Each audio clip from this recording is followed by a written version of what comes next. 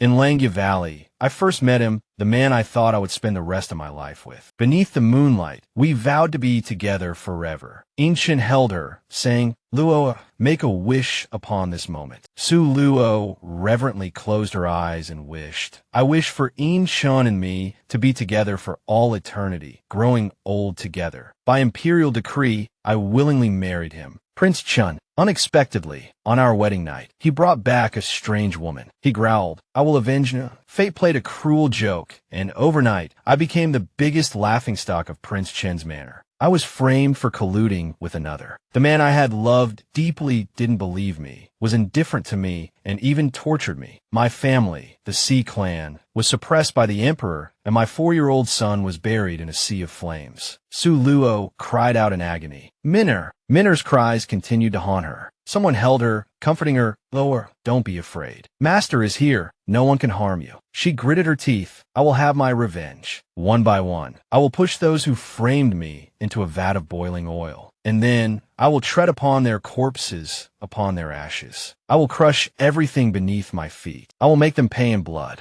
Evening, Hibiscus Courtyard. The door was suddenly pushed open forcefully. Su Luo, lying on the bed, was startled awake by the noise. She sat up, vigilantly wondering, who is it? Then quickly draped her outer robe around herself and walked out. Reaching the screen, she saw a strange man. She demanded loudly, Who are you? What are you doing in my hibiscus courtyard in the dead of night? As she spoke, she clutched her robe tightly. Suddenly, he approached her, laughing. What am I doing in the dead of night? A lone man and a lone woman. What do you think I want to do?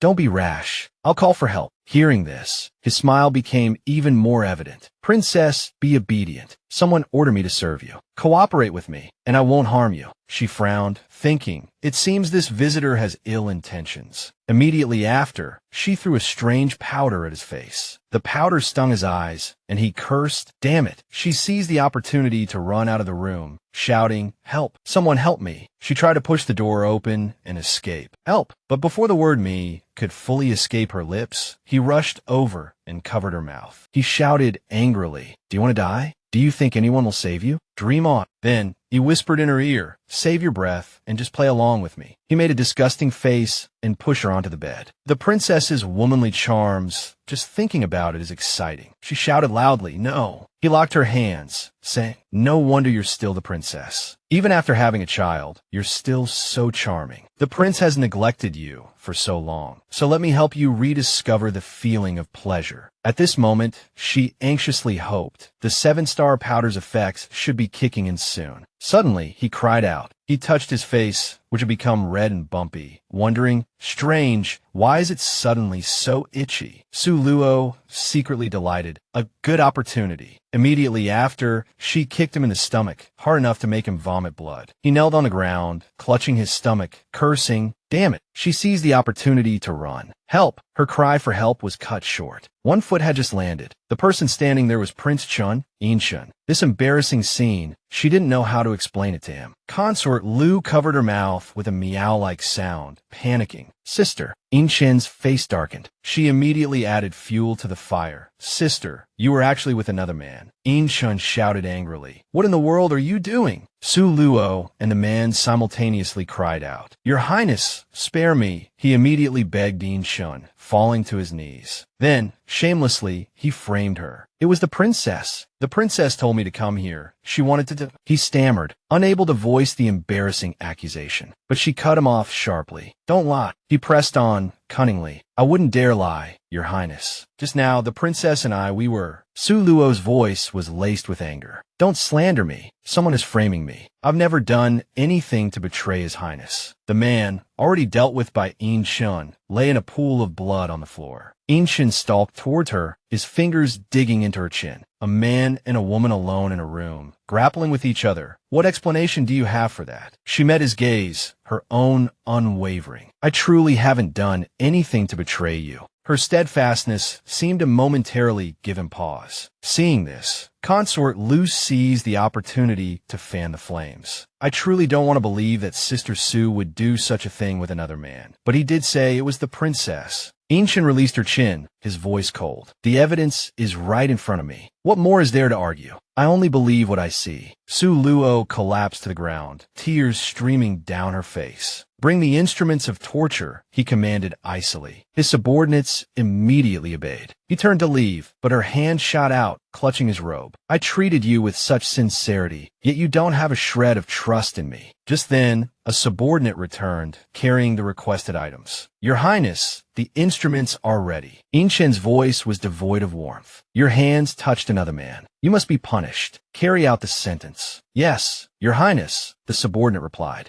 Su Luo's hand was placed between the wooden boards. She bit back a cry of pain. Consort Lu, satisfied, smiled triumphantly. Then, with feigned concern, she dropped to her knees. Your Highness, you can't treat Sister Su like this. Chun frowned. Meow meow, what are you doing? He helped her to her feet. Get up. You don't need to plead for her. The sight twisted Su Luo's heart. She wanted to scream. I really didn't. Chun. Pain contorted her features. I really didn't. Her voice grew weaker. She tried to speak again.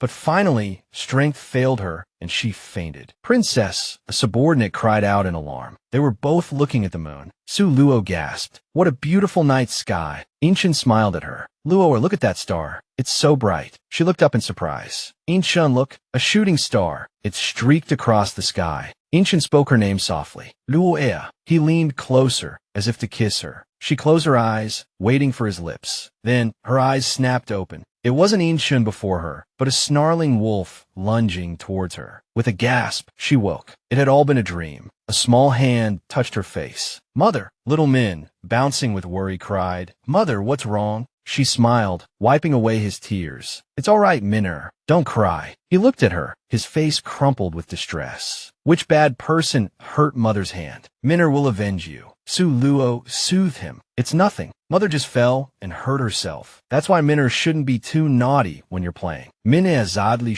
hand. Does Mother's hand hurt? Let me blow on it, and it won't hurt anymore. She managed a weak smile. Mother's not hurt. Suddenly, a maid rushed in, her face alight with relief. Princess, you're finally awake. Chan-yi cried, tears streaming down her face. You scare me to death. Su Luo spoke her name weakly. Chan-yi, but the maid was already hurrying away. Princess, don't speak yet. I'll go get the doctor. Physician Lu arrived to examine her pulse. The injury to the princess's hand is severe. She needs to change the dressings daily and rest. And now, with her pregnancy, she needs more sunlight and walks to nourish her body. Physician Lu looked at Su Luo anxiously. He walked to the table and said, I will prescribe some medicine to stabilize the pregnancy. Su Luo smiled weakly. Thank you, Physician Lu. Minner, her son, asked excitedly, Mother, am I going to have a little brother or sister? Yes, Minner, she replied, her voice filled with a fragile happiness. You're going to be a big brother. He cheered, jumping around the room. Wonderful. I'm going to be a big brother. Chan-yi, her maid, gently wiped Su Luo's face with a damp cloth. Princess, she said softly, young Master Minner refused to leave your side for the 3 days you were unconscious. He's finally smiling again today. Su Luo's eyes widened in surprise. What? I've been unconscious for 3 days. Chan-yi held her hand. Yes, Princess. Both young Master and I were terribly worried. She accidentally brushed against Su Luo's wounds, causing her to cry out in pain. The maid immediately knelt and begged forgiveness. Forgive me, Princess. I deserve death. Minner rushed to his mother's side. Mother, what's wrong? Is your hand hurting again? Chan-yi, please rise. I'm all right, Su Luo reassured her. Chan-yi obeyed, rising slowly. Su Luo then turned to her son, her voice gentle. Look at our Minner. Why are you crying? Mother was just having her bandages changed. See, he watched as she lifted her injured hand, fresh tears welling in his eyes. Mother's fingers must hurt so much, but she says it doesn't hurt at all. She bent down and stroked his head. Mother will be fine after a few days of rest. Be a good boy, Minner, all right? Let Sister Chan-yi take you back to your room to rest. All right. As he turned to leave, he looked back and gave her a small smile. Mother, I'll come see you again tomorrow. Suluo replied. Good boy, Minner. Left alone, her thoughts darkened. I've lived in Prince Chin's manor for 4 years, causing no trouble, keeping to myself. Who could possibly want to slander and frame me like this? Her face hardened with a grim determination.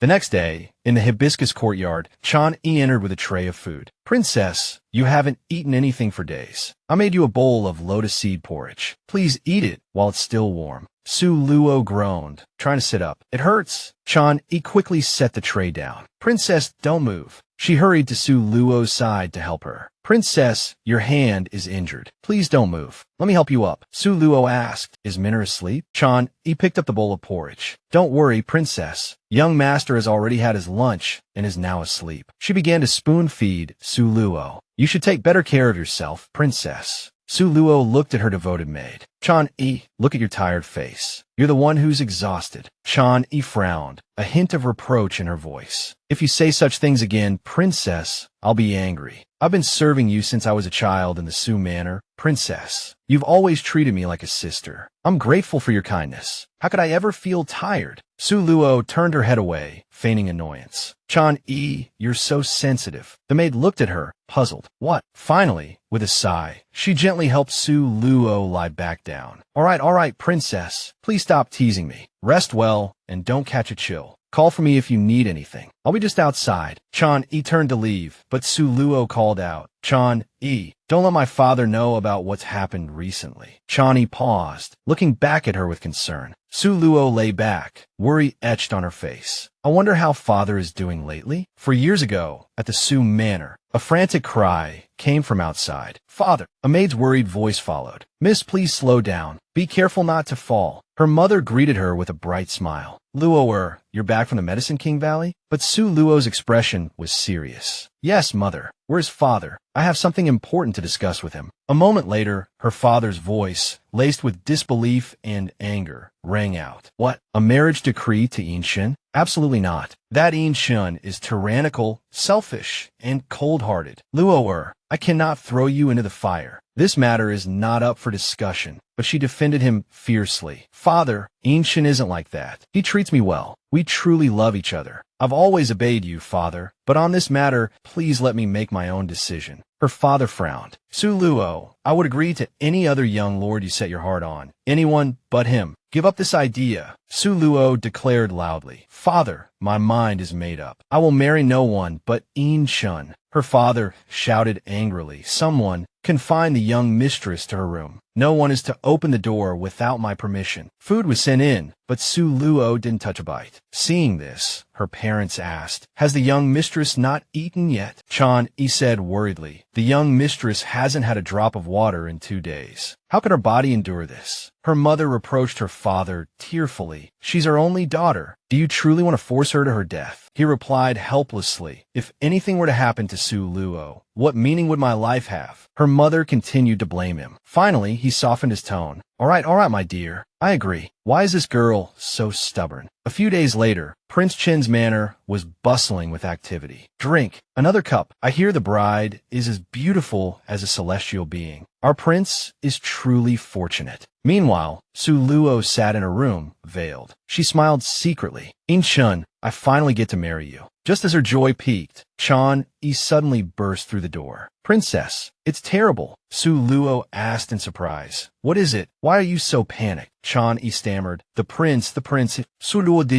lifted hervid. What about the prince? Finally, Chan-E blurted out. The prince, he brought another woman back with him. Night fell upon the hibiscus courtyard. Back in the present, Suluo wept sorrowfully. After all these years of marriage, it was just wishful thinking on my part. It's time to wake up from this dream. Suddenly, footsteps approached. Inshin had actually come. He stood by her bedside. She furrowed her brow in confusion. Inshin, why would he come? Suluo struggled to sit up, accidentally jarring her wound, and cried out in pain. Inshin's eyes flickered with concern for her hand. Once upright, she still attempted to explain. Inshin, I haven't been intimate with anyone. He was about to reach for her hand, but stopped abruptly. Then he declared, enough. I came here today to tell you that I'm taking Meow Meow as a concubine. Don't give her any trouble in the future. Suluo immediately retorted, no, I won't allow you to take a concubine, especially not Lumieo. In Shun turned away coldly. Su Luo, you could be intimate with another man right in front of me, so why can't I take a concubine? What's wrong with that? Hearing his words, she stammered, I. Then she lowered her head, thinking, what am I supposed to do now? At that moment, In Shun spoke again. Su Luo, you openly defied me today. As punishment, you are forbidden to leave the Hibiscus Courtyard. With that, he turned and left. Hibiscus Courtyard, Min Shung Pavilion. The maid Chan Yi entered carrying a tray. Princess, it's time to change your dressing. Chan Yi sat by the bedside, carefully changing Su Luo's bandages. Princess, was someone here just now? Why is the door unlocked? Su Luo hesitated, then slowly recounted what had just transpired. Chan Yi was slightly surprised. Really? The prince has rarely come to the Hibiscus Courtyard since he married you.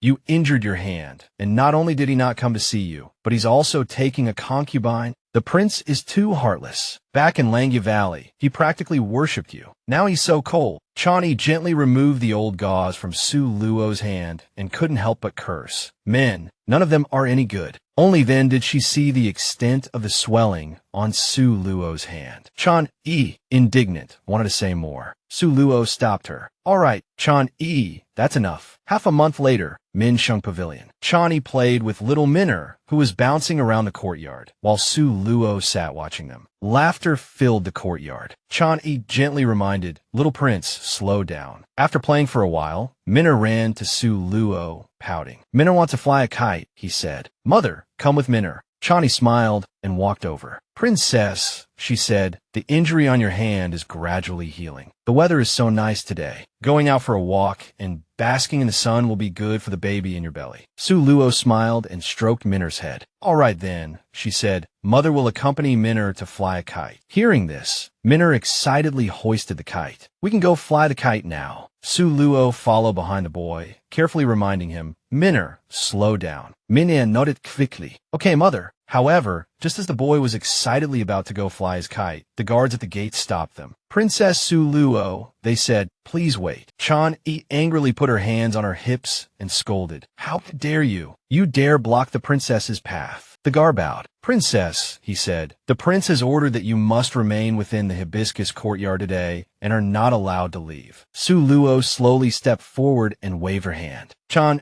she said, don't be rude. Chan Yi pouted and replied, yes, princess. The guard bowed again. This subordinate is only following orders, he said. I hope the princess will understand. Su Luo asked what happened. The guard replied, Princess, this subordinate truly doesn't know. Su Luo nodded and turned to Chan Yi. Chan Yi, she said, let's go back. Hearing this, Minner quickly grabbed Su Luo's skirt. Mother, he pleaded, but Minner wants to go fly a kite. Seeing her son's tearful eyes, her heart ached, and she couldn't refuse him entirely. She leaned down and whispered something in Minner's ear. After listening, Minner asked excitedly, really? Then he quickly ran back into the house. Minna loved playing hide-and-seek. Seeing this scene, Su Luo and Chan Yi exchanged smiles. Suddenly, Su Luo's expression turned somber. What on earth happened? She wondered. That they won't let us leave? Prince Chen's manor buzzed with festive activity. Standing in the Hibiscus Courtyard, Su Luo gazed at the fireworks filling the sky, her heart a whirlwind of emotions. Seeing her expression, Chan Yi came over to comfort her. Princess, she said, don't be sad. If it weren't for Lu Miao Miao's resemblance to Nu Wan, she wouldn't have had the opportunity to conceive the prince's child. What's more, Lu Miao Miao has been in the manor for 4 years. Even if she stays forever, the prince won't take her as a concubine. A pang of pain shot through Su Luo's heart as she silently repeated the name, Wanner. She turned to Chan Yi. It's getting dark, she said. Go to the kitchen and prepare some food for Minner, so he can rest early. Chan Yi nodded. Yes, princess, she replied. Now, only Su Luo remained, standing there, lost in thought. She had first heard the name Nu Wan the night after her wedding. The memories of that night slowly resurfaced. The prince had stumbled in, drunk, and the servants behind him said worriedly, Your Highness, we have prepared some sobering soup. Please have some. Prince In Chun angrily knocked it over. Get out, he roared. All of you get out. The bowl of sobering soup shattered on the floor. Hearing the commotion, Su Luo, who was in the room, said, Chan Yi, go see what happened. Before she could prepare herself, a figure stumbled in, pushing the door open. Everyone was startled and cried out, Your Highness! In Chen bellowed, Get out, all of you. Chan Yi quickly pulled the other maid's hands. Hurry, she urged. Let's go. Inshin slowly approached, then suddenly grabbed Su Luo, his hands tightening around her neck. Suluo, Edorv, you killed Waner. Today, you will pay with your life. Su Luo was shocked. Who is Nuan? She gasped. Chun tightened his grip on her neck, his rage palpable. Su Luo, he snarled, don't pretend to be innocent. Su Luo, bewildered and struggling to breathe, choked out. Chun, I'm Luo. Hearing this, Chun released his grip. Luo, he muttered, letting you die like this, it's too easy. I want you to live a life worse than death. Su Luo coughed relentlessly after Chun released her. Chun didn't give her a moment to recover before shoving her onto the bed. You ruined my Waner, so I'll ruin you. He ripped her clothes. Su Luo struggled, pushing against him.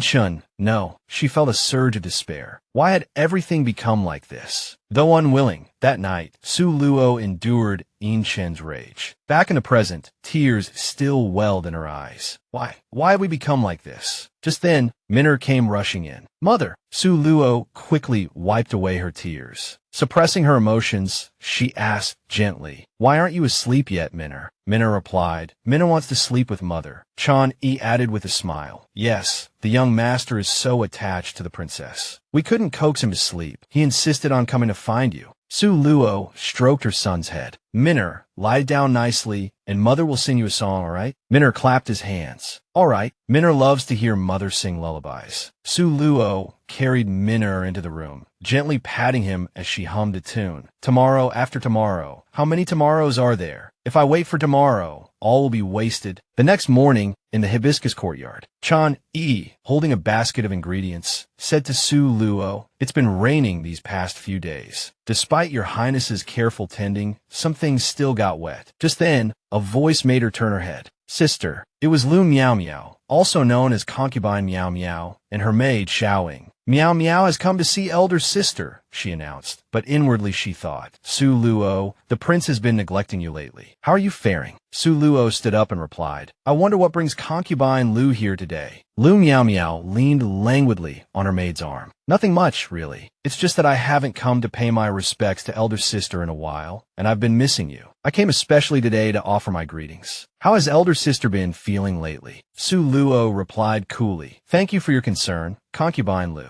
Lu Miao Miao haughtily stroked her neck and continued, actually, I should have come earlier, but I'm with child now, and a few days ago, the prince bestowed upon me pearls, jade, and precious medicinal herbs. He wouldn't let me move around freely, saying he was afraid I might disturb the baby. Only now have I found the time to come and pay my respects to elder sister. Elder sister, I apologize for my late arrival. I hope you won't blame me. Elder sister, please don't be angry, Su Luo said indifferently. If concubine Lu has nothing else to say, you may leave. Lu Miao Miao seethed inwardly. You, Su Luo, I don't believe you're not the least bit jealous. Lu Miao Miao put on a pitiful expression. Elder sister, are you angry with me? I don't want to steal the prince away and ruin the harmony between us sisters. I've actually tried to persuade the prince to visit you more, but he only wants to be with me. Su Luo interrupted her. Concubine Lu just said you came specifically to pay your respects to this princess. Then you should abide by the rules and perform the proper kneeling ritual. Pregnant before marriage, unable to perform even the most basic etiquette. What rules are you talking about? Do you even acknowledge me as the princess consort? Lu Miao Miao was startled and quickly gave a deep bow. Elder sister, I'm with child, and it's inconvenient. I thought elder sister, in her generosity, would excuse me from the formalities. I was disrespectful just now. Please forgive me. Suluocheked softly. Elder sister, I am the legitimate daughter of the Prime Minister's manor. From where do you derive the right to call me elder sister, Miao Miao? You, a commoner, have repeatedly overstepped your bounds. Tell me, should you be punished? Lu Miao Miao was thoroughly frightened and knelt down, kowtowing. His concubine wouldn't dare. It was his concubine's transgression. I begged the princess consort for forgiveness. Through gritted teeth, she thought, Su Luo, one day, I will make you pay for this tenfold. Su Luo, satisfied, declared, I hope concubine Lu will choose her words more carefully in the future, lest misfortune befall her from her own mouth. Just then a voice boomed, Su Luo, how dare you? Lu Miao Miao, inwardly triumphant, thought, it seems I'm saved. Chun rushed in, demanding, have you taken my words as nothing but wind in your ears? Miao Miao, what are you doing? Chanya hastidi bovet ingiriting. Lu Miao Miao put on a pitiful expression. Your Highness, she whimpered. Meow Meow came to pay her respects to the princess consort, but unexpectedly, she punished me by making me kneel here, for the sake of the child in my womb. She touched her belly, then her head. Your Highness, please, plead with the princess consort for me. With that, she pretended to faint. Inshun cried out in alarm. Meow Meow. He quickly caught her in his arms. Her maid, Xiaoying, played along, crying out heartbrokenly. My lady, Inshun roared. What are you all standing around for? Go and fetch the imperial physician. Suluo, while I was away, you bullied Meow Meow and her unborn child. If anything happens to Meow Meow today, I will not spare you. Su Luo tried to explain, but the prince wouldn't listen, sweeping Lu Meow Meow up in his arms and carrying her away. A moment later, a guard arrived at the hibiscus courtyard. Your respects, princess consort. Su Luo asked in surprise. What is it? The guard reported. Princess consort. The prince has decreed that, as concubine Lu is with child and movement is difficult for her, she is no longer required to pay her respects to you. He hesitated, then continued. Also, the prince has ordered the dismissal of all the servants in the hibiscus courtyard, leaving only Chan Yi, Gongyu, and the wet nurse. Suluo Saif. Very well, I understand. After the guard left, Chan Yi spoke up. Princess consort, the prince wrongly accused you. Concubine Lu is pregnant, but so are you. This is so unfair. Su Luo placed some medicinal herbs into a basket and gently pushed Chan Yi's shoulder. Quickly take the herbs from the room and put them out to dry. The sun is perfect today. They need to dry thoroughly. Chan Yi had no choice but to obey. Yes, princess consort, she replied. Now alone, Su Luo sat and thought. Alas, is there not even a shred of trust left between us? She gazed at her reflection in the water. Why have I grown so thin lately? It seems I must take better care of myself for the baby's sake. The next day, Su Luo and Yi Min were playing happily in the courtyard. She asked her son affectionately, Minner, do you like the daffodils in the courtyard? Yi Min replied obediently, I do, mother. You once said that daffodils symbolize good luck. I want to put them in your room so that all your wishes come true and everything goes well for you. Both Chan, Yi, and the wet nurse couldn't help but praise him. The little prince is so thoughtful. Su Luo smiled and stroked Yi Min's head. Thank you, Minner. Yi Min ran around excitedly, jumping and skipping. Chan Yi hurried after him. Little prince, slow down. Suddenly, Su Luo sensed something amiss. Strange. Usually, the courtyard is filled with the scent of herbs. Why is there a strange smell today? Su Luo exclaimed, Oh dear, my memory. I'm making peach blossom cakes tonight, and I completely forgot to pick the blossoms. She thought to herself, everything about the courtyard feels odd today. I need to get Minner somewhere else. Yi Min tugged at her skirt. Mother, I want to pick peach blossoms. Su Luo turned to the wet nurse. Nanny son, please take Minner to the garden to pick some peach blossoms. The wet nurse nodded. Yes, princess consort. Yi Min skipped off excitedly with the wet nurse. We can have peach blossom cakes. Minner loves mother's peach blossom cakes the most. Chan Yi chuckled.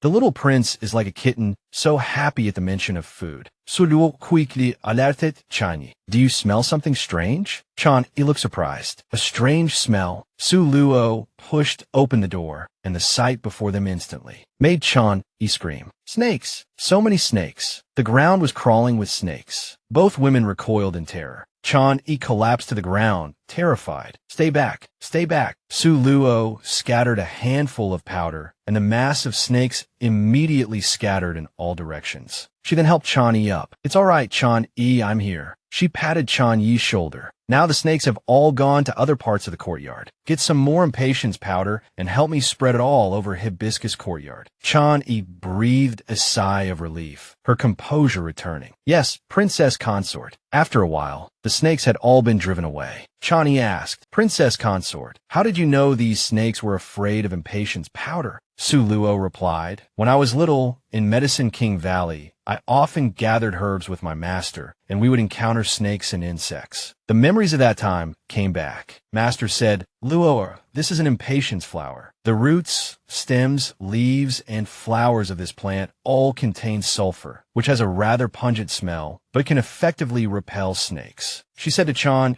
Master was worried about me going up the mountain alone to gather herbs, so he specially developed some impatience powder to ward off insects and snakes. Chan, he was filled with gratitude and admiration. It's a good thing the princess consort is here. I was truly frightened just now. I've been afraid of these slithery creatures since I was a child. Out of nowhere, so many venomous snakes suddenly appeared in the room. Someone must be trying to harm the princess consort and the little prince. Su Luo quickly stopped her. Chani, don't tell anyone about what happened today. Although Chani didn't understand, she still replied, Yes, princess consort. Chani then asked, Princess consort, what should we do with these snakes? What if they scare the little prince later? Su Luo answered, These snakes have medicinal value. I'll collect them properly first. She turned around and teased, What? Chani, do you want to help me? Chani quickly waved her hands. No, princess consort. I'll just go water the flowers. Just then, Minner and his nanny returned with flowers. The nanny reminded the boy, Little prince, slow down. This old servant can't keep up. Coincidentally, Inchin also happened to be passing by and saw this scene. A guard, seeing this, said, Your Highness, it's been a while since you visited the princess consort and the little prince. Since you have some free time today, why not go in and see them? Inchin coldly rebuked, Silence. The guard, realizing he had spoken out of turn, fearfully replied, Yes, Your Highness. Minner shouted as soon as he entered the door, Mother. Minner brought back the peach blossoms. Can Mother make peach blossom cakes now? Su Luo smiled and said, Of course, you little glutton. She playfully scratched his nose. Minner and Sister Chani, help Mother put these peach blossoms in a vase, and Mother will make peach blossom cakes. You can eat them soon. Minner giggled and replied, Okay. Chani also enthusiastically agreed. Seeing this scene, Inchin couldn't help but think. After a moment, he turned and said to the guard, Let's go. Night fell on Hibiscus Courtyard. Su Luo looked at the peach blossoms on the table and thought, The peach blossom forest in Medicine King Valley must be in full bloom now. The days I spent in Medicine King Valley were the happiest of my life. Master would definitely love the peach blossom cakes I make. She kneaded the dough happily. Master is only a few years older than me, but the previous king passed away early, and Master had to take over as the Medicine King. Back then, I excitedly brought the peach blossom cakes I made to Master. Master, please try them. But Master just lovingly stroked my hair. Luo, now that you're returning to the capital, I'm afraid we'll never have the chance to see each other again. Master hopes you will have a life of peace, joy, and good fortune. She looked at the peach blossom branches and sighed. Peace and joy. I haven't had a single day of peace and joy. Suddenly, a loud bang echoed as the door was kicked open. Su Luo jumped, startled, and turned around. Inchin, drunk again, stumbled in demanding wine. Bring this prince more wine.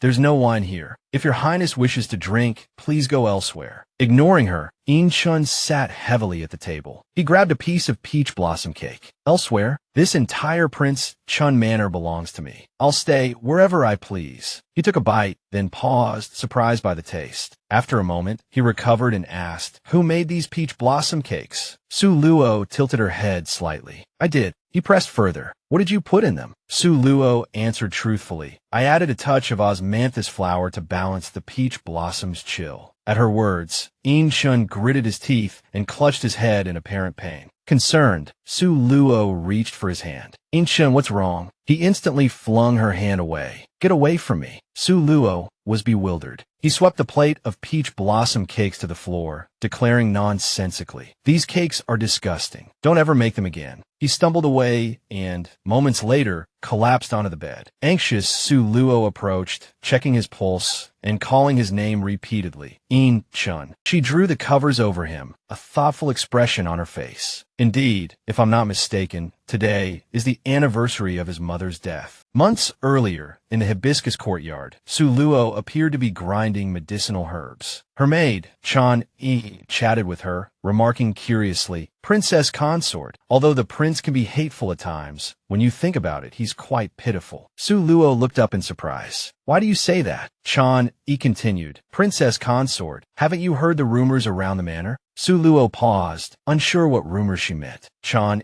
explained, People say that when the prince was 10, the princess, his mother, poisoned herself. Every year on the anniversary of her death, the prince's temper becomes particularly foul. The servants are all extra cautious on this day, especially around the prince. They're careful never to mention the princess. Suddenly, the door was pushed open. Who is it? Su Luo called out sharply. She then saw Inchin stumble in, his face pale. Chani rose and curtsied. Inchin glared at her and gestured sharply, ordering her out. Now alone with Su Luo, Shin suddenly pointed at her accusingly. You vicious woman. Why did you kill Nuwan? Why did you kill my mother? Su Luo responded. Your mother? Shun, you shouldn't blame everyone's death on me. You're far too drunk. Please go back. Shin's demeanor grew increasingly erratic. He tore open his robes, revealing his chest, muttering so hot. His gaze became hazy, mistaking Su Luo for Nuwan. He lunged towards her, crying out, Nuwan. Su Luo struggled against him. Shun, snap out of it. Do you realize you've been drugged with Ji Huan-san? Shun murmured, Nuwan, you've changed. You don't love me anymore. He clutched her tightly, his eyes filled with longing and affection. Nuwan, I miss you so much. Please don't be so cold to me. Su Luo blushed, thinking, Shun, are these your true feelings? Suddenly, he kissed her tenderly. Then, he lifted her into his arms. They spent a passionate night together. The next morning, Shun was already gone from Su Luo's room, fully dressed and sipping tea. Chani rushed in, her face panicked. Your Highness, the prince has just ordered. Trembling, tears welling in her eyes, Chan-yi finished. He ordered Gong Tao to be beaten to death. Su Luo, stunned by the news, dropped her teacup. Su Luo appeared utterly lost in thought, her gaze fixed on Prince Shun as he lay asleep, murmuring in his dreams, Mother, don't leave me. Why are you all leaving me? Nuwan. He continued to whisper, the name of his deceased mother echoing in the quiet room. Su Luo's hand instinctively reached out as if to comfort him, but she caught herself and drew it back. A faint smile touched her lips as she gently caressed her own belly, a secret held within. After tonight, she thought, there's a child growing inside me. The next morning, outside Prince Shin's bedchamber, he was met with a peculiar scent. A servant girl arrived with his breakfast. What is this pungent smell in the courtyard? He inquired. Remembering Su Luo's instructions to keep the incident with the snakes a secret, the servant girl lied. It is impatience powder, Your Highness. It repels insects and snakes. Meanwhile, in Su Luo's chambers, little Min was playing with his mother. Mother, Chan, the boy called out, are you hidden? I'm coming to find you. He scampered around the room, his laughter echoing through the air. The little prince quickly discovered Su Luo hiding behind a bush. My clever Minner, she praised. You found me so quickly. From outside the small rear courtyard of the hibiscus courtyard, Shun could hear their laughter drifting on the breeze. Lu Miao Miao, watching from the shadows, seethed with jealousy. Why, she wondered, would the prince go to that lowly woman's quarters? Su Luo continued to play hide-and-seek with Min. Consumed by envy and resentment, Lu Miao Miao stood outside, her thoughts twisting into dark suspicions. She's using her son to seduce the prince, she fumed. Meanwhile, Shun watched the mother and son playing together, a smile gracing his lips. A flicker of recognition crossed his face. Why does the scene seem so familiar? He mused. He began to walk towards them. Suddenly, Su Luo stumbled. Shun, close behind, reached out and steadied her. A small cry escaped her lips. Shun looked into her eyes, his gaze intense. Be careful, he murmured. Why is he looking at me like that? Su Luo wondered, her heart fluttering. Lu Miao Miao, witnessing this intimate moment, felt a fresh wave of jealousy wash over her. Even reduced to this state, she thought bitterly, the prince still cares for her. After a moment, Shun teased. Have you seen enough? Flustered, Su Luo pulled away, attempting to change the subject. Why are you here today, Your Highness? She asked. This is my residence, Shun replied. I can go wherever I please. Is there a problem with that? Just then, Min and Chan-yi called out for Su Luo. Chan-yi, noticing the prince, quickly curtsied. Su Luo urged her to offer him tea. Shun, however, declined, turning and leaving as if in a huff. Chan-yi tried to comfort Su Luo. Princess, she said, though the prince may seem cold towards you, he truly cares. After he learned about the snakes in the hibiscus courtyard, he sent guards to the imperial hospital to fetch medicine.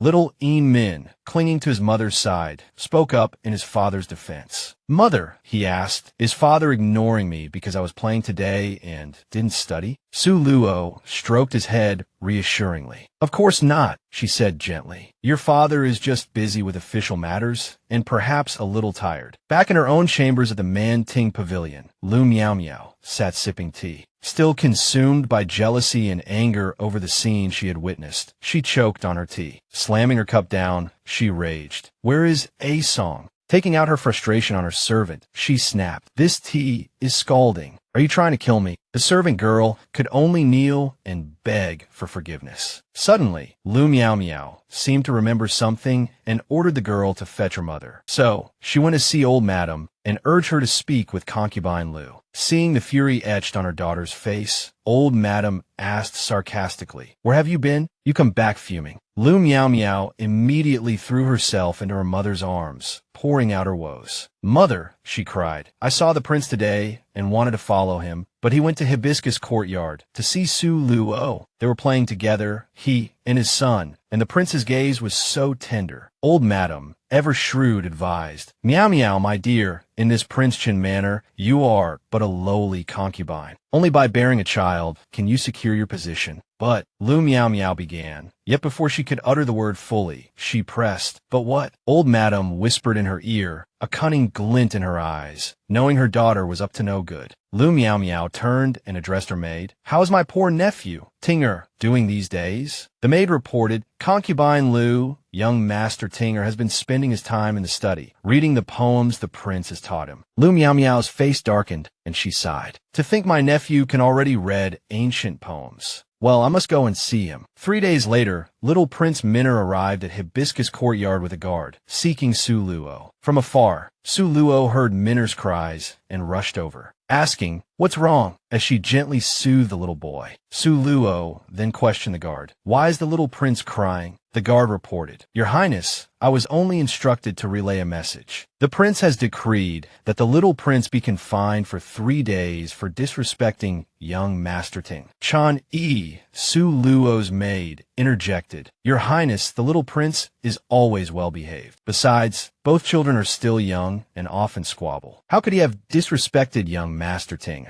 Su Luo, protective of her son, comforted him. "Minner, don't cry. Can you tell mother what happened?" The little prince sobbed. "Mother, Minner fought with Tinger and father punished me." Su Luo asked, "Minner and Tinger are good friends. Why would you fight?" The little boy, his sobs catching in his throat, replied, "Mother, Tinger said father hates mother and that father doesn't love Minner, so Minner fought with him." Su Luo stroked the boy's head. "Minner's father loves Minner very much," she said. "He even sent someone with new clothes for Minner just the other day. If Minner doesn't believe me, you can ask Chani." Su Luo turned to Chan Yi, her eyes signaling her to play along. She thought to herself, "Although my relationship with Inshun is strained, he is still Minner's father. I can't ruin his image in Minner's eyes." She continued to console the little prince. "Our Minner has cried like a little kitten. A strong young man shouldn't cry. That Tinger is just the child left behind after concubine Lu was compromised. Even though the prince brought him to the manor to raise, he has no blood relation to the prince." Su Luo's face hardened, and she sharply rebuked Chan Yi. But Chan Yi persisted. "Your Highness, if he dares to bully our little prince now, what about in the future? Your Highness, you must find a way." Su Luo sharply scolded Chan Yi, ordering her to be silent to avoid further trouble. She then summoned Nanny's son. Nanny's son, seeing the little prince's tear-streaked face, asked, "What happened? Look, his eyes are all swollen from crying." Su Luo replied, "It's nothing, just children fighting, a little crying." Nanny's son, please take Minner to wash his face, have a bath, and change his clothes. With that, Nanny's son led the little prince away. Su Luo thought to herself, in this Prince Chin manner, I only have Minner and the child in my womb. I will never let them be harmed. Once inside her study, Su Luo immediately apologized to Chan Yi. I spoke harshly just now, but you must understand. In this Prince Chan manor, our every move is watched. There are many things we must endure, keep bottled up inside, so as not to give anyone a handle against us. Do you understand? Chan Yi, feeling guilty, obeyed Su Luo's instructions. Su Luo handed her a letter, commanding, send someone to deliver this letter to the Prime Minister's residence. At the entrance to Hibiscus Courtyard, Chan Yi rushed in to announce, Princess Consort, your mother has arrived. Su Luo, her face lighting up, hurried out to greet her. Taking her mother's hand, she held it tight, the ache of missing her evident. Her mother, her heart aching for her daughter, remarked on how thin she had become. Chan Yi, standing respectfully to the side, interjected, Madam, the princess consort is standing in the sun. Please come inside. Su Luo, eager to speak with her mother, added, Yes, let's go in quickly. As they walked inside, Su Luo Luo chatted with her mother. You're 4 months along now, aren't you? You must eat well and rest properly. Chani began to prepare tea, but Su Luo stopped her, insisting on doing it herself. Go and fetch Min so he can greet his grandmother, she instructed. Su Luo poured the tea and offered a cup to her mother. Her mother took a sip of the warm liquid. Su Luo, her brow furrowed with concern, asked, Mother, you look pale. Are you feeling unwell? Her mother offered a reassuring smile. Silly child, I'm getting old. I haven't been feeling well lately. That's why I came so late. Hearing this, Su Luo's worry intensified. Mother, what's wrong? Is there something troubling you? Let me feel your pulse. Her mother waved her hand dismissively. No need. It's an old ailment. Nothing serious. Besides, we haven't seen each other in so long. We should enjoy our time together. Su Luo then inquired about her father's health. Her mother's response was evasive. Luo, don't worry. Your father is in good health. There was a subtle hesitation in her voice, as if she were hiding something. Setting down her teacup, she continued, Luo, don't think I'm nagging, but this Prince Chun manor isn't our home. You must always have a plan. You must take good care of the child you carry. It's hard on you, Luo. Since ancient times, the inner courts and princely manors are filled with constant struggles for power. You must be careful of those concubines. Su Luo offered a faint smile. Mother, don't worry. I can take care of myself. Her mother suddenly began to weep. The thought of her impending mortality and her daughter's vulnerability weighing heavily on her. Su Luo comforted her. You're letting your imagination run wild again. Then, her mother abruptly asked about the reason for Su Luo's letter. Su Luo dismissed it as nothing important, simply saying that she missed her parents, having been away from home for so long. Inwardly, however, she thought, I wanted to ask my parents to help me leave the manor, but seeing Mother like this, I'll wait until she's feeling better. She suddenly remembered that she hadn't seen Min in a while. Why didn't you bring Min with you? She asked. Her mother, before leaving, had wanted to see her grandson. Hearing this, Su Luo asked sadly, Mother, you've come all this way, why not stay a few more days? Her mother replied, Your father has important matters to attend to, and there's much to do back home. But I hate to leave you, Luo. Just then, Chani led little Prince Min in to greet his grandmother. Su Luo presented him to her mother. Min, this is your grandmother. Greet her properly. The little boy called out, Grandmother. His grandmother smiled lovingly. Min, you've grown so big. Soon you'll be able to protect your mother. Remember to listen to your mother and don't make her angry, all right? She embraced her grandson, fighting back tears. As she walked out of the bedchamber, she instructed Chan,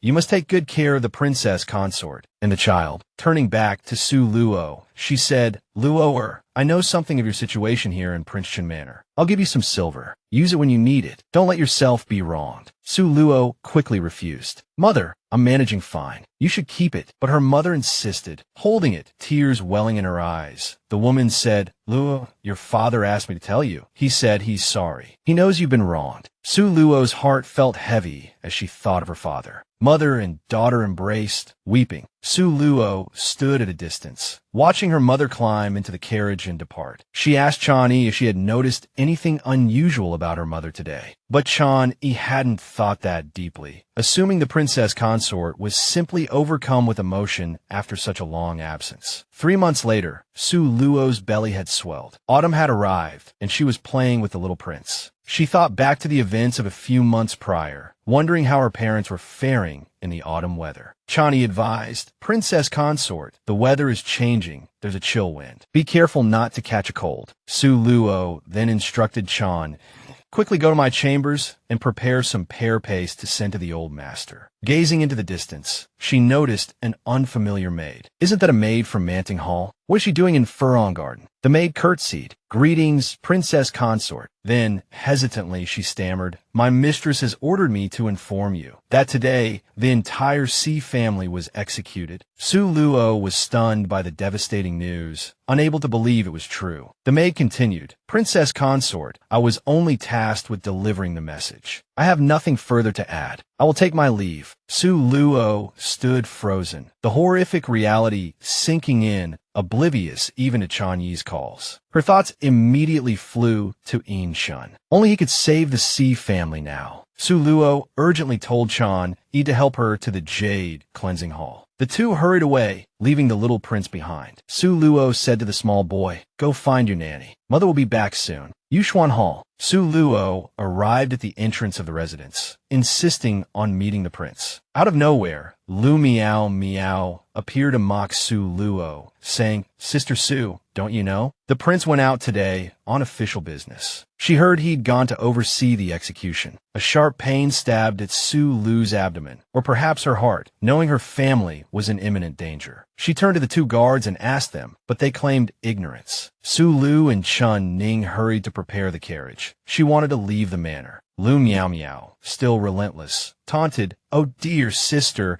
the prince has already decreed that the princess consort is forbidden from leaving the manor, or she'll be beaten to death." Chun Ning spoke up to defend her mistress. "I'd like to see who dares touch our princess consort." Su Lu turned and told Chun Ning to return to Hibiscus Garden. Trembling all over, she could barely stand, but she still urged Chun Ning to hurry. "Take some jewelry and the pouch my mother gave me, find a carriage, and leave the manor." Hearing the princess consort's instructions, Chun Ning immediately obeyed and left. At this point, Su Lu also felt unwell and took some medicine to protect her pregnancy. Just then, Chun Ning ran back in to report that the carriage was ready, and Su Lu hurriedly left. But she was stopped at the manor gates by Lu Miao Miao, who refused to let her leave. Chun Ning spoke up again. "You're just a concubine. How dare you block the princess consort's path?" Lu Miao Miao actually dared to slap Chun Ning, scolding, "Insolent! A lowly servant dares to shout at me. Someone, Chun Ning has defied the prince's orders. Drag her away." The princess consort, in rage, yelled, "I'd like to see who dares." She slapped the shameless mistress, Lu Miao Miao. "Lu Miao Miao, you dare to disrespect your superior. Do you know what the punishment is?" The slap landed with brutal force. Lu Miao Miao clutched her cheek, still reeling from the blow, yet her voice remained defiant. "I was merely following the prince's orders. Defying me is a capital offense." Chan Yi, Su Luo's loyal maid, bristled at the concubine's arrogance and opened her mouth to defend her mistress. But Su Luo, ever mindful of avoiding further escalation, gently stopped her. "I'm all right," she soothed. Lu Miao Miao's two maids were whispering amongst themselves when their mistress rounded on them. "What are you standing around for? Do you also wish to defy the prince's orders?" Taking out her frustration on her servants, she barked, "Someone, take Princess Consort Su back to her room." Su Luo, facing Lu Miao Miao, forced herself to speak with a humility that grated on her. "What choice do I have? I can't fight back. I'm afraid of harming the child." Lu Miao Miao's mother then appeared, offering Su Luo a bowl, claiming it contained rosewater. Su Luo, certain the bowl was poisoned, threw caution and decorum to the wind. "Lu Miao Miao," she seethed, "how dare you attempt to harm a royal heir? Aren't you afraid the prince will sentence you to death?" Lu Miao Miao, holding the bowl, her face a mask of malice, sneered. "Su Luo, you really think highly of yourself. Do you think the prince will believe you, or me? At a time like this, you still put on airs." Lu Miao Miao, emboldened by her perceived power, pressed her advantage. "However," she purred, "if elder sister is willing to kneel and beg for forgiveness, Miao Miao might reconsider." Su Luo stared at her, incredulous. "Lu Miao Miao, we have no quarrel. Why you hate me so much? Must you drive me to my death?" Lu Miao Miao placed her hands on her hips, her arrogance radiating from her. "No quoted? Elder sister has a short memory. That day, in front of everyone, you humiliated me, calling me lowborn. Have you forgotten so quickly?" She gestured for her mother to bring the bowl closer, intending to force-feed Su Luo. As she stirred the contents of the bowl, Su Luo, witnessing the extent of her audacity, could no longer contain her fury. "How dare you? Get out. I am still the princess consort. Aren't you afraid of being beheaded for treating me this way?" Lu Miao Miao, fueled by the prince's favor, grew even more brazen. "Su Luo," she threatened,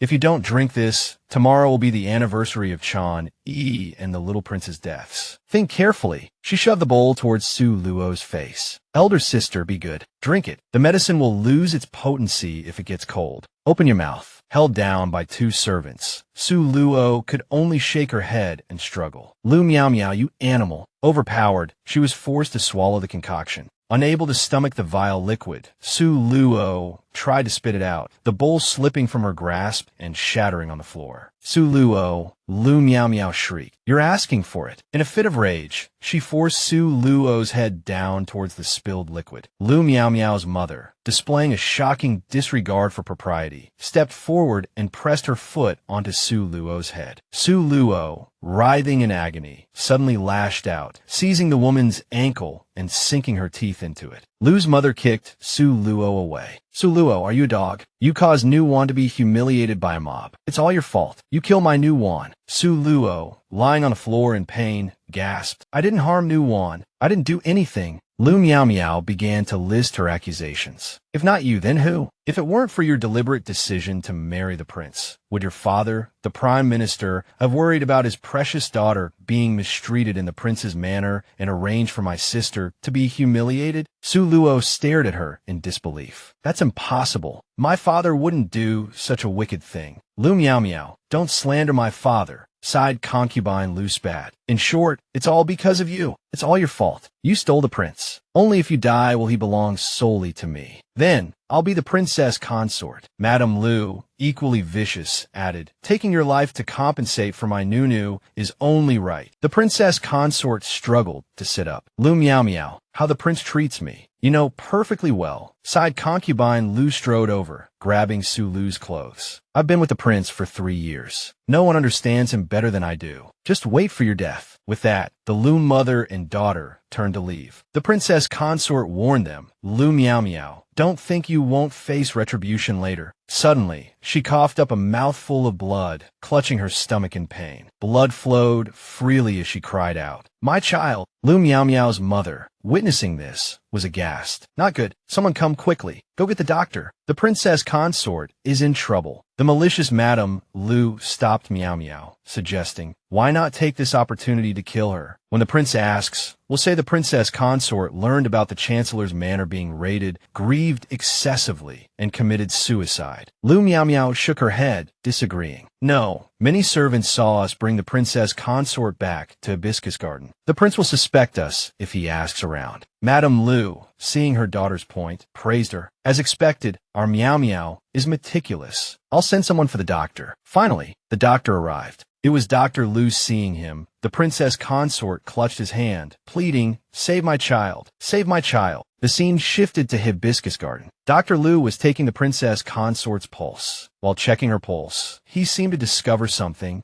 breaking out in a cold sweat, worried it was safflower. Side concubine Lu watched him. Dr. Lu, you've been in our manor for more than 10 years now. Her tone was threatening. If you want to live peacefully in this manner, you should understand what to say and what not to say. Don't you agree? Dr. Lu immediately understood her meaning and hastily replied. Sighed concubine Lu, I'm just a doctor who heals the sick. I beg you to spare me. Madame Lu snapped. Dr. Lu, you have a wife and children at home, don't you? If the prince returns and finds you couldn't save the child in the princess consort's womb, how will he punish you? The doctor was terrified and could only obey her. Dr. Lu was filled with dread at side concubine Lu's instructions. Just then, the prince suddenly entered and asked, what happened here? Everyone was surprised to see the prince. Lu Miao Miao quickly pulled him to Su Lu's bedside. Your Highness, look at sister. Miao Miao is worried to death. Sister heard that the Shao family would be executed and was so shocked that she fainted. The prince looked at the princess consort with concern, then turned to Dr. Lu. What's wrong with the princess consort? Sighed concubine Lu glared at the doctor, preventing him from revealing the truth. Dr. Lu hesitated for a moment, then lied. Your Highness, the princess consort was frightened and suffered a miscarriage. The child couldn't be saved. Lu Miao Miao rejoiced inwardly. Su Lu, the princess consort of the Shenwu Manor, can only be me. The prince asked angrily. Who told the princess consort about this? Sighed concubine Lu immediately feigned distress, sobbing. Your Highness, it's all Miao Miao's fault for not managing the servants well. That's how sister heard the news. Please punish Miao Miao. The prince, still completely trusting her, said, it's all right. It's not your fault. Lu Miao Miao threw herself into his arms. Thank you, Your Highness. The prince raged. Bring her to me. Madame Lu hastily replied. Yes, I'll bring that gossiping maid here right now. Lu Miao Miao continued her act. Your Highness, you don't know. That little maid beside sister not only disobeyed but also dared to hit me, defying your orders and trying to take sister out of the manor. Lu Miao Miao's intentions were truly malicious and cunning. A mere servant girl, how dare she be so impudent? She continued to wail, her acting skills reaching their peak. Your Highness, a few slaps to my face are nothing. Miao Miao isn't angry, but that Chani showed no respect for you, so, in a fit of rage, I ordered her punishment. As one of your Highness's women, I must uphold your authority in the manner. Poor Xiao Ying, the servant girl, was innocent, yet she suffered cruel beatings and punishment at the hands of the venomous Miao Miao and her mother. Miao Miao's mother ordered the beating and had Su Luo dragged to the main hall to face the prince. Xiao Ying, knowing Su Luo had miscarried because of her, was filled with remorse and willingly had her tongue cut out, begging for forgiveness. Seeing Xiao Ying's severed tongue, Lu Miao Miao, the concubine, said shamelessly,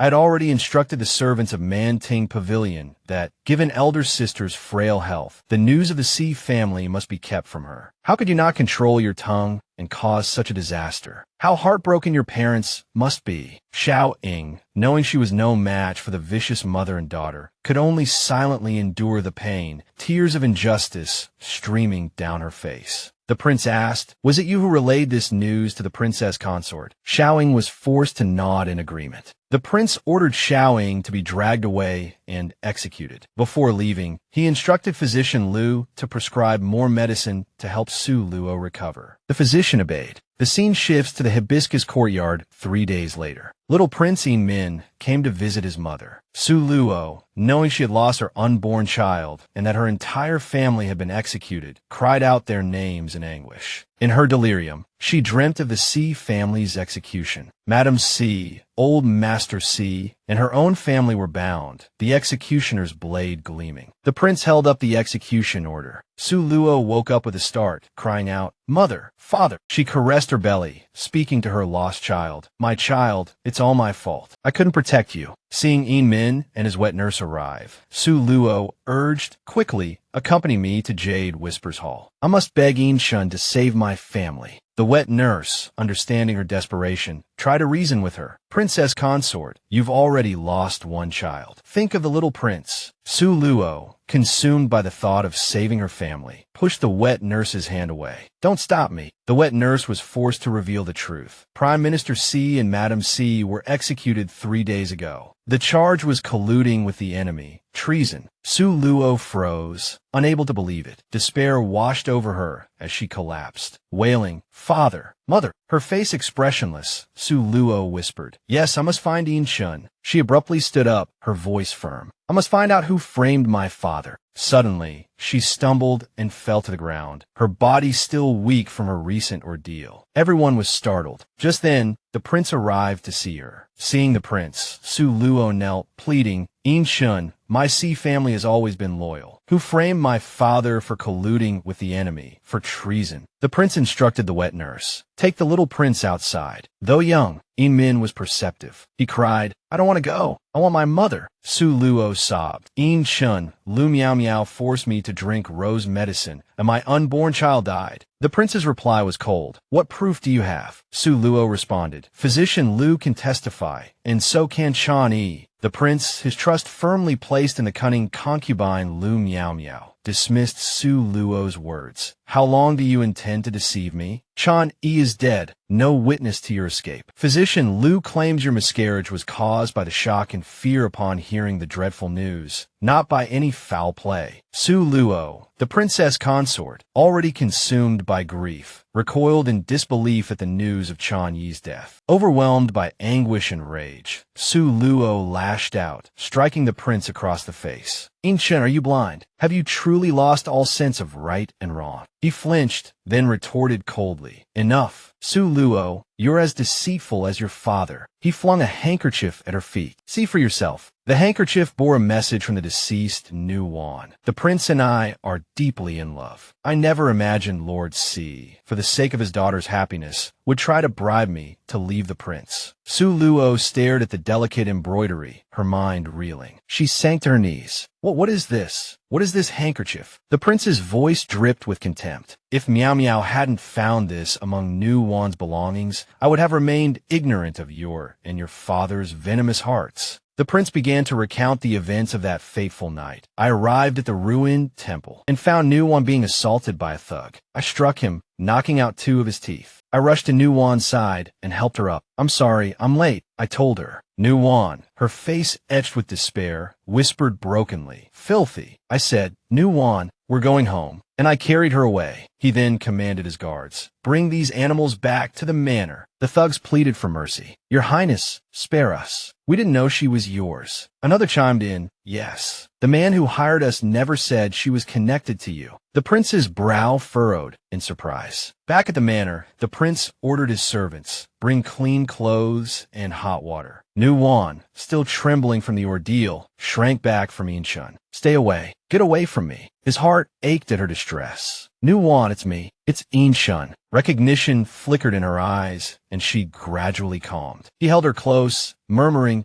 Nuwan, don't be afraid. Inchun is here. He stroked her hair, soothing her. Silently, he vowed, Nuwan, I will make those beasts pay. Later that night, in the depths of the manor's dungeons, the thugs who had attacked Nuwan were bound and gagged. They whimpered and begged for mercy. Your Highness, spare us. We didn't know she was yours. Another cried out, it was old Master C. He paid us to do it. Your Highness, have mercy. We were only following orders. But Inchun was unmoved. He pressed a burning coal against their flesh. Spare you, he roared. Did you spare my Nuwan? Before leaving, he instructed his guards, make sure their deaths are slow and agonizing. Despite the prince's account, Su Luo remained defiant. My father would never do such a thing. The prince grabbed her roughly. Get dressed. I'm taking you somewhere. He yelled, spare you? But did you ever consider sparing my roar back then? Before leaving, he also ordered his subordinates to ensure they didn't die easily. He brought her to a desolate graveyard. The chilling atmosphere sent a shiver down her spine. It turned out he brought her to the cemetery. The dark atmosphere surrounding her made her feel a bit scared at that moment. He shoved her towards 2 tombstones, those of Lord C and Madam C. Su Luo collapsed before her parents' graves, her cries echoing through the night. Father, mother, your unfilial daughter. I couldn't even see you one last time. She was consumed by guilt and grief. Then, turning to Inchun, she demanded, you murdered my entire family for a concubine? He said, Su Luo, Nuwan and I are deeply in love. Your father spoke to the emperor and forced him to betroth you to me. You knew that, didn't you? The scene flashed back to the imperial palace. Lord Lu said, congratulations, Minister C. Your daughter and the prince are truly a match made in heaven. A perfect pair. Seeing the prince standing nearby, Minister C said, Your Highness, Prince Chun, please wait a moment. The prince asked, Minister C, is there something else? Minister C suggested to Prince Chun, let us have a word. Prince Chun appeared arrogant. Speak quickly if you have something to say. Minister C expressed his viewpoint. My daughter is my only child. After she marries into the Prince Chen's manor, if she suffers any grievance, my C family will absolutely not let you off. The prince stated the obvious. Minister C, you are worried about your daughter. If that's the case, then ask the emperor to retract his decree. Having said that, he turned and left. The scene changed. Su Luo blamed herself. Father, it's all because of me that you've come to this. Embracing the tombstone, she wept bitterly. Father, Luoer was wrong. I am sorry. She questioned Inchun. Is this how you treat your savior? The princess consort pointed directly at his face and said, If I hadn't saved you in Wolf Valley, how would you be where you are today? The prince said, It was clearly Nuwan who saved me. Nuwan and I swore an oath in Wolf Valley, pledging to grow old together. It was your father who tore us apart. Su Luo, what right do you have to be Nuwan's substitute? Hearing these words, Su Luo was stunned. She clearly remembered saving him. How had it become Lu Nuwan? Inchun, no wonder your mother committed suicide. She must have been ashamed to have given birth to such an ungrateful child. The prince furiously gripped her neck and roared, Su Luo, your father is responsible for my mother's suicide. The princess consort struggled, saying, My father wouldn't do such a thing. Inchun, you need proof. He asked, What proof do you want? My mother told me herself. Could it be false? Then, the prince released his grip, and Su Luo gradually collapsed. Confusion filled her. Impossible. How could it be my father? My father isn't that kind of person. Su Luo, your entire family are enemies of Prince Chen's manor. The princess consort lay on the ground, continuing to plead with Inchun. I beg you, for the sake of our marriage, spare Minner and me. The prince walked over to Su Luo and said heartlessly, "Listen to me. I will never forgive you. I want you to live in pain for the rest of your life. A living hell." The princess consort now only had the little prince and the memory of her family. She cried out in despair, tears streaming down her face. In Shun ordered the servants, "Put the princess consort on a horse." He further commanded, "Be careful. Issue the order. Bring the princess consort back to the manor. Without my permission, she is not allowed to leave Hibiscus Courtyard half a step." A moonlit night, Hibiscus Courtyard. The princess consort arranged a table of offerings and paid her respects before the memorial tablets of her parents. She had even prepared her father's favorite pear blossom cakes. The princess consort recalled her father's words, "If it's only In Shun, then give up." Holding the bowl of pear blossom cakes, she wept, blaming herself. "Father, I'm sorry. It's Luo who has harmed everyone. If only Luo had listened to you, perhaps the Sea family wouldn't have met such a tragic end." Recalling the prince's words, "Your father's responsible for my mother's suicide." Su Luo's heart ached even more. Sitting before her father's memorial tablet, she said, "Father, you taught Luo from a young age to be kind-hearted. Luo absolutely doesn't believe that you would drive In Chen's mother to suicide. Father, Mother, Chanyi, Luo misses you." The princess consort was kneeling in the ancestral hall. Having knelt for a long time, In Chen stormed in. "Su Luo, you dare to pay respects to your enemies in Prince Chen's manor." Then, In Chen walked over and kicked over Su Luo's father's memorial tablet. Su Luo reached out to stop him. "No, no."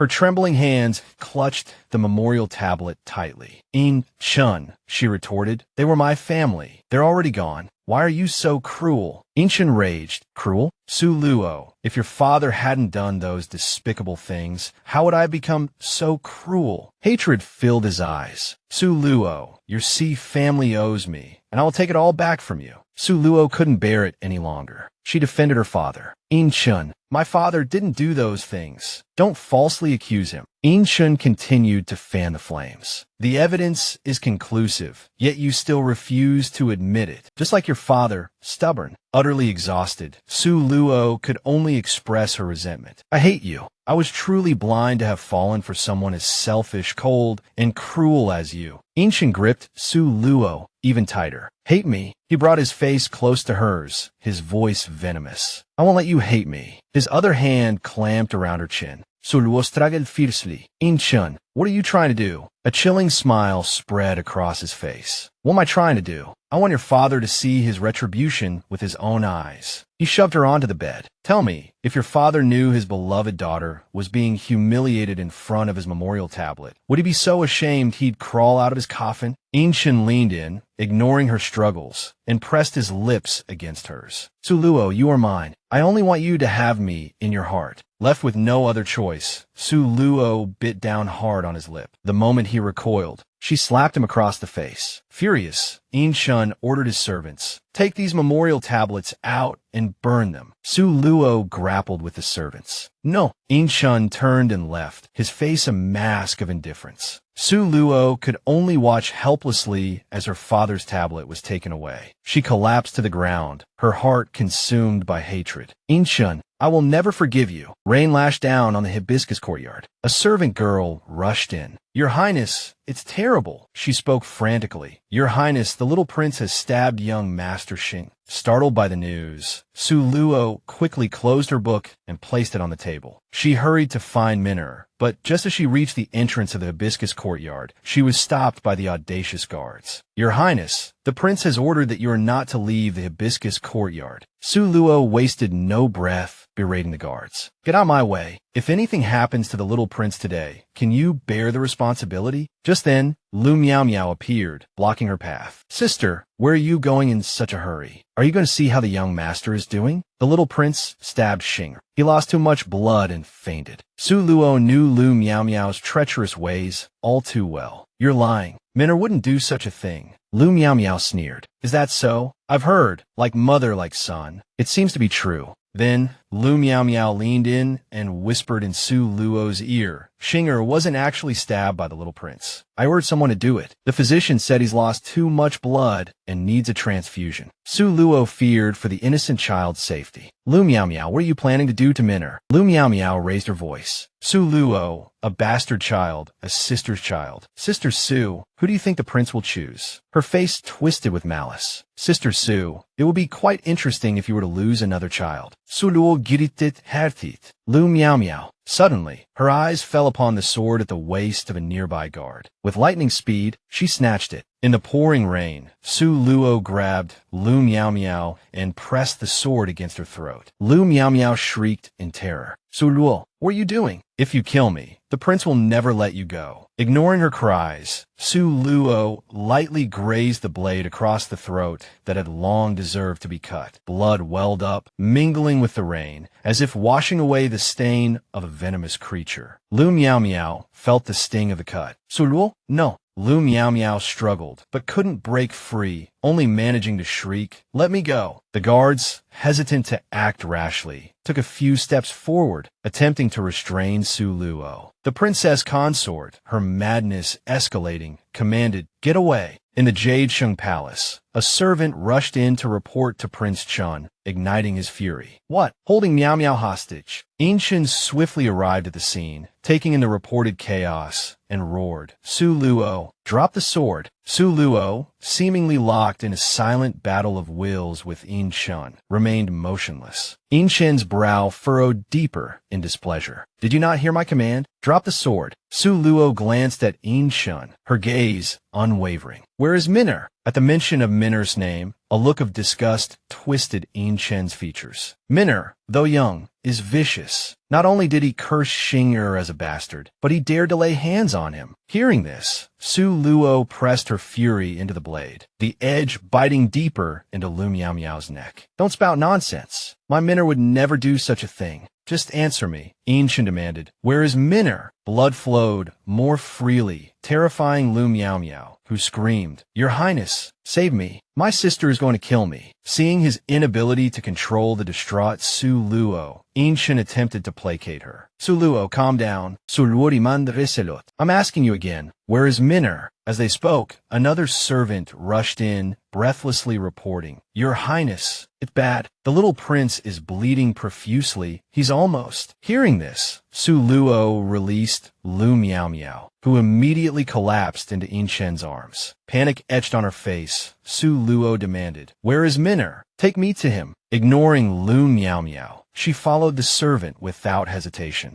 Yinshin pushed the distraught woman aside, intending to follow Su Luo to check on Min'er, but Lu Miao Miao clung to him. "Your Highness, where are you going?" She tugged at his robes, sobbing, "Miao Miao is scared." Yinshin gently disengaged Miao Miao's hand, soothing her, "Miao Miao, I'll be back soon. You go back and change your clothes. Don't catch a chill." He then turned to a servant, instructing, "Escort concubine Lu back to her chambers to rest." Lu Miao Miao watched him go, her thoughts venomous. "Yinshin, you still haven't let go of that wretch." "Not ever, but it doesn't matter. Both children are taken care of. Next, it's your turn, Su Luo." A sinister smile spread across Lu Miao Miao's face. Arriving at Xing'er's room, Su Luo rushed inside, calling out Min'er's name. Inside, Min'er lay motionless on the bed, one hand bandaged and still bleeding. Physician Lu attended him. Su Luo, who had held her strength until now, crumbled at the sight of her son, tears streaming down her face. Her hand trembling, she touched Min'er's bandaged, bleeding arm, then gently caressed his cheek. "Min'er, why are you so cold?" The little prince slowly regained consciousness. Mother,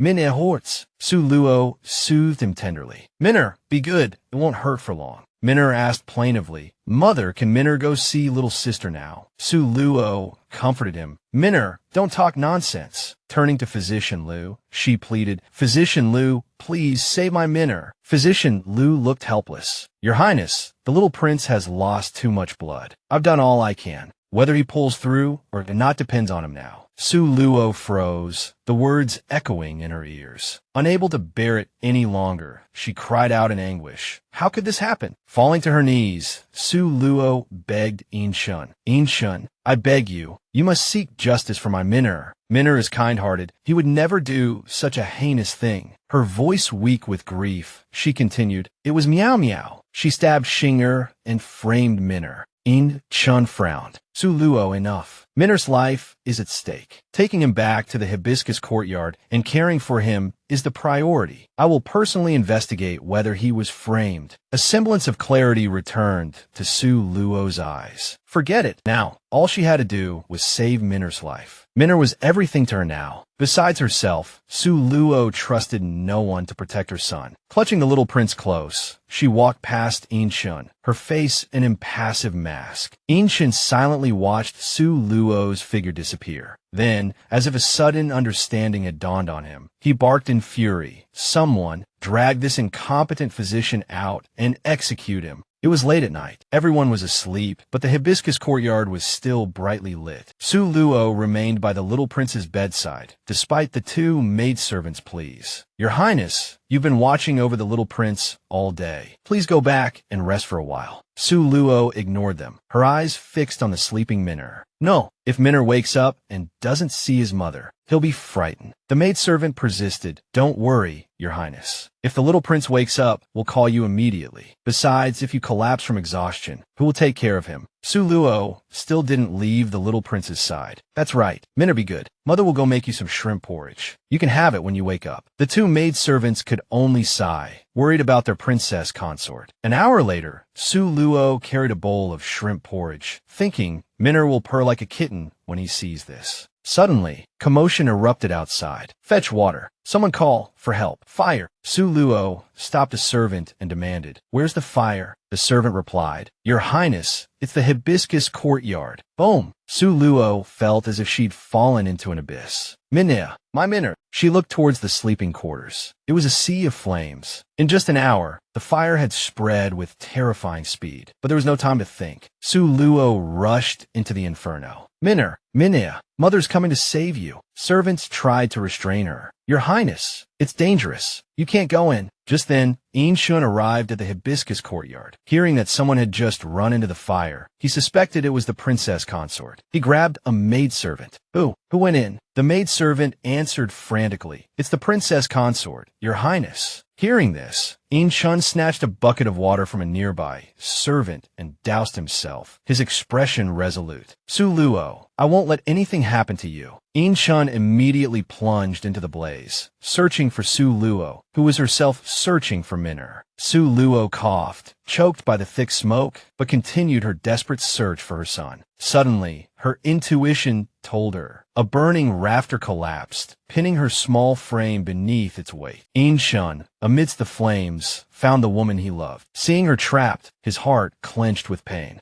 In-shun struggled to reach Su Luo, calling her name over and over. Suddenly, a memory flashed through his mind. Su Luo running ahead, turning back to him, and saying, In-shun, hurry. With all his might, In-shun shoved the beam off Su Luo, his voice thick with worry. Wait for me. Su Luo, wake up. He pulled her free and carried her out, a rare look of panic on his face. Physician, quickly get a physician. In the Jinshio courtyard, Su Luo's lullaby echoed through the rooms. Minner, be good. Minner, be good. Go to sleep, my precious. Su Luo, her eyes vacant, cradled a pillow, gently rocking and patting it. Minner, be good. Mother, Minner, be good. Go to sleep. Mother will make you something delicious. Mother loves Minner the most. In-shun stormed in, furious. Su Luo, what are you doing? Su Luo's eyes widened, but they held no spark of life. Looking at In-shun, she put a finger to her lips, urging him to be quiet. Sure, Minner is sleeping. Don't make noise. You'll wake him. A shiver ran down In-shun's spine. He spoke coldly. Su Luo, how long are you going to act like this? He snatched the pillow from her arms. Su Luo reached out fearfully, trying to grab it back. Give Minner back to me. Days of exhaustion had taken their toll, and she collapsed at In-shun's feet. Su Luo reached reach for Minner, but Inshin held him higher, shouting, "Minner is already dead." Then, the prince turned and left without a shred of pity. He ordered the maids waiting outside, "Take all of the little prince's belongings and burn them. Summon physician Lu to attend to the princess consort's leg." Having given his orders, Inshin turned around, startled as Su Luo, in a frenzy of grief, lunged at him. "Give Minner back to me." Inshin held her tightly, trying to calm her. "Su Luo, have you not caused enough trouble? Minner is truly dead.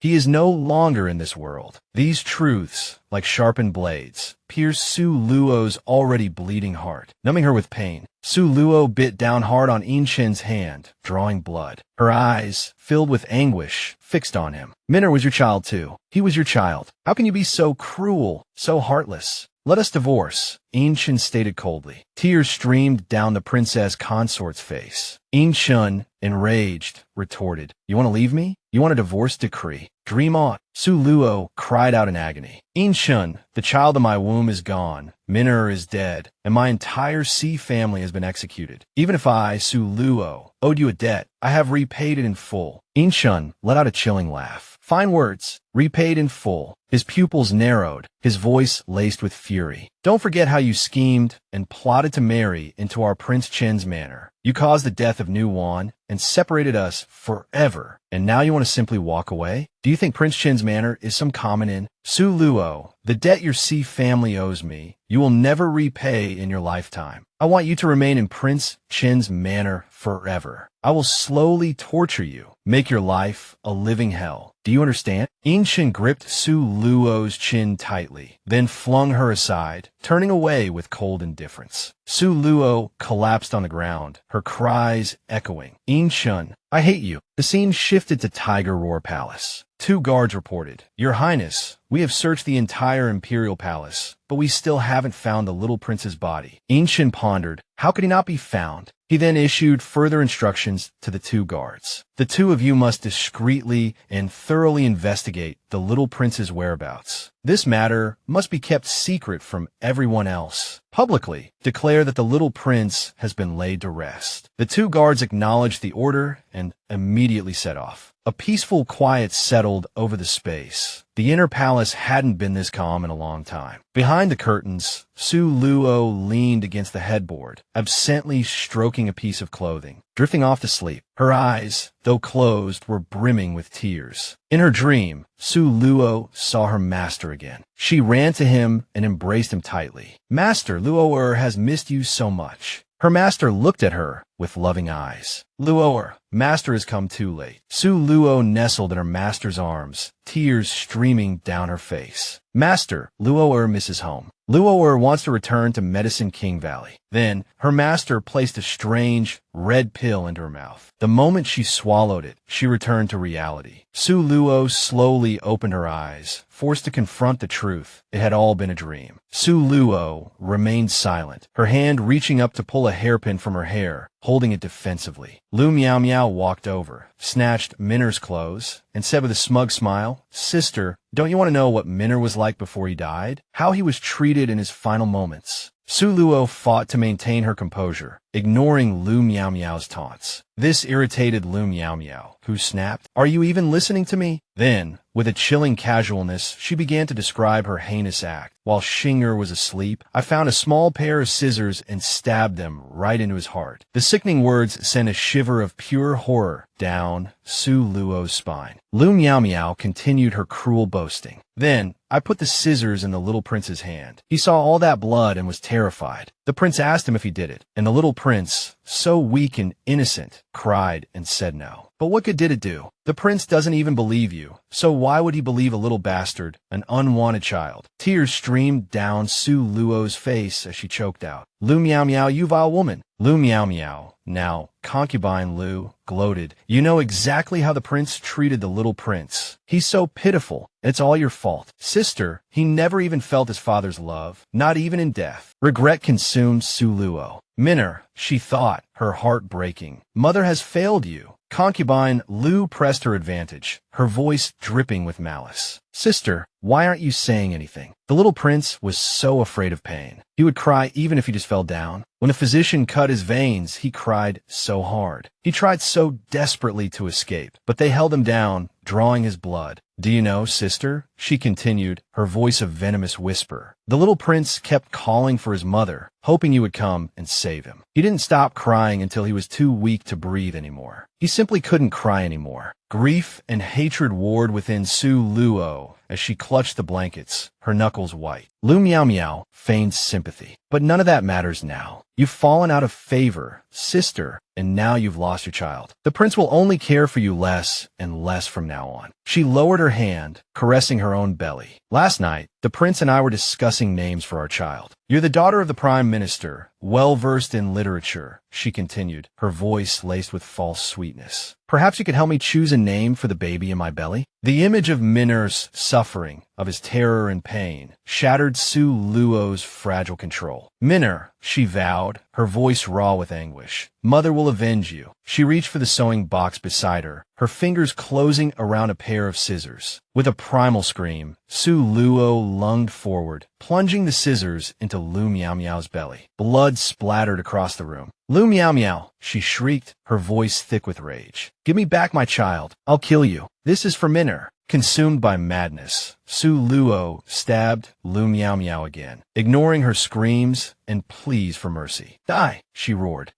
All of you. Lu Miao Miao's arrogance vanished, replaced by terrified cries for help. Alerted by the commotion, servants rushed into the room. A servant grabbed Su Luo's arm, restraining her. She struggled fiercely, her strength almost gone, but her eyes still burned with murderous intent. Lu Miao Miao clutched her stomach, sobbing and crying for her child. A palace maid helped concubine Lu towards the physician as she cried out, "In Shun, my prince, save our child." Su Luo turned, her feet stepping in the spreading pool of Lu Miao Miao's blood. Minner, she whispered, a hollow echo of her former self. Mother has finally avenged you. Then, her hand went limp, the scissors clattering to the floor. But my child, he'll never come back. At Lu Ming residence, Yin Shen hurried forward, his face etched with worry. A weeping nursemaid ran to meet him. Your Highness, the princess consort, she caused concubine Lu to lose her child. Yin Shen rushed inside, just as Lu Miao Miao, struggling to her feet, cried out, My prince, it's my fault. I didn't protect our child, sob. Yin Shen rushed to her side. Miao Miao, he said urgently, lie down. Lu Miao Miao continued, her voice choked with sobs. I was just worried about Sister Su. She'd lost 2 children already, and I was afraid she wouldn't be able to cope. I just wanted to comfort her, but then she grabbed the scissors and stabbed me. She clung to Yin Shen, her tears soaking his robes. What'd I do wrong? Why would she hurt my child? He was innocent. Yin Shen thought to himself, Su Luo, is this your way of getting back at me? He then drew his sword. He walked out, instructing the wet nurse to take good care of concubine Lu, and then left. Hibiscus Courtyard. Su Luo. Yin Shen kicked the door open and strode in. Miao Miao is injured. Was it you? Su Luo was busy mending clothes, her head down, and didn't even look up. Yin Shen demanded angrily, do you even know? Because of you, Miao Miao lost the child in her womb. Su Luo finally lifted her head and gave a faint smile. Lost it? That's wonderful. Yin Shen's hand tightened around his sword, trembling. With all his might, Yin Shen raised his sword. You vicious woman. The sword swung down towards Su Luo. As if prepared, Su Luo closed her eyes, waiting. But unexpectedly, Yin Shen stopped his hand, the sword hovering before Su Luo. Su Luo, he said, don't think I dare not kill you. You've been a mother yourself. How could you do such a cruel thing? Su Luo retorted, she killed 2 of my children. I killed one of hers. Isn't that fair? Minner's death had nothing to do with Miao Miao. It was an accident. Yin Shen explained, but Su Luo was unconvinced. You think I believe you? You might as well kill me. Su Luo snipped a thread with her scissors, as if hinting at something. Otherwise, for every child Lu Miao Miao carries, I'll kill it. Yin Shen's fury intensified. Su Luo, you dare. Su Luo cut him off. Before, when I was alive, I didn't care about fame or fortune, nor did I need your concern. I only wanted to live peacefully with my son. But now the C family is gone, Minner is gone, the child in my womb is gone. What do I have left? What is there to be afraid of? Hearing these words, In-shun was speechless, but he still grabbed Su Luo's hand and commanded, I want you to apologize to Miao Miao. Su Luo, unexpectedly, became even more defiant. You want me to apologize to her? Over my dead body. In-shun lost control, his hands tightening around Su Luo's neck. You want to die, is that it? Su Luo, fearless, continued to shout. I also want to curse you, that you'll never have children, that you'll die a miserable death. I'd rather stay in Medicine King Valley, accompany my master, and live out the rest of my days. Just the thought of staying with you in this disgusting prince's manor makes me sick. In-shun's grip tightened further. Su Luo, what did you say? Say that again to this prince. Su Luo reiterated, I'd rather die than spend another second with you. Unexpectedly, In-shun released his grip on Su Luo's neck. You want to die? Fine. I'll grant your wish. Someone, put the princess consort in the coffin. Su Luo laughed. No need to bother. I'll do it myself. With that, she straightened her clothes and prepared to step into the coffin. Then, under In-shun's gaze, she calmly lay down inside. At this moment, In-shun said, Su Luo, I'll give you one last chance to live. If you beg for forgiveness now. He didn't finish his sentence before Su Luo interrupted him. Don't even dream of it. Hearing this, In-shun angrily ordered his men, close the coffin. Confusion swirled within him. Luo, would you rather die than submit to me? Just then, a subordinate knelt down and reported, Your Highness, General Su has sent someone to say that there's an urgent matter to discuss with you. He requests your immediate presence at the general's manor. In-shun replied, Understood. You.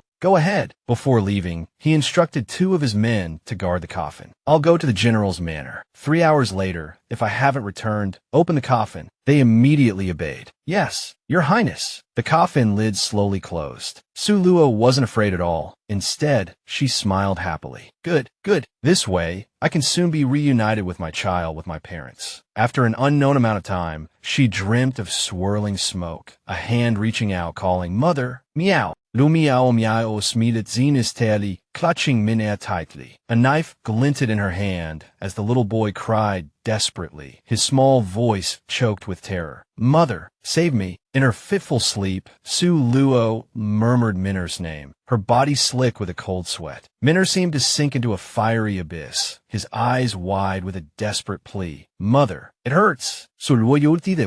It's Minna. Minner is calling me. She hammered frantically against the coffin lid. Let me out. My son is calling for me. Meanwhile, In-shun rode hard, his thoughts racing. It's been 2 hours already. I must hurry back. He arrived to find Lu Miao Miao, draped in a robe, hurrying to greet him. Your Highness, you've finally returned. Sisters? Lu Miao Miao's voice trailed off, her words catching in her throat. In-shun cleared his throat, his voice sharp. What about the princess consort? Lu Miao Miao rushed to answer. Sister, she's in the coffin. She suffocated. A shadow fell over In-shun's face. Dead? You're saying Su Luo is dead. He gripped Lu Miao Miao's shoulders, shaking her, desperate for a different answer. But Lu Miao Miao only offered a look of sorrowful regret. Poor Sister Su. My heart ached for her, so I had her buried in the manor's back garden. She added, her voice dripping with false sympathy. Your Highness, please don't grieve too deeply. You must take care of yourself. To her surprise, In-shun shoved her roughly to the ground and turned away. Impossible. Loué wouldn't.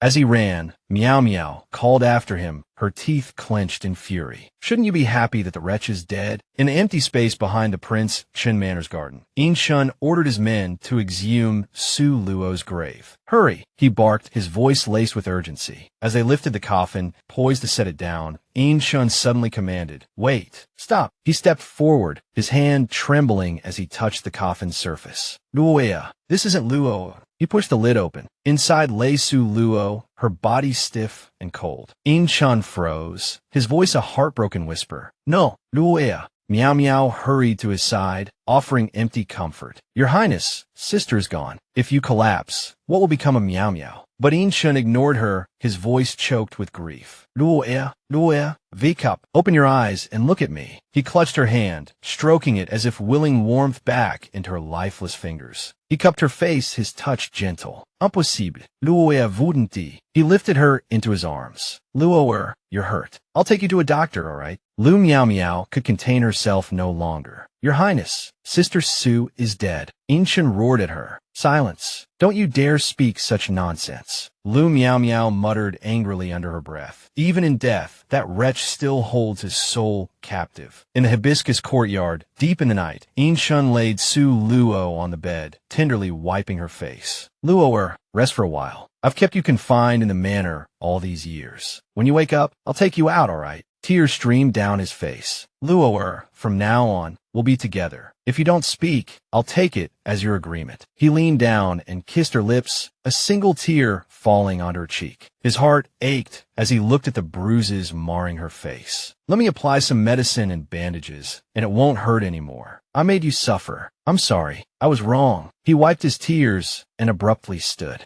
Luoer likes to be clean, and now she's wet and dirty. She must be uncomfortable. I'll change her clothes. Moments later, he returned with a set of clothes. Luoer, what do you think of this dress? You're so beautiful. It will look stunning on you. He began to undress her, and then stopped, his gaze fixed on a long scar on her back. This scar, why does it look so familiar? Langley, years ago. Su Luo shook him awake. Wake up, Inshin asked, bewildered. Who are you? She helped him up. My name is Su Luo, she replied. Come, let me help you. Behind them, a sinister wolf lurked. Supporting him as they walked, she said, It seems a wolf is following us. We need to run. Hearing this, Inshin said, Miss Su, you go. Don't worry about me. But Su Luo insisted on helping him. It's all right. I have medicinal powder on me. The wolf won't come near us. Inshin glanced back. The wolf lunged. He quickly pushed Su Luo away. Get out of the way. Inshin swung his sword, slashing at the wolf. But in the next instant, the wolf bared its fangs ferociously and pounced on him. At that moment, Su Luo ran forward and embraced Inshin from behind. General, be careful. Inshin was startled. Misu. In a flash, memories flooded back. He clutched his head. It was Luoer who saved me. He cried out in anguish, his head feeling as if it would split open. That year, during the day in Langley, Su Luo had held him tightly, weeping. Inshin, don't go. Though his heart ached, he forced a smile to comfort her. Luoer, I have military orders. I need to return to the capital. Be good, don't cry anymore. Hearing this, Su Luo lifted her head and asked, Inshin, will you come back to marry me? Inshin smiled and held up 2 fingers, swearing, Luoer, heaven and earth be my witness. I, Inshin, will be loyal only to you in this life. Hearing this, Su Luo joyfully embraced Inshin. Inshin, I'll wait for you. Suddenly, more memories of the past surged forth, and Inshin's tears flowed uncontrollably. So,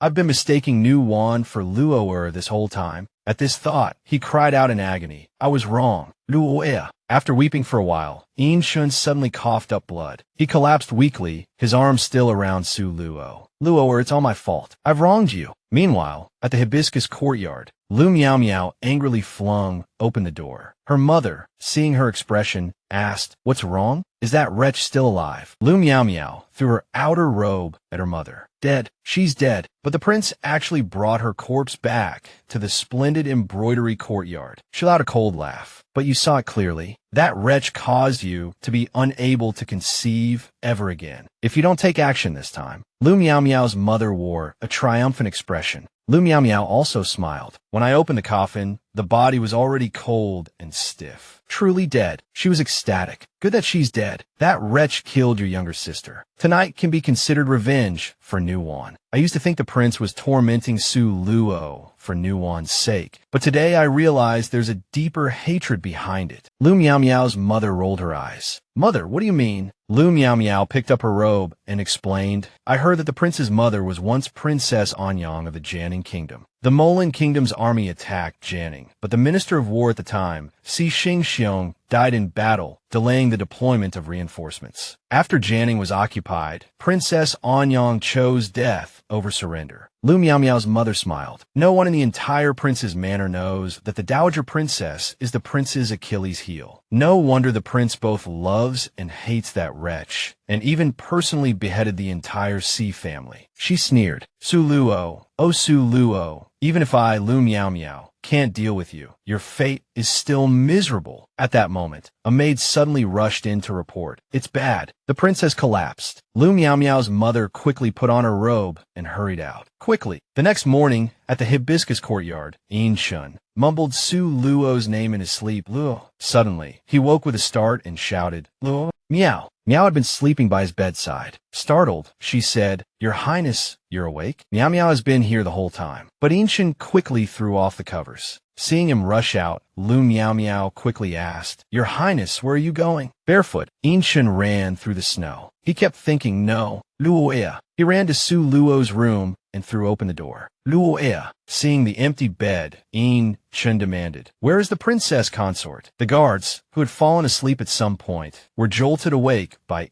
Chen's kick. Get up. Where's the princess consort? Where did she go? The guards hung their heads. Your Highness, isn't the princess consort dead? Chen had barely finished speaking when the sound of a sword being drawn sliced through the air. In the next instant, a blade flashed, blood sprayed, and a body crumpled to the ground. Another guard, witnessing the scene, trembled with fear. Your Highness, mercy, Your Highness. This subordinate doesn't know how he fell asleep. Your Highness. Shan pressed the tip of his sword against the guard's forehead, his voice a roar. Issue the order. Even if we have to dig 3 feet into the earth, we will find the princess consort. Otherwise, you'll end up like him. Terrified, the guard stammered, Yes, at once. He scrambled away, leaving Shun to collapse weakly into the snow. He stared at his hands, tears streaming down his face. Luoer, are you cold? I haven't even changed you into new clothes. How could you just leave? In the dungeons of the prince's manor, a bound servant girl wept. Your Highness, this servant truly doesn't know where the princess consort's body is. Shen's eyes were hollow. Think harder, the servant girl pleaded. Mercy, Your Highness. Last night, it was you who placed the princess consort in the coffin. This servant was afraid of being buried alive, so she fled during the night. Your Highness, this servant knows she was wrong. She was about to say, Your Highness, again, when Shen's hand clamped around her throat. A second later, he'd snapped her neck. Her eyes rolled back in her head. If you know nothing, then you're of no use. He wiped his hands with a cloth. A subordinate entered. Your Highness, as per your instructions, the guards who neglected their duty last night have been dealt with. Shun snapped. Have you discovered who stole the young prince's body? The subordinate hesitated. Your Highness, not yet. Chen interrupted. Useless fools. Keep searching. The man trembled. Yes, Your Highness. Shan pressed his hand to his head. Minner and Luo are both dead, one after the other, and neither of their bodies can be found. This is too strange. Luo Minner, where are you? That evening, in the Manting residence, Miao's mother said to her, I heard from the servants that wretch's body is missing. Lu Miao's eyes widened. How could someone steal a body? Panic flared. Could that wretch have come back to life and run away? Impossible, Lu Miao retorted. I saw with my own eyes that she wasn't breathing in the coffin. The sound of the door opening startled them both. They exchanged a nervous glance. It was Shun. Lu Miao hurried forward, taking his hand. Your Highness, please come in. Shun pulled his hand away, getting straight to the point. No need. I have a few questions for you, and then I'll be leaving. The two women exchanged a guilty look, beads of sweat forming on their brows. Finally, Lu Miao's mother spoke. What does Your Highness wish to ask? Lu Miao added. Is it about Sister Su? If there's anything Miao can do to help Your Highness, I will tell you everything I know. But Shen replied, No. He looked at Lu Miao. Miao, where did Nu Wan and I first meet? Lu Miao frowned. Why does Your Highness ask this today? Do you miss my sister? Shen's voice was edged with impatience. Just answer the question. Lu Miao recalled the first time her sister and Miao had encountered the prince. It was in Wolf Valley. It was already dusk. Miao and sister had to return before nightfall, because wolf packs often roamed there at night. On our way back, sister noticed someone lying nearby. That was you, Your Highness. The first time Miao saw you, I thought you were very handsome. Sister went closer to check your breathing. When she realized you were still alive, she shook you vigorously, calling out young master. Then, Sister looked back at me. Meow meow, come quickly and help. Sister and I were worried that wild beasts might carry you away, so we brought you home. Listening to Lu Meow Meow's innocent account, In Shun felt a growing sense of unease. It seemed Lu Meow Meow didn't know the reason for his memory loss either. He stepped out into the cold, snowy night, leaving Lu Meow Meow alone. Lu Meow Meow breathed a sigh of relief, thinking, the prince knows now. Night fell over Manting residence. You're so useless. You can't even keep a man. A woman shrieked at Lu Meow Meow. After you personally beat that wretch to death, how cold has the prince been to you? He won't even look at you. Your sister has been dead for so many years, and the prince still remembers her. Lu Meow Meow retorted defiantly. Do you want me to die? If I die, don't think you'll stay in the prince's manor either. Her mind seethed with anger and resentment. Nu-Wan is good at everything. Why didn't you die with her? The woman, Lu Meow Meow and Nu-Wan's mother, switched to a coaxing tone. All right,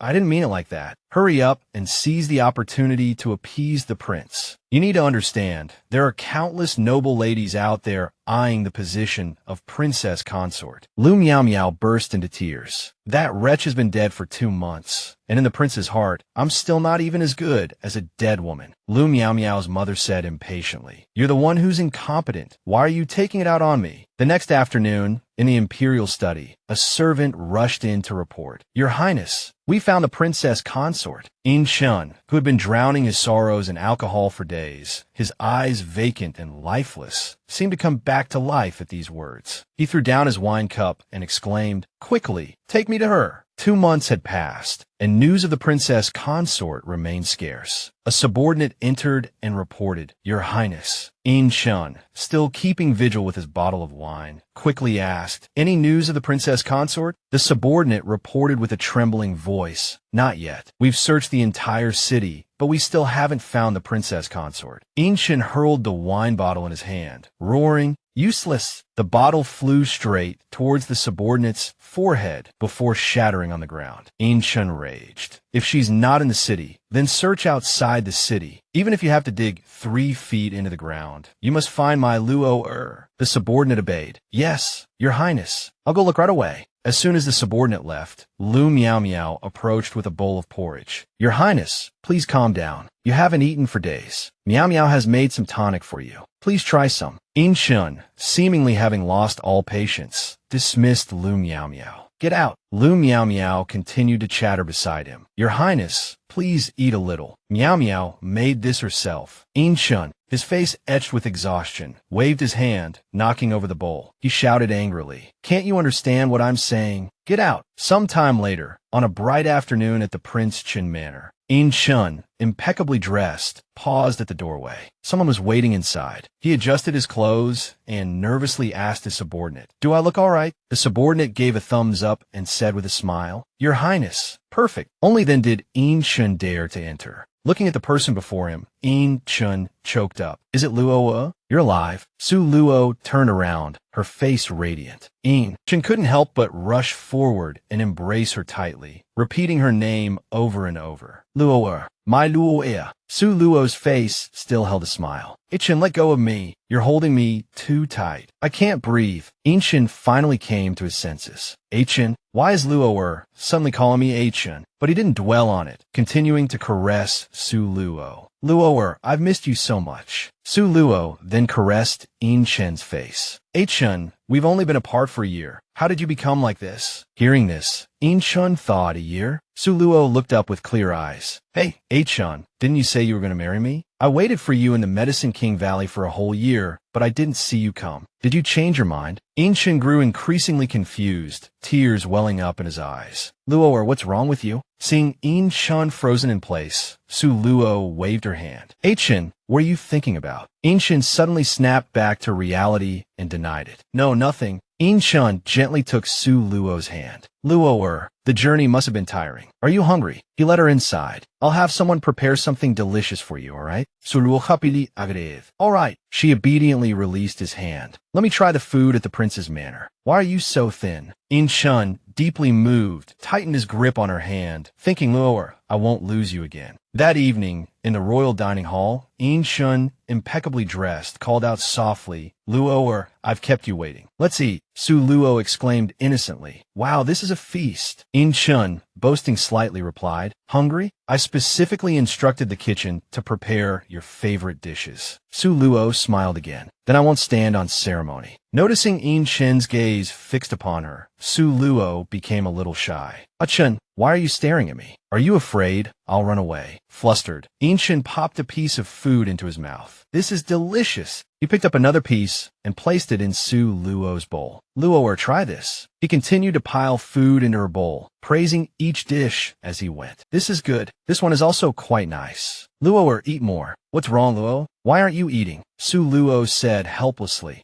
Chun, are you trying to fatten me up? She turned her head away playfully. So when I get fat and ugly, you'll have a reason not to marry me, right? In Shun gently reached out and wiped a grain of rice from the corner of Su Luo's mouth. How could that be? No matter what you become, Luo, I will always love you. Blushing, Su Luo picked up a piece of food and offered it to In Shun. You eat more too. You're so thin. How will you protect me in the future? In Shun beamed. Thank you, Luo. The aroma of sandalwood filled the air in the royal dining hall's bedchamber. In Shun calmly stroked Su Luo's face, his mind racing with countless thoughts. Suddenly, a voice startled him. He signaled for silence, afraid of waking Su Luo. A subordinate leaned in to report. Your Highness, the physician has arrived. In Shen waved his hand dismissively. I know. You may leave. The subordinate quickly departed, only to be called back. Wait, how did you find the princess consort? The subordinate explained. Your Highness, on our way to search for the princess consort, we heard that a woman was asking about the prince's manor. Upon closer inspection, it was indeed the princess consort, but she seemed to remember nothing. In Shen interrupted, as if he already understood. Anything that shouldn't be said is best left unsaid. Go and tell the physician to come in. The physician hurried in to examine Su Luo and diagnose her condition. In Shen's thoughts were consumed by Su Luo. I put some sleeping medicine in the soup. Luo can have a good night's sleep tonight. After the examination, In Shun said, Physician, let's speak outside. Once outside, In Shun immediately asked, Physician, what is the princess consort's condition? The physician reported truthfully, Your Highness, the princess consort appears to have suffered some kind of shock and has lost her memory. Although In Shun had suspected as much, he was still taken aback by the physician's diagnosis. Lost her memory? How could this happen? When will she recover? The physician replied helplessly. It's difficult to say. It could be a few days, or it could be that her memory never returns. However, the physician continued, the princess consort must not be subjected to any further shocks, as it could damage her mind. Hearing this, In Shun immediately thought, Luo, if you've lost your memory, then we'll start anew. This time, I won't let you leave me again. Then he issued a decisive command. Issue an order. From now on, no one in the entire manor is to mention anything about the princess consort. Demote Lu Miao Miao's rank from secondary consort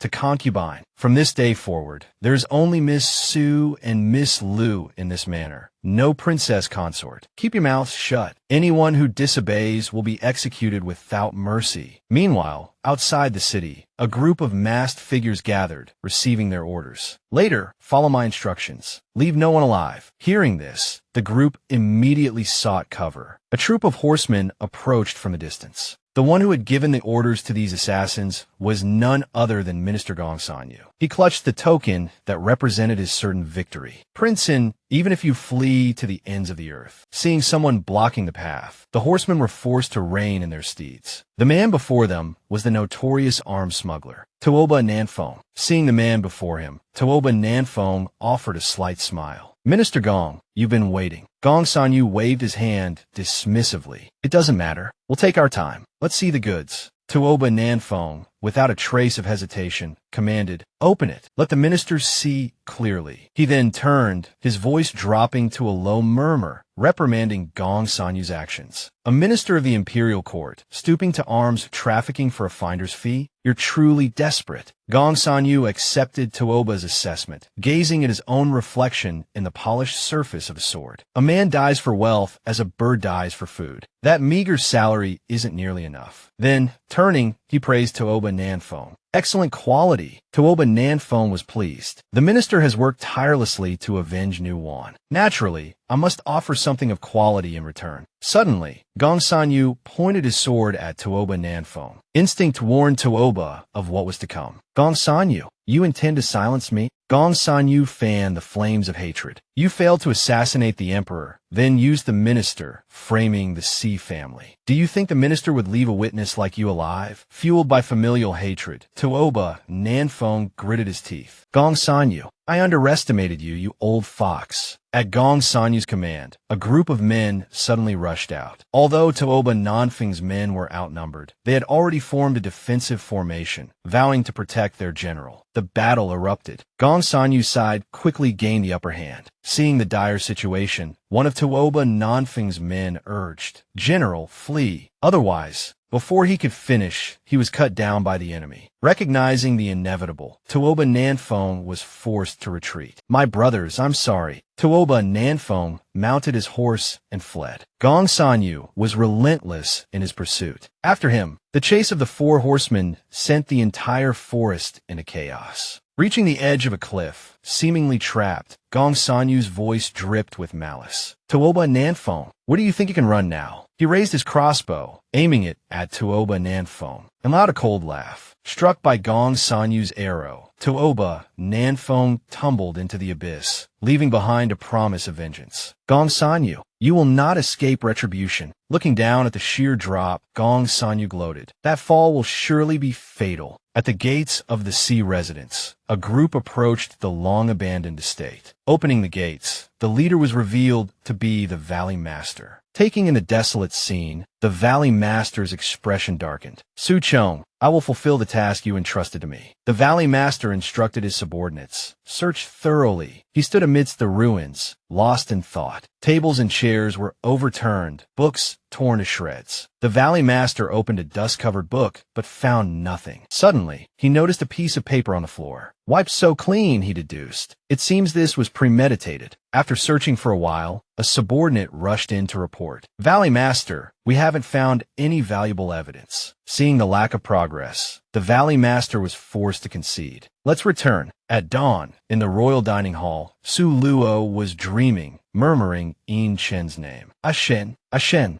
Yin Chen entered, carrying a basin of water and a towel. Luo, are you awake? Su Luo rubbed her eyes and asked, why am I sleeping here? Yin Chen held Su Luo's head, explaining, perhaps Luo is tired from the journey? Su Luo, her voice brimming with excitement, outlined her plan. I was thinking of returning to the sea residence quickly. To marry you, I plan to inform my father and ask the emperor for a marriage decree. Looking at the innocent Su Luo before him, Yin Chen furrowed his brow. Should I tell Luo the truth? He pondered. Su Luo waved a hand, bringing the distracted Yin Chen back to the present. Chun, she asked, what's wrong? Why are you so absent-minded? Yin Chen quickly wrung out a towel. To prevent Su Luo's hasty departure, he offered an alternative. Luo has just arrived in the capital. Let me accompany you around. If you return to the sea residence, your father might not let you out again. Wouldn't that be a shame? He thought to himself, Luo can't bear the blow right now. I can only try to delay things. I'll listen to Achun. He coaxed her further. Then Luo should stay at the prince's manor for a few days. In a few days, I'll accompany you back to the sea residence, all right? Su Luo, innocent and carefree, replied, Luo left the capital when I was young. Sister Si Ro told me about the bustling capital. These next few days, I must see it for myself. Inshin held her close. Good, I'll accompany you, as long as Luo is happy. Imagining this blissful scene as reality, Su Luo suddenly wore a look of playful disdain. Inshin and Su Luo strolled through the streets, Su Luo brimming with excitement. Si Ro really didn't lie to me. Inshin followed Su Luo from one place to another, from a mask stall. Chun, this is so fun. To a sachet stall. Chun, this sachet is so beautiful. It smells so good. Inshin, in his generosity, nearly bought out the entire stall. Fortunately, a sliver of practicality remained. "Shopkeeper," he declared, "I'll take all of these." The shopkeeper immediately responded, "Right away, sir." Su Luo, captivated by another amusement, darted off. "What's that?" Inchin called after her. "Luo, slow down." She pulled him towards a doll stall, picking up 2 dolls with a radiant smile. "This one looks like me, and this one looks like Ah-chun. Don't you think they look like us?" Inchin nodded in agreement. "They do." Suddenly, Inchin suggested, "Luo, I'll take you somewhere." Meanwhile, back at the Prince Chin Manor, Lu Miao Miao, demoted from secondary consort to concubine, fumed. "Preposterous," she raged. "Just who is this Miss Su? How dare the prince demote me to concubine?" A palace maid hurried after her, attempting to placate her. "Secondary she began, then quickly corrected herself. "Miss Lu, please calm down." Hearing this, Lu Miao Miao grew even angrier. "How quickly you change your tune, you sycophantic wretch." She reached the door, only to be stopped by the guards. They dutifully turned her away. "Miss Lu, the prince is not in the manor. Please return." Lu Miao Miao questioned. "Not here? It's his day off. How could he not be in the manor?" The guard explained, "This subordinate doesn't know." However, early this morning, the prince left with Miss Su. Lu Miao Miao seethed. "Left with him? This Miss Su has already climbed above me, stealing my man." Elsewhere, Inshan brought Su Luo to a seemingly renowned restaurant. The dishes arrived quickly. "Let's eat." Su Luo gently picked up some food for Inshan. "Brother Inshan, try this fish. It's very fresh." Inshan smiled. "Luo, eat more. Don't rush." They were eating peacefully when Gong Sanyu, the minister's son, approached them. "Young lady," he slurred, "have a drink with me." His underlings echoed him. "Good eye, boss. This young lady is a real beauty." Su Luo, a little frightened, furrowed her brow. "Who are you?" Inshan's anger was palpable. "Gong Sanyu," he said, his voice laced with menace. "I haven't settled the score with you yet, and you dare to show your face here?" Gong Sanyu, already drunk, spoke without a shred of respect. "Isn't this Prince Chun? You have quite the airs about you."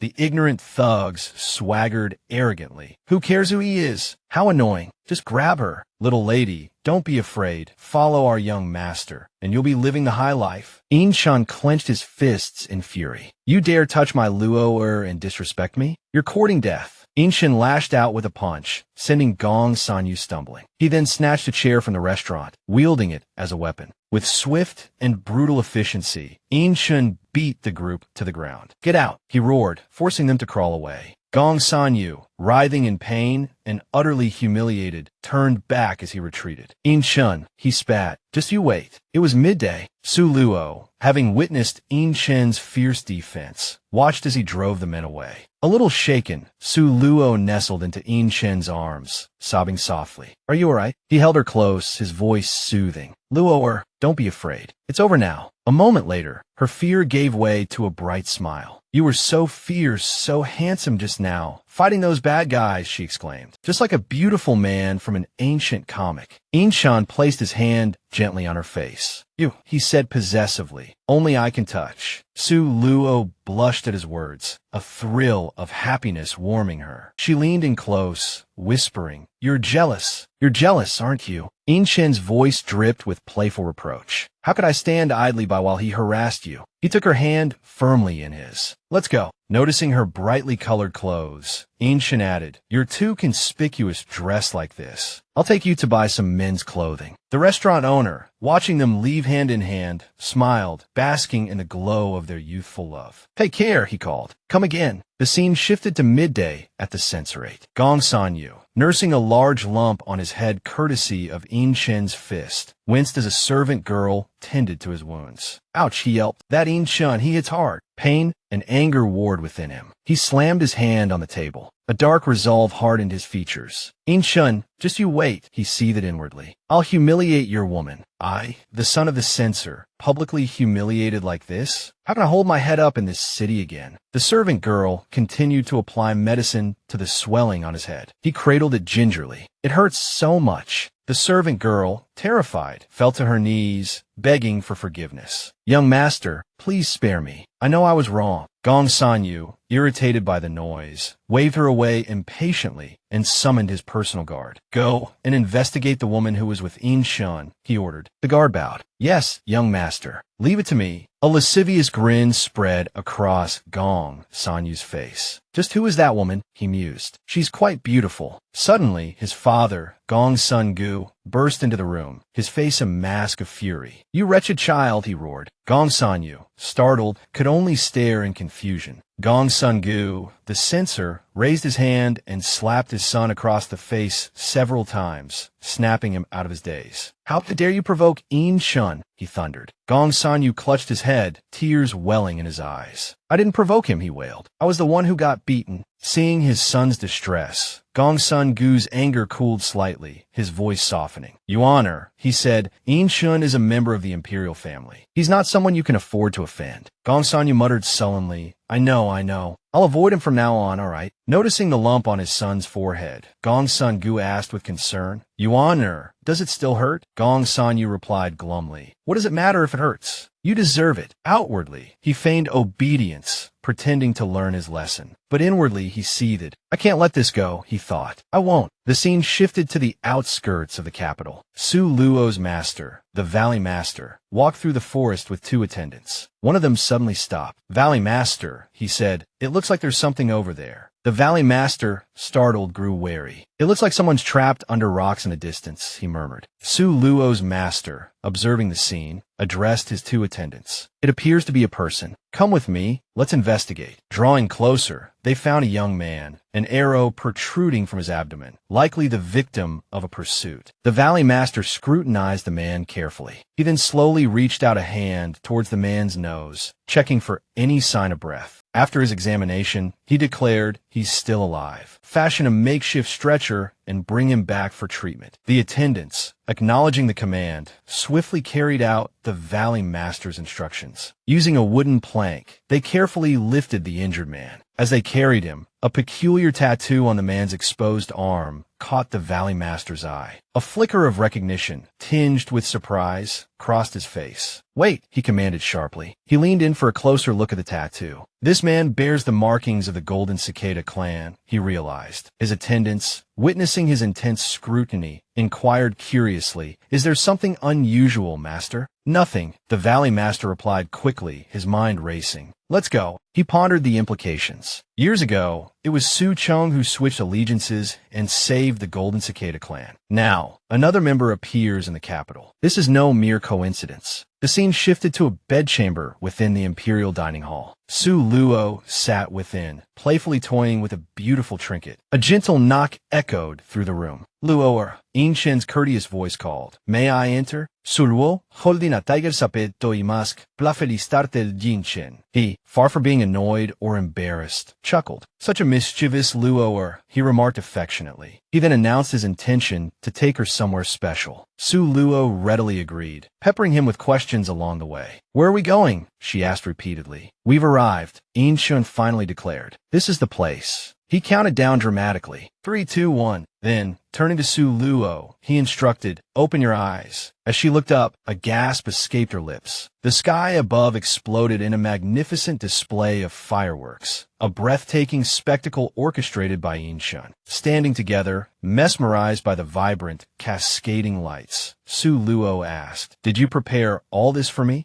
Instead of a direct answer, In-shun responded with a tender question of his own. Luo, do you like it? Su Luo, her eyes sparkling with joy and contentment, replied enthusiastically, I love it. I love it so much. In-shun, warmed by her delight, declared, Luo, as long as you're happy, I'm willing to do anything for you. His words, laced with affection, brought a blush to Su Luo's cheeks. You're so good to me, she murmured. The scene shifted back to the censorate, where Gong Sun-yu sat idly playing with the snow. A guard approached, ready to report on his investigation into the background of the woman scene with In-shun. Young master, he began, I've ascertained the woman's identity. Noticing the guard's hesitation, Gong Sun-yu pressed him. Well, out with it. The guard knelt. She is the daughter of the deceased prime minister, Si-chong, he revealed. Gong Sun-yu's expression remained calm as he folded his arms. Si-chong, he echoed slowly. The one who colluded with foreign powers, plotted treason, and was executed along with his entire family. The guard confirmed, Yes, young master. A calculating glint entered Gong Sun-yu's eyes. So, In-shun is interested in that woman, the daughter of my enemy. This is becoming increasingly intriguing. The scene changed once more. Suluo, carrying some warm clothes and daily necessities, made her way to In Chen's study. However, she was intercepted by In Chen's personal guards. "Miss Su," they announced, "His Highness has just left the manor and is not currently in his study. Please come back another time." Suluo, undeterred, argued, "Why can't I go in just because His Highness isn't here?" She pushed past the two guards, entering the study. The guards, trailing after her, pleaded, "Miss Su, please don't make things difficult for us." Invoking her special privilege, she called out, "Out of my way." Suluo entered the study and began rummaging through everything, as if searching for something. She sifted through every pile of books, but it wasn't there. Suddenly, her gaze fell upon a large vase. She thought perhaps what she sought was hidden inside. She reached inside, but still nothing. Suluo frustrative. "That's strange," she muttered to herself. "Where did I put it?" Outside, it seemed the prince had returned. A guard reported, "Your Highness." Miss Su insisted on entering the study. We couldn't stop her. The prince, his brow furrowed with concern, flung open the door and rushed in. "Luo, he called. "What are you looking for?" He called her name again and again, but there was no answer. His eyes scanned the room, finally landing on the table. There, beneath it, hidden in the shadows, was Suluo. He tiptoed closer, a gentle smile playing on his lips. Seeing him approach, Suluo quickly scrambled to her feet, holding up the garment she had made for him. "In Chen," she declared, a playful lilt in her voice. "This is for you." In Chen was so touched he nearly cried. "Thank you, Luo," he whispered, his voice thick with emotion. Suluo urged him, "Try it on. I worked so hard on it." "I wanted to surprise you," she explained, a slight pout forming on her lips. "But I kind of ruined it. The guards wouldn't let me in, and it's so cold outside." She coughed delicately, then sneezed. In Chun gently took her hand. "You've suffered, Luo," he said softly. Then, raising his voice, he called out, "You two, come here." The guards entered, bowing respectfully. "Your Highness, what are your commands?" In Chen's voice was firm. "Listen closely," he instructed. "All restrictions within the prince's manor are waived for Miss Su." "Understood." His tone sharpened. "Anyone who dares to stop her will be executed." The two guards, visibly shaken, stammered, "Yes, Your Highness. We understand." Turning back to Suluo, In Shun asked gently, "Why did you make me clothes?" Suluo replied, "You're so good to me, Aiken. Making you some clothes is the least I can do." "Aiken," she asked, her eyes shining, "do you like it?" In Shun adored the clothes she had made, but he still said, "I do, but I don't want you to overwork yourself, Luo. Next time, let the manor's embroiderers handle it." Outside, snow began to fall, blanketing the courtyard in a pristine white. Suluo, delighted by the sight, exclaimed, "Aiken, it's snowing. Let's go play in the snow." She dashed outside, shedding her yellow outer robe, and twirled around with glee, embracing the winter chill. Fearing she would catch a cold, Inshin quickly scooped up her coat. "Luo, he called, "come back inside and put on more layers. You'll catch a cold." Suluo, her eyes sparkling, turned back to him. "Aiken, come play with me." Concerned for her well-being, the prince draped the coat over her shoulders. "Put this on first," he insisted. Mischievous as ever, Suluo scooped up a handful of snow and tucked it down the back of his robe. Inshun shivered, then retaliated, throwing a snowball at her. "Luo," he chuckled, "you're so naughty." Suluo darted away, giggling, and Inshun threw another snowball. "Where do you think you're going?" They frolicked in the snow, their laughter echoing through the courtyard. Two guards, watching from the sidelines, murmured to each other, "His Highness truly dotes on Miss Su."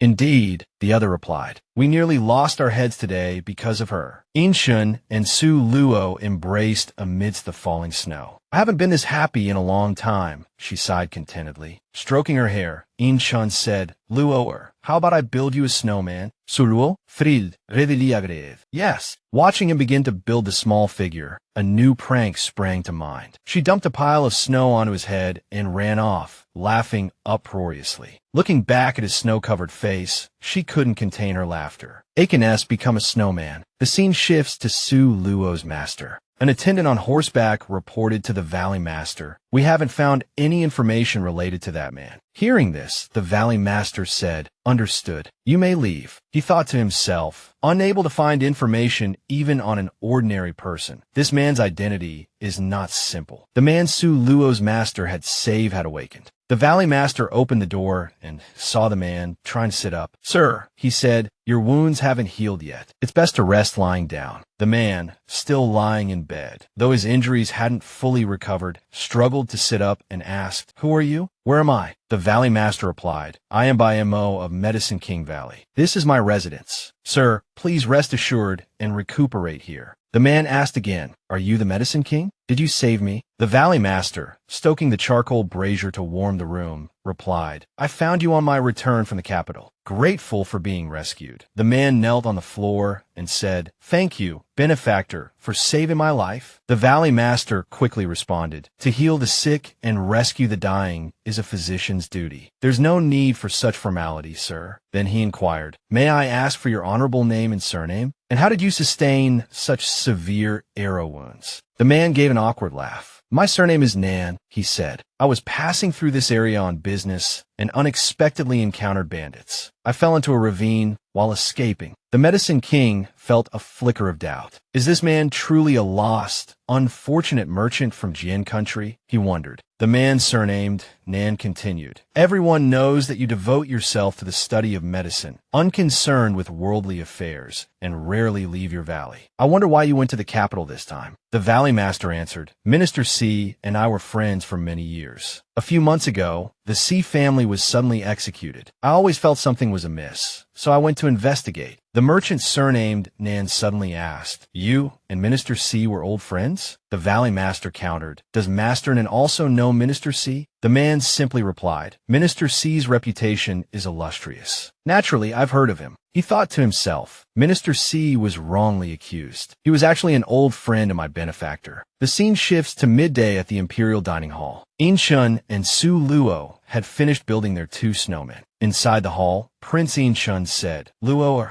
the streets will be much quieter after the snow. However, there's another place we can go that Luo will definitely enjoy." Su Luo asked curiously, "What place?" Inshun proposed a condition. "Luo, drink this bowl of ginger soup and I'll agree to take you." Hearing this, Su Luo quickly snatched the bowl of ginger soup from Inshun's hand and drank it all in one gulp. Seeing this, Prince Inshun cautioned, "Slowly, Luo, be careful, it's hot." Holding up the empty bowl, Su Luo said happily, "I finished it, let's go." Inshun replied, "Not yet. Luo needs to dress in men's clothing before we go out." Su Luo responded with a pout, "I don't want to. Those men's clothes are so ugly. Luo wants to wear pretty clothes." Inshun conceded, "I was wrong. If Luo doesn't want to wear them, then don't. It's getting late. Let's go." It turned out Inshun was taking her to a tea house. Su Luo immediately asked, "What's so special about a place for health-preserving tea?" Inshun didn't explain much, simply saying, "You'll see when we get inside." Hand in hand, the two walked into the tea house. The tea house waiter, seeing them, said, "Honored guests, please come inside." Su Luo, surprised and excited, saw the bustling activity within. The attentive waiter led them to a table. "This way, please. You can give your coats to me. Please have some tea to warm yourselves." Inshun handed his coat over, saying, "Thank you. This is a tip for you." The waiter, delighted with the reward, said shyly, "Sir, you're too kind." The tea house buzzed with excitement. A storytelling session was underway, captivating the crowd with a thrilling tale. The storyteller's voice rang out. Before he could finish his sentence, a loud bang echoed through the room. In the blink of an eye, a group of people crashed to the ground. The chief detective, witnessing the scene, was scared out of his wits. If you wish to know what happened next, please tune in for the next installment. Inshun and Su Luo sipped their tea, listening intently. Su Luo clapped her hands enthusiastically. "This storyteller is amazing. I never knew tea houses could be so entertaining." Encouraged by the audience's enthusiastic response, the storyteller declared, "Then this old man will share a strange tale that recently unfolded in the capital." The crowd roared their approval. "Yes, please continue." He began, "Several months ago, His Majesty suddenly ordered the execution of the esteemed Minister C. His house ransacked and his family disgraced. What secrets lie hidden within this affair? Allow this old man to slowly unravel the truth." Su Luo, seated amongst the listeners, was stunned by the story. She shot to her feet, crying out, "What nonsense are you spouting? panic etched on her face. She rushed forward, gripping the storyteller's robes. "Is what you just said true?" she demanded, her voice trembling. "Is Minister C truly dead?" Confusion rippled through the tea house. Patrons murmured amongst themselves. "Who is this girl? This isn't a place for such outbursts. What's going on?" Seeing Su Luo's distress, Inchen quickly pulled her away. Fear clouded her eyes, unsure of whom to believe. She turned to Inchen, her voice choked with emotion. "What's happening? Was my father truly executed by His Majesty?" Tears welled in Inchen's eyes, regret etched on his face. He stammered, "Luo, I'll take you somewhere." The scene shifted to the afternoon. A graveyard, the final resting place of Minister C and his wife. Su Luo knelt on the ground, sobbing uncontrollably. Inchen stood beside her, consumed by remorse. "Luo, I'm sorry. All I can do now is apologize. Because Minister C was a convicted criminal, I could only bury the bodies of the C family here." Inchen raised his hand, making a solemn vow. "Minister C, Madame C, resta surd. From this day forward, I, Inchen, would rather betray the world than betray Luo. If I break this oath, may 10,000 arrows pierce my heart." Tears streamed down Su Luo's face. She cried out,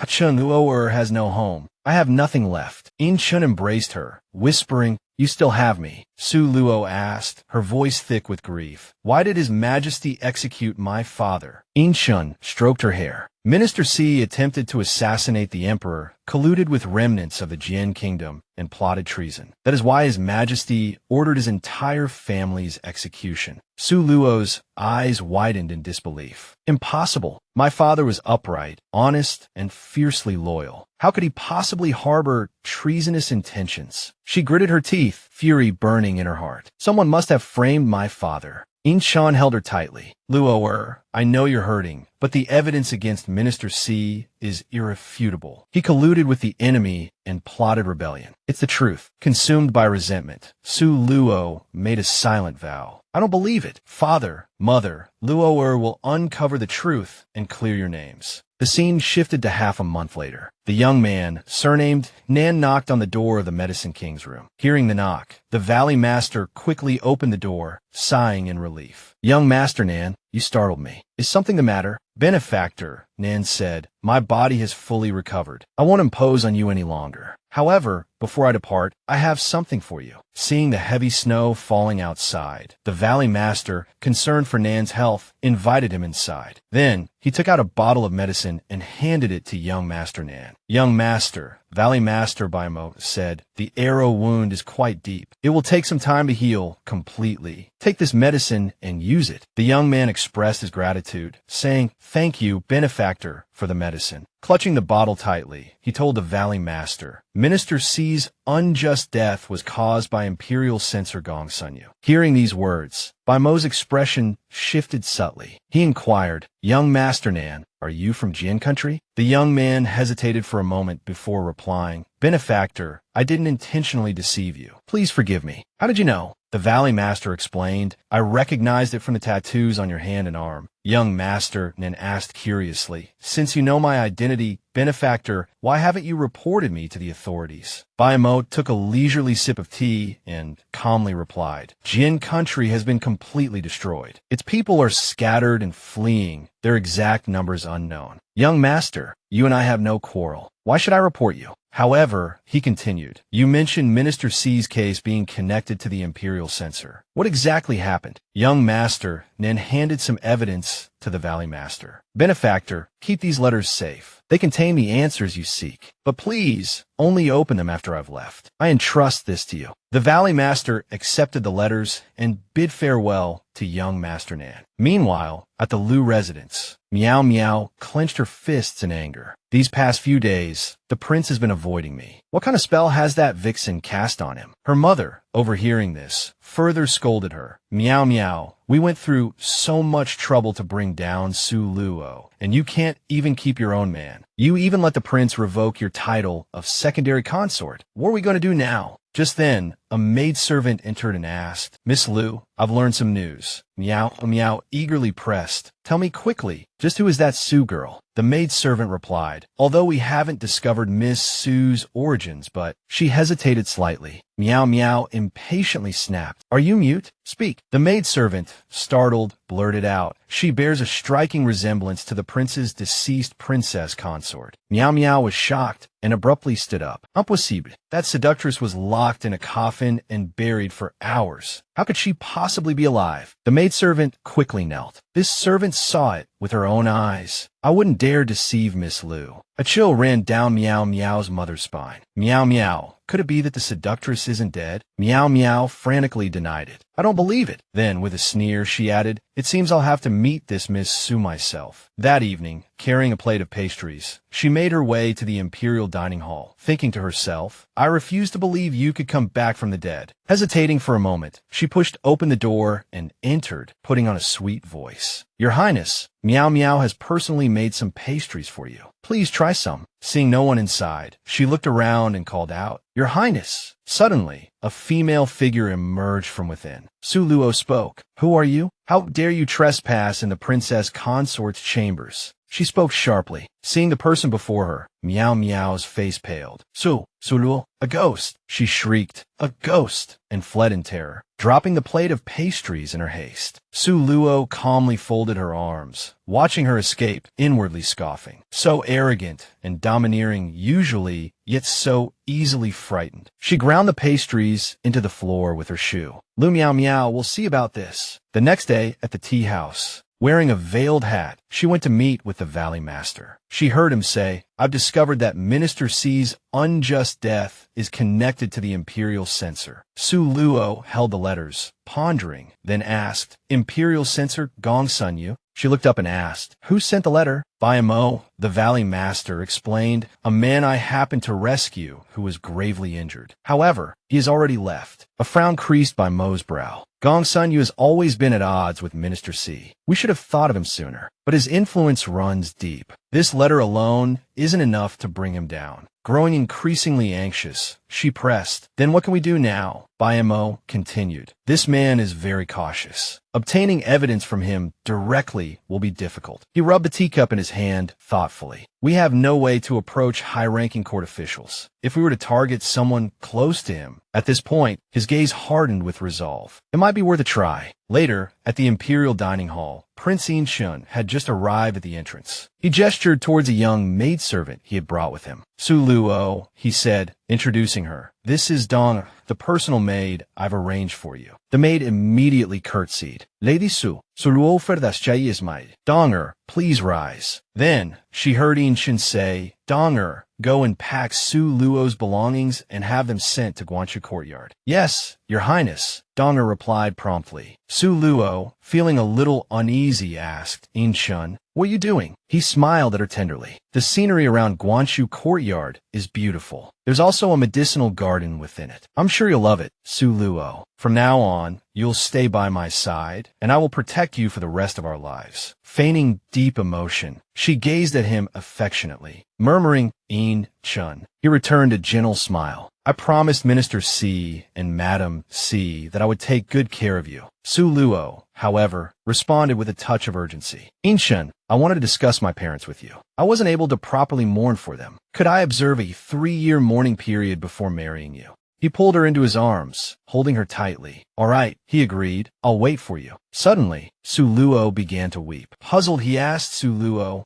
What's wrong? She sobbed, I'm so useless. I know my parents were framed by treacherous villains, but I can't do anything to clear their names. He stroked her hair, trying to comfort her. Su Luo, don't cry. Tell me what happened. Hearing his words, she looked at him, her eyes brimming with tears. This afternoon, I went to pay my respects to my parents. I found a letter next to their tombstone. This letter contains evidence that the Imperial Censor is a spy for Jian country. I believe this matter must be connected to the injustice my family has suffered. Inshin took the letter and read aloud. Tuoba Nanfong, the gentleman of Jinshan, is indeed generous. The token is well crafted. I've already sent the silver to the usual place. Gong Sun Yu. At this, she began to weep again. Back then, His Majesty was the crown prince, and many officials in the court had connections to you. Could you help me investigate the imperial censor's role in framing my father? Her trembling hand clutched his sleeve. Only you can help me. To her surprise, however, he turned away. Let's calm down for a moment, he said, his face serious. Through her tears, she answered, I'm not sure. It could be an old friend of my father's. Su Luo, he asked, his expression serious. Let's calm down for a moment. Do you know who sent this letter? She cried, I don't know. Perhaps it was an old friend of my father's. He turned back to her. The origin of this letter is unknown, making it difficult to trust. If someone is deliberately using me and you to frame Gong Sun Yu, things could become very complicated. Falsely accusing a court official is a serious crime. Hearing this, Su Luo became agitated. But that Gong Sun Yu has always been at odds with my family, and he has connections to Jian country. There must be something wrong. Seeing his continued silence, she pleaded, In Shun, you must help me. Finally, he responded, Su Luo, don't worry. I will thoroughly investigate this matter. He took Su Luo's hand, looking intently into her eyes. If it's true that Gong Sun Yu colluded with rebels and framed an innocent man, I will not let him go. Hearing this, she expressed her gratitude. Thank you, Inshun. He smiled, stroking her head. Silly girl, between you and me, there's no need for thanks. Not long after, Su Luo began to cry again. Ah, Chun, she sobbed. This letter mentions Tuoba Nanfong. He must be an important person.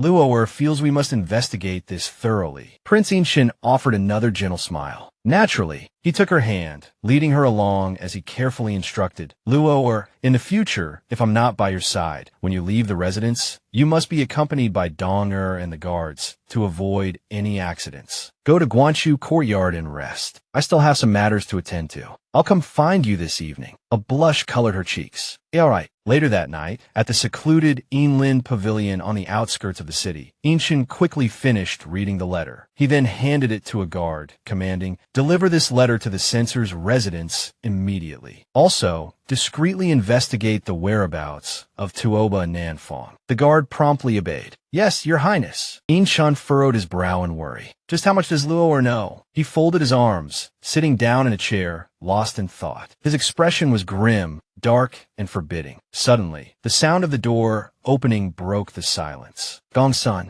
you entered. Your Highness, he said, what urgent matter requires my presence at this late hour? He sat down casually, pouring himself some tea. Inshin ignored this, getting straight to the point. Gong Sun Yu, he stated, I won't stop you from making your fortune, but the evidence of your collusion with Jian country rebels, your treason against the state, is irrefutable. Even I cannot save you. He lifted his teacup. Gong Sun Yu was so startled by these words that he spilled tea all over himself. He then feigned a look of alarm. Your Highness, such accusations cannot be made lightly. Inshan slammed his teacup down on the table. Gong Sun Yu, he said sternly, I don't want to know what dealings you have with Tuoba Nanfong, but based on your actions, others have their eyes on you. Just wait for your head to roll. A smile suddenly spread across Gong Sun Yu's face. Your Highness, he said, my business dealings are perfectly legitimate. And don't forget, we have a connection. He thought to himself, thankfully, that person informed me beforehand. If I were to die now, without confronting him, what could Inshun possibly do to me? Aloud, he continued, let me see. That Tuoba Nanfong and your Highness's mother were both from Jianing country. Have you never considered reclaiming Jian country? Inshun slammed his hand on the table in fury. Silence, he roared. I received a secret letter. Although the information within cannot yet be confirmed, it accuses you of treason. Furthermore, there are already people investigating the C family's case. Gong Sun Yu, restrain yourself. If I hear the C family's name mentioned again, neither of us will escape the consequences. Gong Sun Yu picked up his teacup. Rest assured, Your Highness, he replied, I will be as silent as the grave. Stroking his beard, he thought, those letters have already been moved. Suddenly, In Chun spoke again. And another thing, control your son. At these words, Gong Sun Yu sprang to his feet. Your Highness, he said anxiously, my foolish son, in a drunken stupor, offended someone. I have already severely punished him. I will bring him to apologize on his knees another day. But Inchun simply took a sip of tea. Forget it, he said. There will be no next time. That night, at the Liu residence, Meow. Meow huddled, trembling, muttering, there's a ghost. A maidservant tried to soothe her. Miss Liu, listen to me. Suddenly, Meow Meow's mother entered. What is all this commotion? The maidservant, seeing her, breathed a sigh of relief. Madam Liu, you're finally here. The maidservant recounted the events in a panicked rush. Yesterday, after Miss Liu went out, she came back clutching herself and crying, there's a ghost. There's a ghost. No matter how I tried to console her, it was no use. Her mother asked with concern, Meow Meow, did you see that vixen, Su Luo? Meow Meow replied in terror, I saw her ghost. Hearing this, her mother removed her cloak and comforted her. Meow Meow, that was truly Su Luo, not a ghost. I ran into her this afternoon as well. Don't frighten yourself. Her cloak was suddenly pulled open, startling her into a scream. Stay away, she shrieked. Her mother scolded her with a touch of disgust. Meow Meow, get a grip. Then, she picked up a cup of water from the bedside table and splashed it directly onto her face. Meow Meow, dripping, finally regained some semblance of composure. Clutching her mother's sleeve with a worried look, she asked, Mother, that vixen is still alive. She's back to steal the prince's affections. Her mother, relieved, replied, You're finally awake. The two sat down on the edge of the bed. Her mother began, The prince treats that vixen like a treasure now. This time, she's back for revenge, Meow Meow. You need to think of something quickly. Meow Meow retorted angrily. You always tell me to think of something whenever something goes wrong. What can I possibly do? As she spoke, she paused abruptly. Wait, I was so scared at first, but I think I heard that vixen ask me, Who are you? Hearing this, her mother asked in surprise, She didn't recognize you? Meow. Meow stroked her chin thoughtfully. Now that you mention it, the prince did decree that no one was to mention the deceased princess consort. Suddenly, it dawned on her. Could it be that the vixen has lost her memory? If only she truly didn't remember the past. The thought brought a smile to her face. Whether it's true or not, I'll find out. Su Luo, if you want to fight me, you're courting death. Suddenly, a voice called out, Ding Yang. She frowned. Xingya. Looking at the little boy before her, she asked, Xing, why are you here? The little boy scratched his head. Ding Yang, I'm hungry. Seeing her hesitation, her mother urged, Meow Meow, you can't conceive. If you lose your position as princess consort now, you might as well adopt Xing and raise him. If anything happens, this child might just save your life. Meow Meow pursed her lips. Mother is right. Then, she said gently to the little boy, Xing, Ding Yang will go and prepare a late-night snack for you. The next morning, in the prince's garden, Su Luo was admiring the flowers when Meow Meow approached. The plum blossoms are truly beautiful today. Su Luo, with her back to Meow Meow, frowned in discomfort. Then, she asked, Miss Su, do you remember me? At this, Su Luo turned around, feigning surprise. Of course, she said, putting on a sorrowful expression. Looking at her, she continued, Sister, I'm sorry. It was Meow Meow who was ignorant before, always opposing you. You're magnanimous, not stooping to my level. Please forgive me. Su Luo watched this performance, inwardly scoffing. Look at you putting on an act. She heard Meow Meow continue, Sister, your son's death in the fire had nothing to do with me. The mention of her son caused Su Luo to falter. Suddenly, Meow Meow ribs withist. If you resent me, hit me until your anger subsides. Su Luo feigned fear, pulling her hand back. Who are you? What sister? Su Luo has never had a sister. Hearing this, Meow Meow frowned. Could it be that this vixen really has lost her memory? She pressed further. Miss Su, where did we first meet? Su Luo quickly replied. In the Imperial Garden, of course. That day, you seemed very frightened. This answer made Meow Meow secretly rejoice. It seems this vixen really doesn't remember anything. I was worried for nothing. Seeing Meow Meow cover her mouth and giggle, Su Luo frowned and asked, What are you laughing at? Miss, did I say something wrong? Meow Meow waved her hand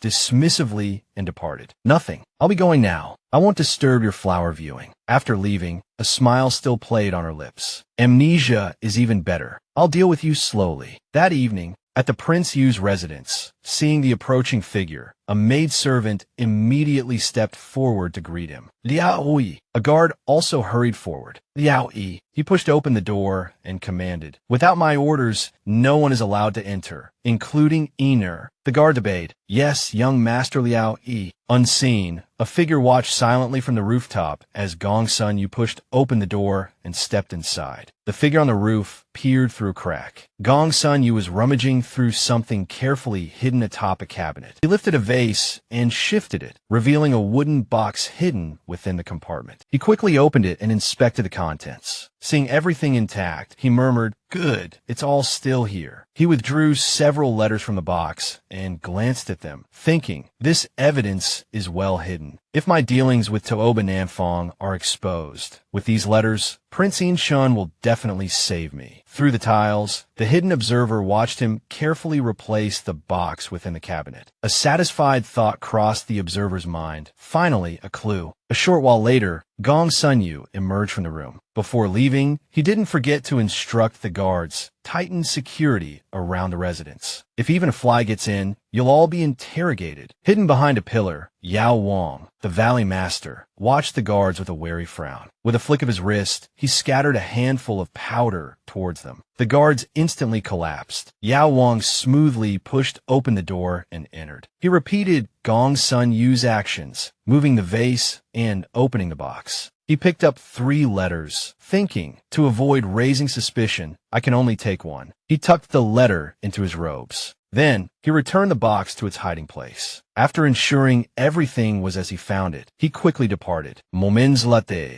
a man carrying a lantern came to check on the guards. Seeing them sprawled on the ground, he angrily scolded, "You dare sleep on duty? Do you want to lose your heads?" Terrified, they pleaded for mercy. "Master, we know our mistake. We won't dare slack off again." As they spoke, they slipped some silver into his hand. "Master, please be magnanimous and forgive us this once." Seeing the silver, the man, feigning anger, relented. "Get up, I'll spare you today, but there won't be a next time. Otherwise, you're dead." After he left, the guards repeatedly thanked him. Yes, yes, yes. Thank you, master." They questioned each other. How do we fall asleep? Did someone come by? One of them hissed, "If you don't want to die, pretend nothing happened tonight." Meanwhile at Guanchu Courtyard, Inshin came to visit Su Luo. "Luo, he said, if anything is missing in this room, just have someone bring it to you. Make yourself at home. Don't feel constrained." She replied, "I understand." Luo does. He glanced at Su Luo, noticing her pale complexion. "Luo, what's wrong? Is something troubling you?" he asked immediately. She turned to him and said, "Today, a girl named Lu Miao Miao kept apologizing to me and saying strange things." Inshin paused. "Miao Miao.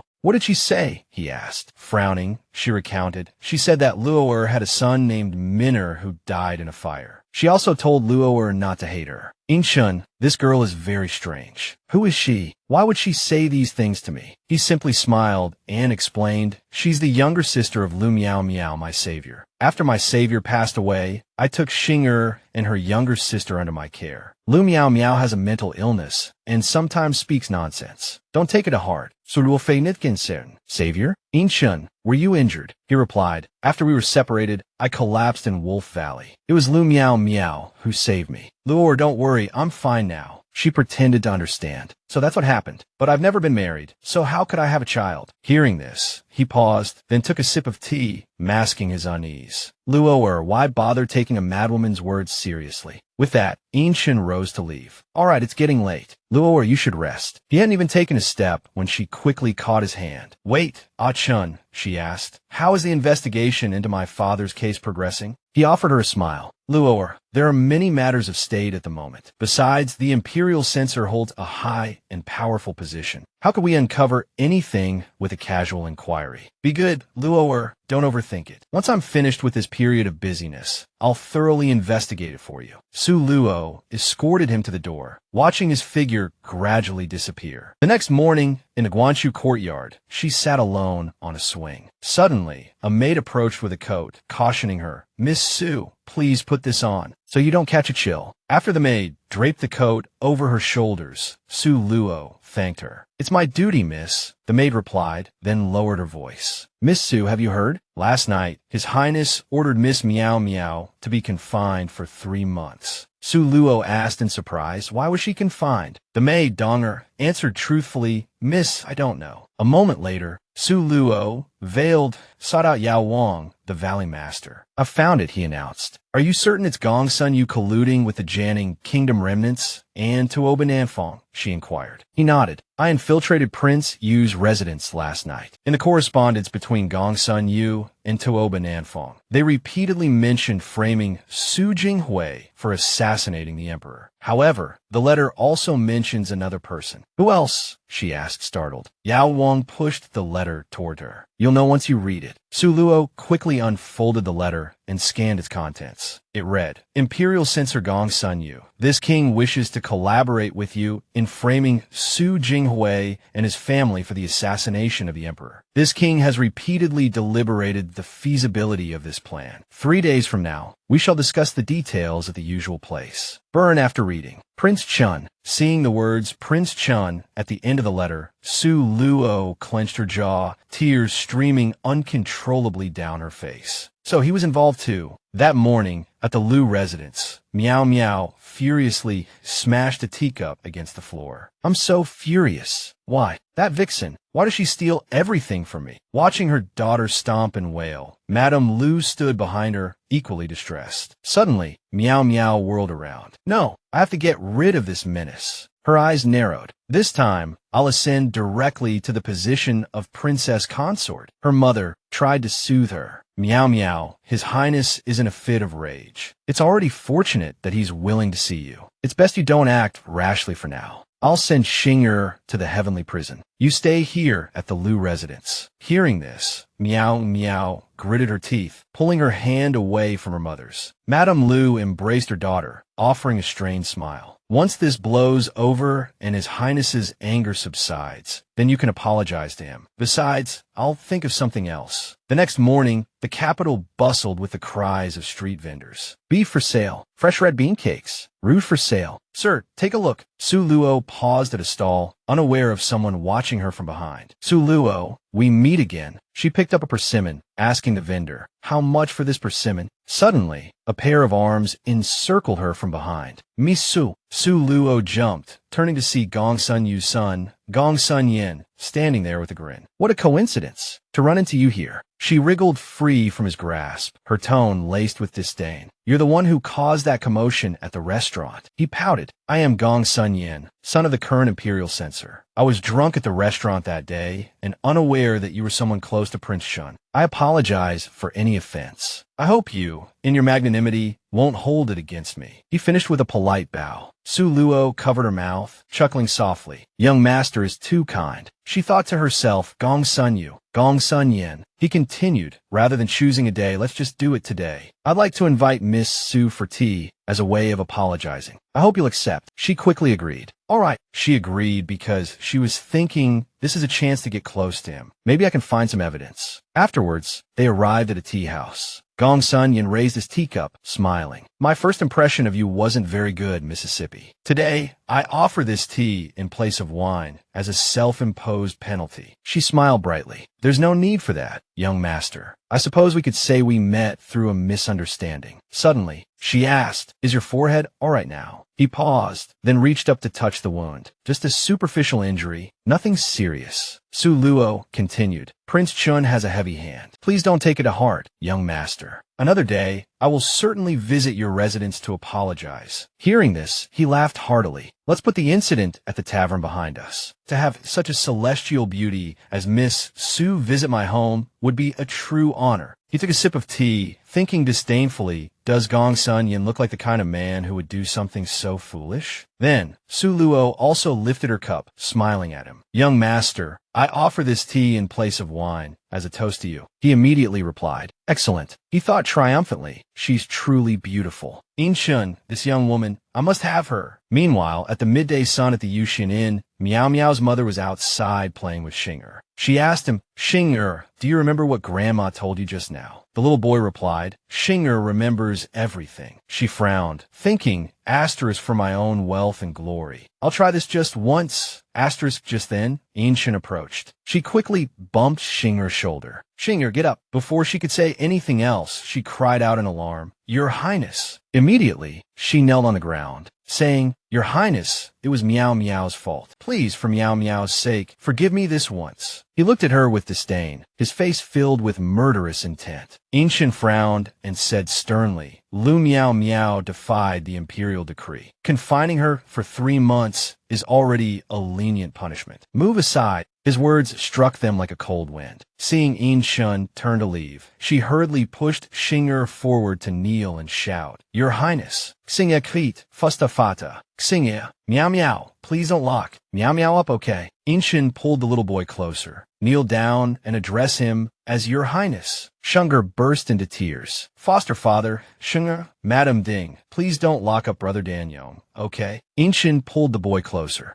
reached out, and embraced him. "Xing'er, there are consequences for wrongdoing. No one is an exception. If you stay in a residence and continue to speak like this, spouting such nonsense, I will cut out your tongue." Meow Meow's mother unconsciously touched her own lips, trembling as she replied, "Yes, Your Highness, I won't dare again." Sometime later, in the outskirts at the island pavilion, Ancient was sitting and reading. Then, someone entered to report, "Your Highness, after several days of secret investigation, we have finally located General Tuoba." Ancient put down his book, saying, "Bring him in." Hearing the command, the guard immediately went to summon the man. "This way, please." The man walked forward respectfully, bowing. "Tuoba Nanfong greets Your Highness." Ancient leaned back slightly, folding his arms. "General Tuoba, where have you been these past few days?" Nanfong slowly began to explain. "This official was conducting business with that Gong Sun Yu. I never expected that old fox would try to silence me." Hearing this, Ancient asked, "Then how did you escape, General?" Nanfong sighed. "Fortunately, I am blessed with good fortune. I fell into a waterfall, and there was a river below. That's how I survived." "Your Highness, did you summon me just to discuss this matter?" Ancient spoke frankly. "Of course not. How do you usually handle the documents from your transactions with the Imperial Censor?" Tuoba Nanfong was utterly shocked, stammering, "These secret letters, they're all hidden away, kept by my father personally." Ancient slammed his hand on the table in a fury. "The documents have been leaked. General, I urge you to thoroughly investigate this matter immediately." Nanfong only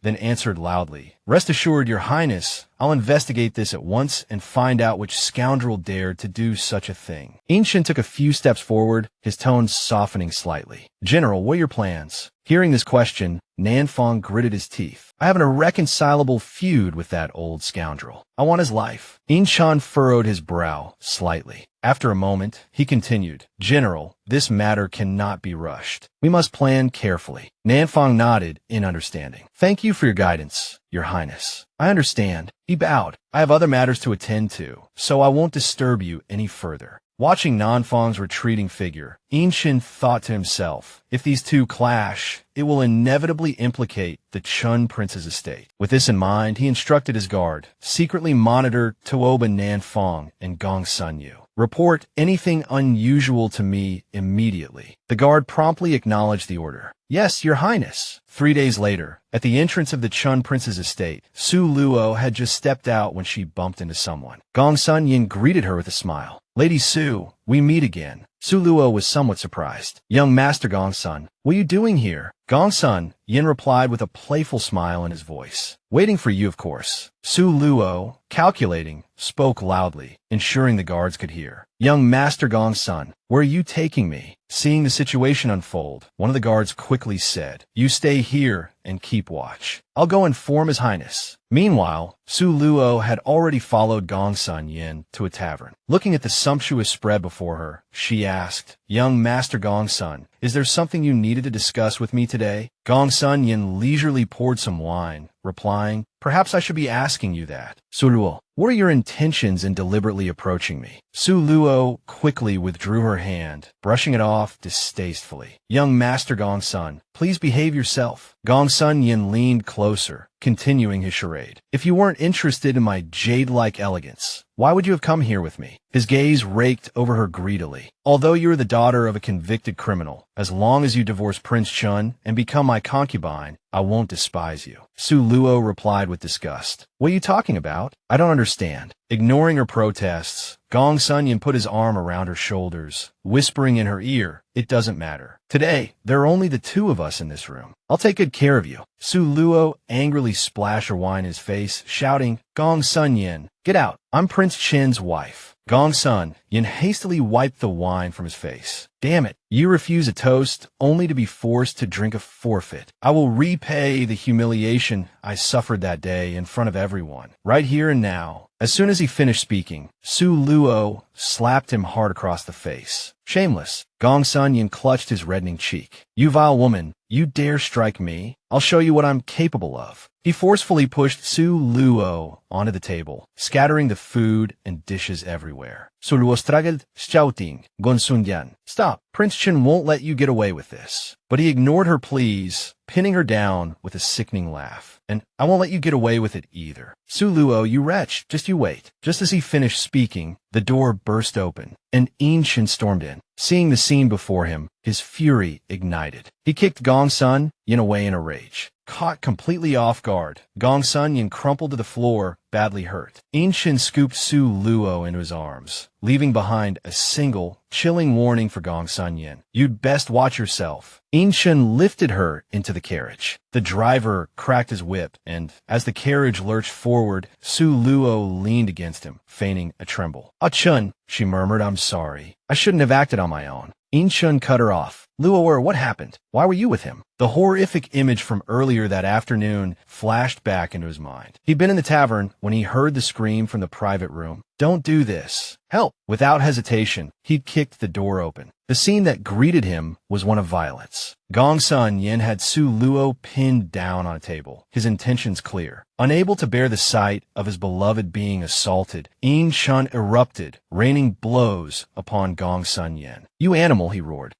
His fury spent, Yin Shin rushed to Su Luo's side, holding her close as tears streamed down her face. It's all right, he soothed. I'm here. Su Luo looked up at him, her expression a picture of distress. Ah Chun, she whispered. Gong Sun Yin, his clothes disheveled, scrambled to his feet. He pointed at Su Luo accusingly. You dare hit me? She was the one who seduced me. Yin Shin seized Gong Sun Yin's hand, his grip like iron. Take your filthy hands off her. His eyes, bloodshot, burned with a chilling intensity. Gong Sun Yin cried out in pain, feeling the bones in his arm begin to grind. Stop, Yin Shin. How dare you? My father won't let you get away with this. Back in the present, Su Luo continued her tearful explanation. I knew Gong Sun Yin was the Imperial Censor's son, so I wanted to get close to him to see if I could get into the censor's estate and find evidence that his father framed my father. Yin Shin's voice was gentle. Gong Sun Yin is indeed a Wan Kujadi, dissolute youth, but he's not easily fooled. He wouldn't have let you into the estate so easily. Su Luo's tears continued to fall. I'm sorry. I was just so desperate. She changed the subject. Ah Chun, how did you know I was there? Yin Shin smiled softly and stroked her hair. The guard on duty told me. He pulled her close. I'm sorry I didn't protect you. Su Luo nestled against him. Ah Chun, I won't make you worry again. Meanwhile, at the Imperial Censor's estate, servants carried Gong Sun Yin, groaning in agony, into his room on a stretcher. It hurts. It hurts so much, he wailed. The servants panicked. Quickly, go get physician, leave from the estate. A maid scurried off. Another servant added, and informed the master. The young master is injured. Gong Sun Yin thrashed on his bed, his moans filling the room. Moments later, the maid returned with the physician. Physician Li, he's here. Physician Li approached the bed and examined Gong Sun Yin's swollen face. Young master, your face. Gong Sun Yin cut him off. Down there. The physician understood. He pulled back the covers and gasped in shock.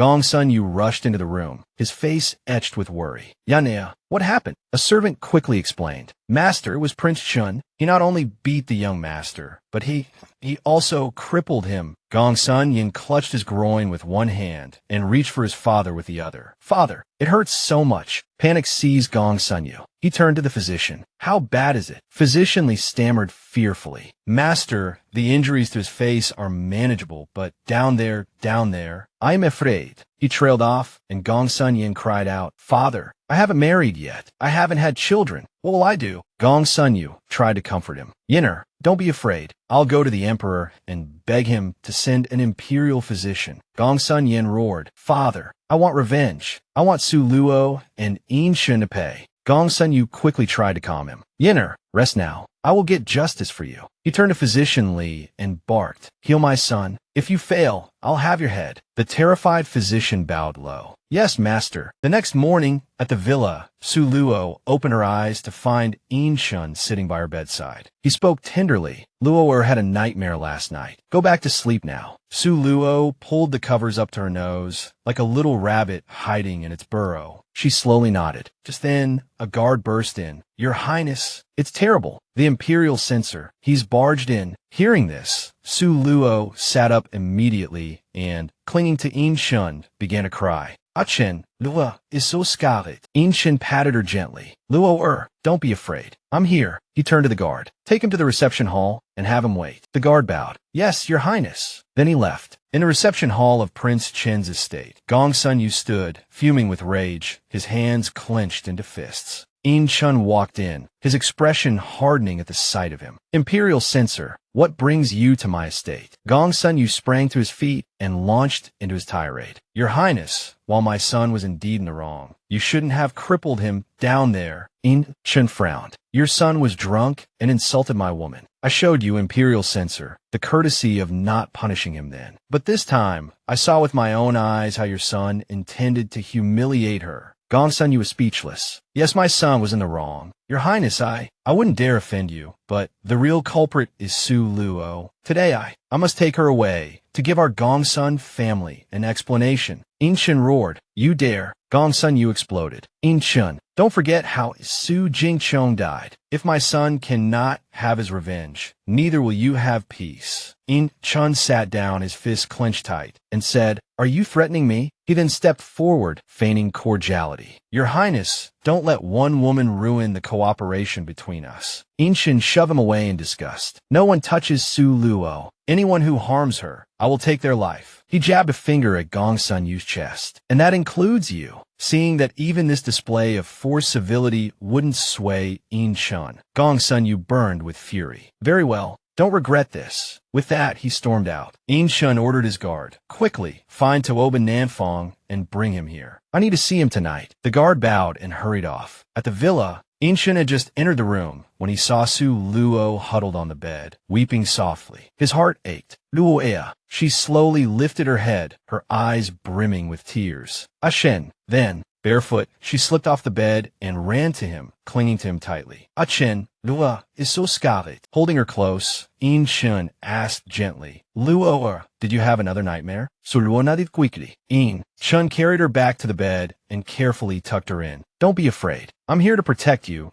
Su Luo clutched his hand. Chun, stay with Luo, lie down for a while. Luo can only sleep then. Hearing this, he couldn't help but smile. All right. He lay down beside her, holding her close, and gently patted her back. Gradually, Su Luo's breathing evened out, and she fell asleep. Seeing her asleep, Yin Chun quietly slipped away. That night, at the secret forest pavilion, Tuoba Nanfong had been summoned. Your Highness, you sent for me. Yin Chun began. General, if we are to eliminate Gong Sun Yu, what is your plan? Nanfong swirled the tea in his cup. Your Highness, I am still formulating a plan. My only concern is my son. Yin Chun replied, Rest assured, General. I will see to your son's future. I will keep my word. Hearing this, Tuoba Nanfong immediately stepped forward and bowed. Thank you, Your Highness. Yin Chun continued. Have you found the traitor who leaked the letters? Nanfong nodded. It was Su Wu, someone who has served me for many years. He is dead now. Upon hearing this news, In-chun felt a sense of relief wash over him. He began to grind ink, his mind already composing the words he would write. Why would he do such a thing? He murmured to himself. Tulba Nanfang replied, Ive investigated terroli. He intended to seize power while I was away, using these secret letters to sow chaos. In-chun handed the letter to Nanfang. Though the traitor has been dealt with, he said, you must remain vigilant, General. Take this. In 3 days. Nanfang read the letter, a low whistle escaping his lips. Brilliant, he exclaimed. He then held the letter to the flickering candle flame, watching as it turned to ash. The following morning, the emperor arrived, and the court assembled, bowing low. Long live the emperor! 10,000 years, they chorused. Emperor Yin Jing responded, rise. He had barely finished speaking when Gongsun Yu rushed forward. Your Majesty, he cried, you must grant me justice. My son merely flirted with the daughter of a convicted criminal. Yet the prince, he beat my son so severely that he remains unconscious. He continued, his voice choked with emotion. He cruelly severed the Gongsun family line. Yin Jing turned to In-chun. Is this true, what the imperial censor says? In-chun responded quickly. Your Majesty, Su Luo is not the daughter of a criminal. She's my princess consort. Gongsun Yin harassed my wife. How could I tolerate such an insult? So, I perhaps used excessive force. He was cut short by Yin Jing's rebuke. Have you forgotten my teachings? Act with prudence, not with recklessness. Why do you never listen? In-chun, unfazed, smoothly replied, you are right to chastise me, brother. Gongsun Yu seized the opportunity, adding, Your Majesty, while my son was indeed in the wrong, was it necessary to beat him so savagely? Besides, just a month ago, it was reported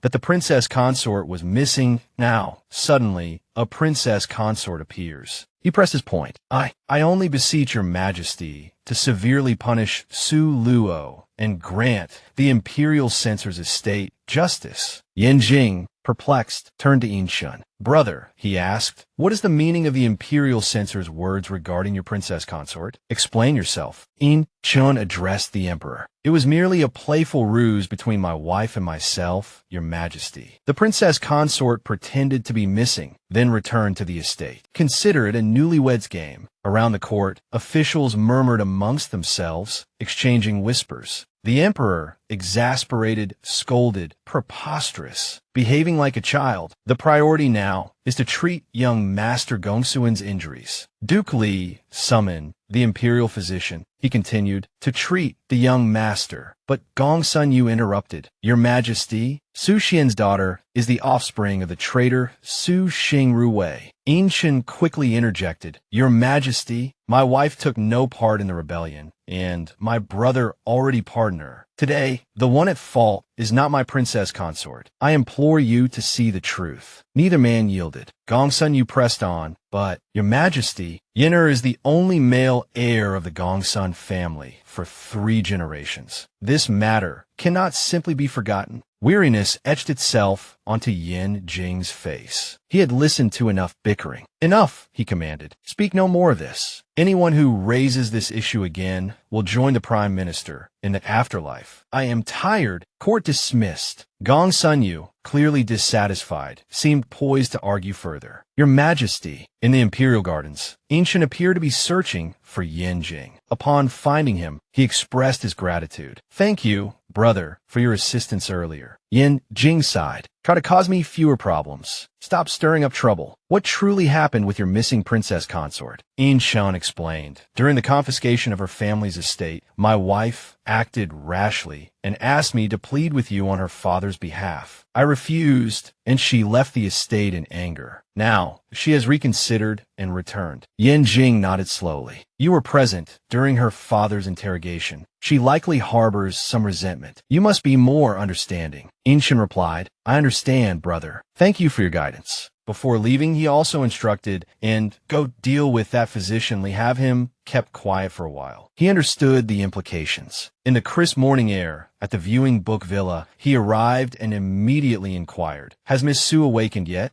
A servant girl beside him replied, Your Highness, Miss Su, nightmares all night and only slept soundly this morning. She just woke up. Your Highness, please come back later. Seeing her huddled form, he couldn't help but worry, calling out Luo. Su Luo saw him and cried, Ah Chun, I'm sorry, it's all. Luo es fault. Luo caused you trouble. Did Gong Sun Yu give the emperor any trouble? He gently stroked her cheek, replying tenderly, No, Luo, don't cry. Even if the sky falls, Ah-chun will hold it up for you. As soon as he finished speaking, she sobbed, But I heard the servants say Luo ended the Gongsun family line. They definitely won't let Luo go. Luo is scared. Inshin held her in his arms, gently patting her back. Don't be afraid. As long as Ah-chun is here, no one dares to touch Luo. Luo has lost so much weight recently. Ah-chun will take you to eat something. She agreed. That evening, at the Secret Force Pavilion, he asked, Your Highness, you sent someone to say you found someone who can cure my son. Is that true? He replied, Your son is indeed physician Li's weakness. Hearing his tone, Gong Sun Yu flew into a rage. In-chun, you're playing me? He responded triumphantly. If this prince hadn't said so, how could you have come to see this prince so quickly? Gong Sun Yu shouted, Prince Chun, what do you want? In-chun then took out 3 sheets of paper, saying, Gong Sun Yu, this game you're playing is quite ambitious. This prince was almost fooled by you.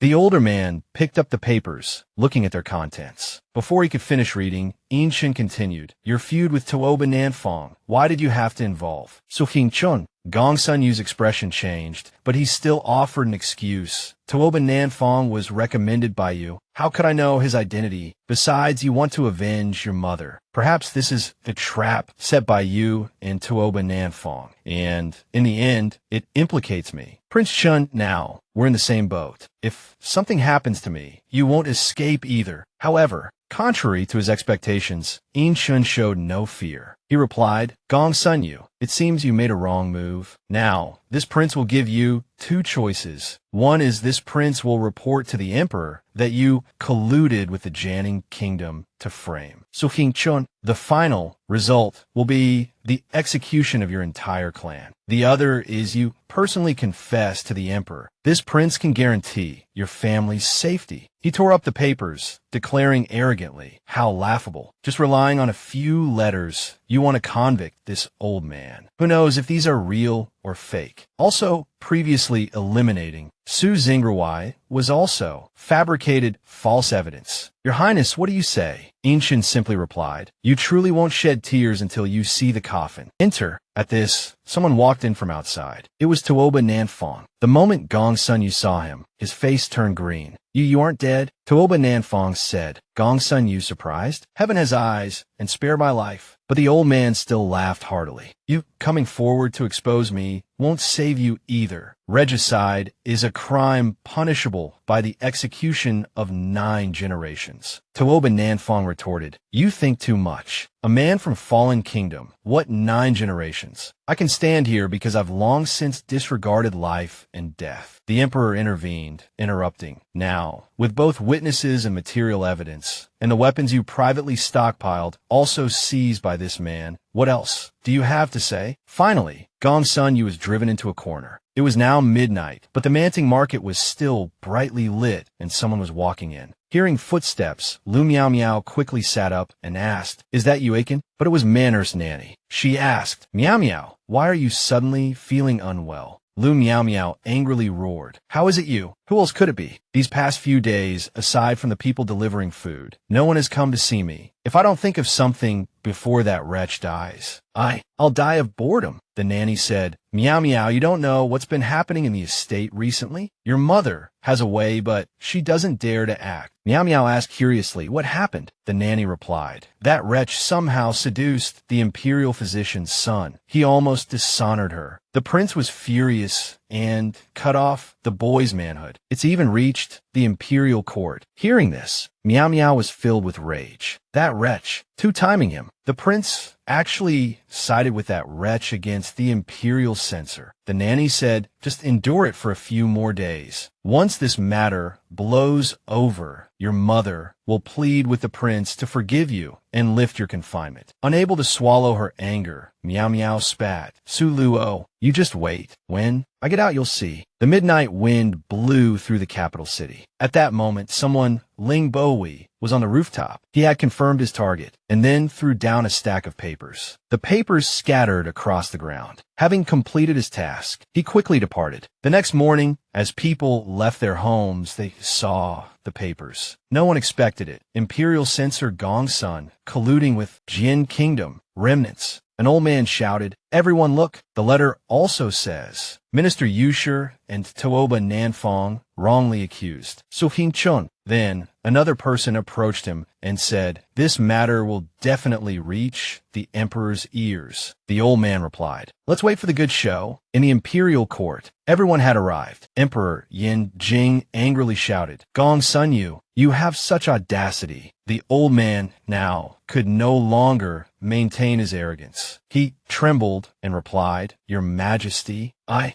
confess my guilt. What's written on the paper is all true." The officials behind him couldn't hide their dissatisfaction and said, "Su Jingchong was wrongly accused. Finally, someone has cleared Su Jingchong's name." The emperor thought smugly, "Gong Sun Yu threatened me. This is your consequence." The emperor gritted his teeth and said, "Continue." Gong Sun Yu, his face drained of color, trembled. He stammered, I blinded by greed, momentarily confused, colluded with corrupt merchants, sold weapons to Toba and Fong. Tooba Nanfong attempted to assassinate Your Majesty. He used contraband to bribe and threaten Your Majesty. Your Majesty was forced to frame Su Jingchong with him, but the other officials wouldn't accept his plea for forgiveness. They said, "Your Majesty, Gong Sun Yu colluded with rebels, harmed an important court official, and embezzled contraband. His crimes are compounded. He should be executed along with his 9 clans as a warning to others." The old man fearfully pleaded, "Your Majesty, this matter has nothing to do with my family. They know nothing. I beg Your Majesty to spare their lives." The emperor then spoke, "Your Majesty, your brother has something to say." Yin Jing listened as Yin Shun said, "Gong Sun Yu sold the court's contraband only for profit. He had no intention to harm anyone. The attempt on Your Majesty's life was also because he was threatened. Today, I risk my life to speak because I have a selfish motive. The Gongsun family line has been severed. Today, I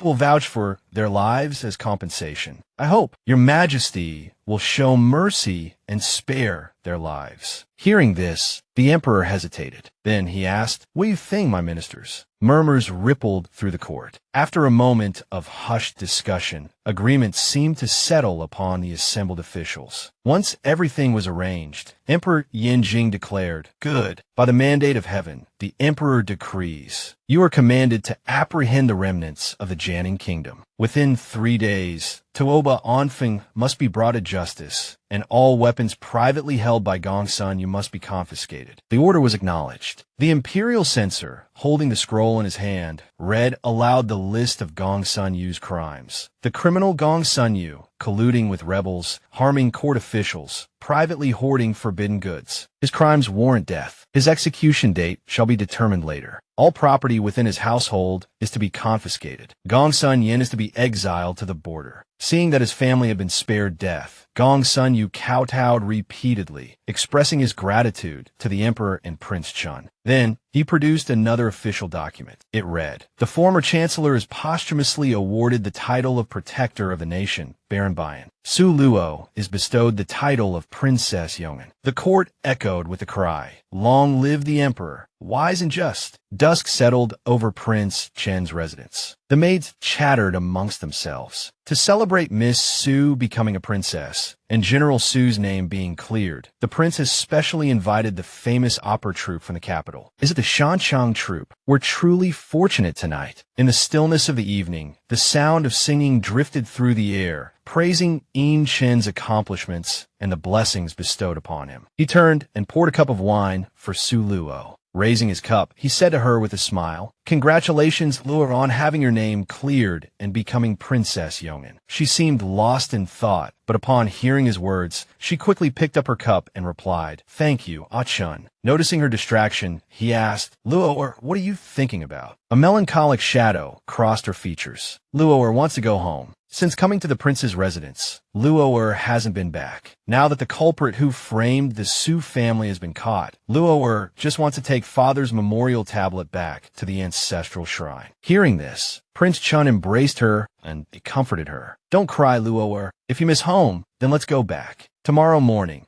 Chun will accompany Luo home. She was deeply moved by his words. The sound of singing also echoed through the Manting Market. The fragrance of flowers welcomed guests to the ornate pavilion, surrounded by lush greenery. Lu Miao Miao stormed out, demanding, "What day is it today? Why have they even hired an opera troupe?" A maid, carrying a tray of food, said, "Your dinner, Princess Yong." Lu Miao Miao snapped, "Hey, I'm asking you, why is it so lively outside?" The maid replied, "Princess Yong. Her name has been cleared, and the emperor has specially bestowed upon her the title of Princess Yongin. The prince has invited an opera troupe to celebrate." The word struck Lu Miao Miao like a bolt of lightning. "What? Princess Yongin? How could this be?" she cried in disbelief. The maid, who disliked Miao Miao, thought to herself, "Serves you right. Who told you to be so arrogant all the time?" Quickly handing Miao Miao's food to another maid, she said, "Here's your mistress's meal. Princess Yong, if there's nothing else, I'll take my leave." The other maid said, "Princess Yong, please eat something." But Lu Miao Miao, in a fit of rage, swept the food to the floor. "Eat? Why should I eat? Why? Why does that wretch get to rise above me? Was that old woman waiting for that wretch to become princess before rescuing me?" Early the next morning, at the Su residence, Prince Chun had already brought Su Luo home. "Luo, be careful," he said, guiding her. She stepped forward and pushed open the door. Seeing the dilapidated state of the house, she couldn't help but feel a pang of sadness. How did it become like this? He said, "I'm sorry, Luo. I've been busy with official duties lately and haven't paid attention to the Chancellor's residence. I'll send someone to clean it up immediately." She replied, "No need. Luo's home. Luo will clean herself." Su Luo pushed open the door and stepped into the room. The interior was in complete disarray. She walked further inside, rummaging through the debris, when suddenly her eyes fell upon something familiar, her portrait lying discarded on the floor. She snatched it up, and then tears welled in her eyes. Her voice choked with sobs as she cried out, "Father, mother, Luo and little brother, why did you abandon?" Luoya, In Shun, sharing her grief, offered words of comfort. "Luo," he said softly, "if Minister Su and your mother could see like this, heartbroken. Minister Su's name has been cleared. Luo should tell them this good news." Hearing his words, she replied, "Yes, I must tell, Father." Arriving at the Su family's ancestral hall, she turned to him and explained, "Chun, no one but the Su family descendants can enter. You wait outside for Luoya." He agreed to wait, and she handed him a basket filled with items. Then she returned inside and put everything in order. Su Luo took a cloth and meticulously wiped away the cobwebs. Then she carefully cleaned the ancestral tablets before lighting incense, filling the air with a delicate haze of smoke. Gazing at the tablets before her, tears welled up in her eyes once more. "Father, mother, Luo has brought you home. Luo misses you so much. Please rest assured, Luo is safe now. If there is anything you need, please send me a dream to tell me. Father, Luo will definitely catch all those who framed. I will never let them go." As evening approached and people bustled through the streets, Yavang, Ze ein Su Luo, exclaimed, "Luo, Gong Sun Yu is notorious throughout the capital for his lechery. How could you put yourself in such danger without consulting me? What if something had happened? How could I face your deceased parents?" Su Luo, her gaze firm with resolve, replied to her master, "Master, if I hadn't done that, how could I have driven Gong Sun Yu and In Shun to become enemies so quickly? Besides, rescuing the damsel in distress was also part of the plan. Master, you needn't worry. Luo has her own plan." Her master, still worried, pressed her, "What plan?" "Luo, do you realize you were almost violated by Gong Sun Yu?" Hearing these words, Su Luo slammed her hand on the table, her heart filled with resentment and a burning desire for revenge. She cried out, "If I don't take risks, when will I ever avenge my family?" Yao Wang, seeing that he couldn't dissuade Su Luo from her determined course, approached her and said gently, "Luo, if you want revenge, I won't stop you, but you must promise me you won't act recklessly again and put yourself in danger. Tears choked her voice as she recalled the past 4 years. What was danger? Every day of these past years had been an agonizing struggle in the abyss of loneliness and pain. Her master's heart ached for her. He understood her pain and comforted her. Su Luo, from now on, I won't let you suffer anymore. Seeing her master's unwavering support, Su Luo felt a surge of gratitude. Then Yao Wang told her, I've been investigating Ah Chen's amnesia and Lu Rui's murder. Su Luo replied sadly, fate is truly cruel. Everything went wrong from the very beginning. Master, thank you for saving Luo that day. Time flashed back to the day Su Luo was attacked. It was her master who intervened and saved her from certain death. Seeing what had happened to Luo, he felt both heartbroken and determined to remain calm as he rescued her, treated her wounds, and helped. Su Luo recovered. When she awoke, she wept bitterly in agony, not only from the severe wounds on her hands which were bandaged, but also from the unhealed wounds in her heart. She woke up and saw her master sitting before her and asked in a panicked voice, Master, is that you? Luo isn't dead. I'm really still alive. Yao Wang, hearing this, felt a pang of sympathy and gently stroked her, hissing, Silly girl, what nonsense are you talking about? Su Luo covered her face with her hands, weeping. Master, Su Manor is gone. Luo, her child, is also gone. Her master gently comforted her. Cry, let it all out. Your heart will feel better. 3 days later, in the 100-plum abode, her master helped Su Luo outside for some fresh air. She had been recuperating in her room for the past few days. Yao Wang supported her as she sat at the table. It's rare to have sunshine today. Luo, come out and bask in the sun. Your body will recover faster. Su Luo replied, Thank you, master. Then she voiced her confusion. There's something Luo wants to ask you. Hearing this, her master guessed her question. Peeling a tangerine, he said, Luo wants to ask, Master, how I knew that you were in trouble and how I rescued you from In Chen's clutches, right? Yao Wang began to explain everything. Half a month ago, I received a letter from your father. The letter instructed me to take good care of you. I had a bad feeling, so I immediately rode to the Chancellor's residence, but I was too late. Then I infiltrated Prince Chen's residence while you were asleep. I gave you the 7-day powder. Originally, I planned to wait for the effects to take hold and then use the pretense of your death to take you from Prince Chen's residence. But plans never survive contact with the enemy. You were unexpectedly buried alive by In Chen a coffin. When I arrived at Cold Frost Courtyard to save you, I had already suffered greatly. Then I seized the opportunity while In Chen was unconscious and being taken away by a woman to get you out of that place of turmoil, that unrighteous and disloyal prince's residence. Back in the present, her master handed Luo a tangerine, speaking gently. Luo, it's all over now. You recover well, and master will take you back to Medicine King Valley, far away from this place of sorrow. Su Luo suddenly said to her master, Luo doesn't want to return to Medicine King Valley. Yao Wang, surprised, asked then,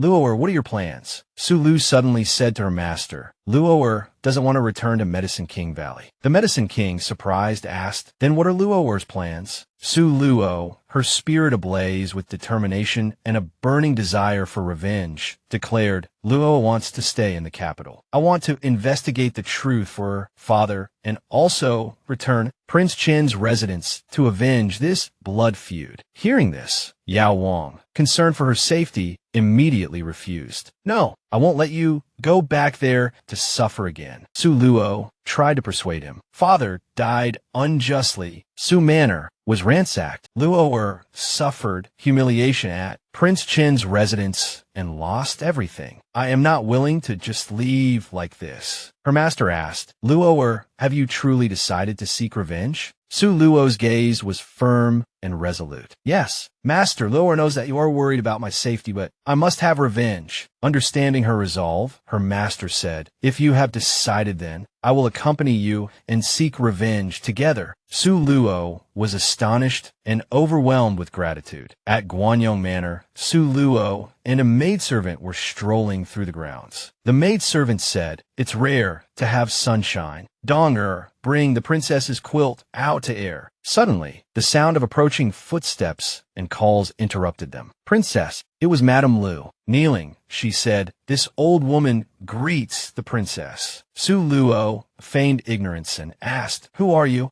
Madame Lu introduced herself and explained her purpose. "Princess, this old woman is Lu Miao Miao's mother. My daughter was impertinent that day and offended the princess. I beg the princess to be magnanimous and put in a good word to the prince to lessen Miao Miao's confinement." Hearing this, Su Luo feigned sympathy and asked, "Are you talking about that frail and sickly girl?" Hearing the words frail and sickly, Miao Miao's mother struggled to maintain her composure. Princess Yong'an continued, "His Highness told me about Lady Miao Miao. She's so pitiful, so young, yet driven to madness and afflicted with various ailments." Lady Lu, knowing she couldn't refute this, forced a response. "Indeed, His Highness is quite perceptive." Inwardly, however, beneath a veneer of patience and understanding, she seethed. Does this little wretch truly remember nothing? His Highness dares to weave such lies. If I don't eliminate you, my comfortable life will surely come to an end. Su Luo lifted Herchin. If Madame Lu were to ask, I would intercede on your behalf. I trust you will care for her well and prevent further unfortunate utterances. Lady Lu, seizing the opportunity, offered a bribe. "Thank you, Princess. A small token. Please accept it." Su Luo replied, "You are too kind," and then instructed her maid, "Donger, quickly accept this." "You offer it yourself," Su Luo thought. "Don't blame me for accepting." That evening, at Guanyong Manor, Prince Chen returned. He knocked gently and called.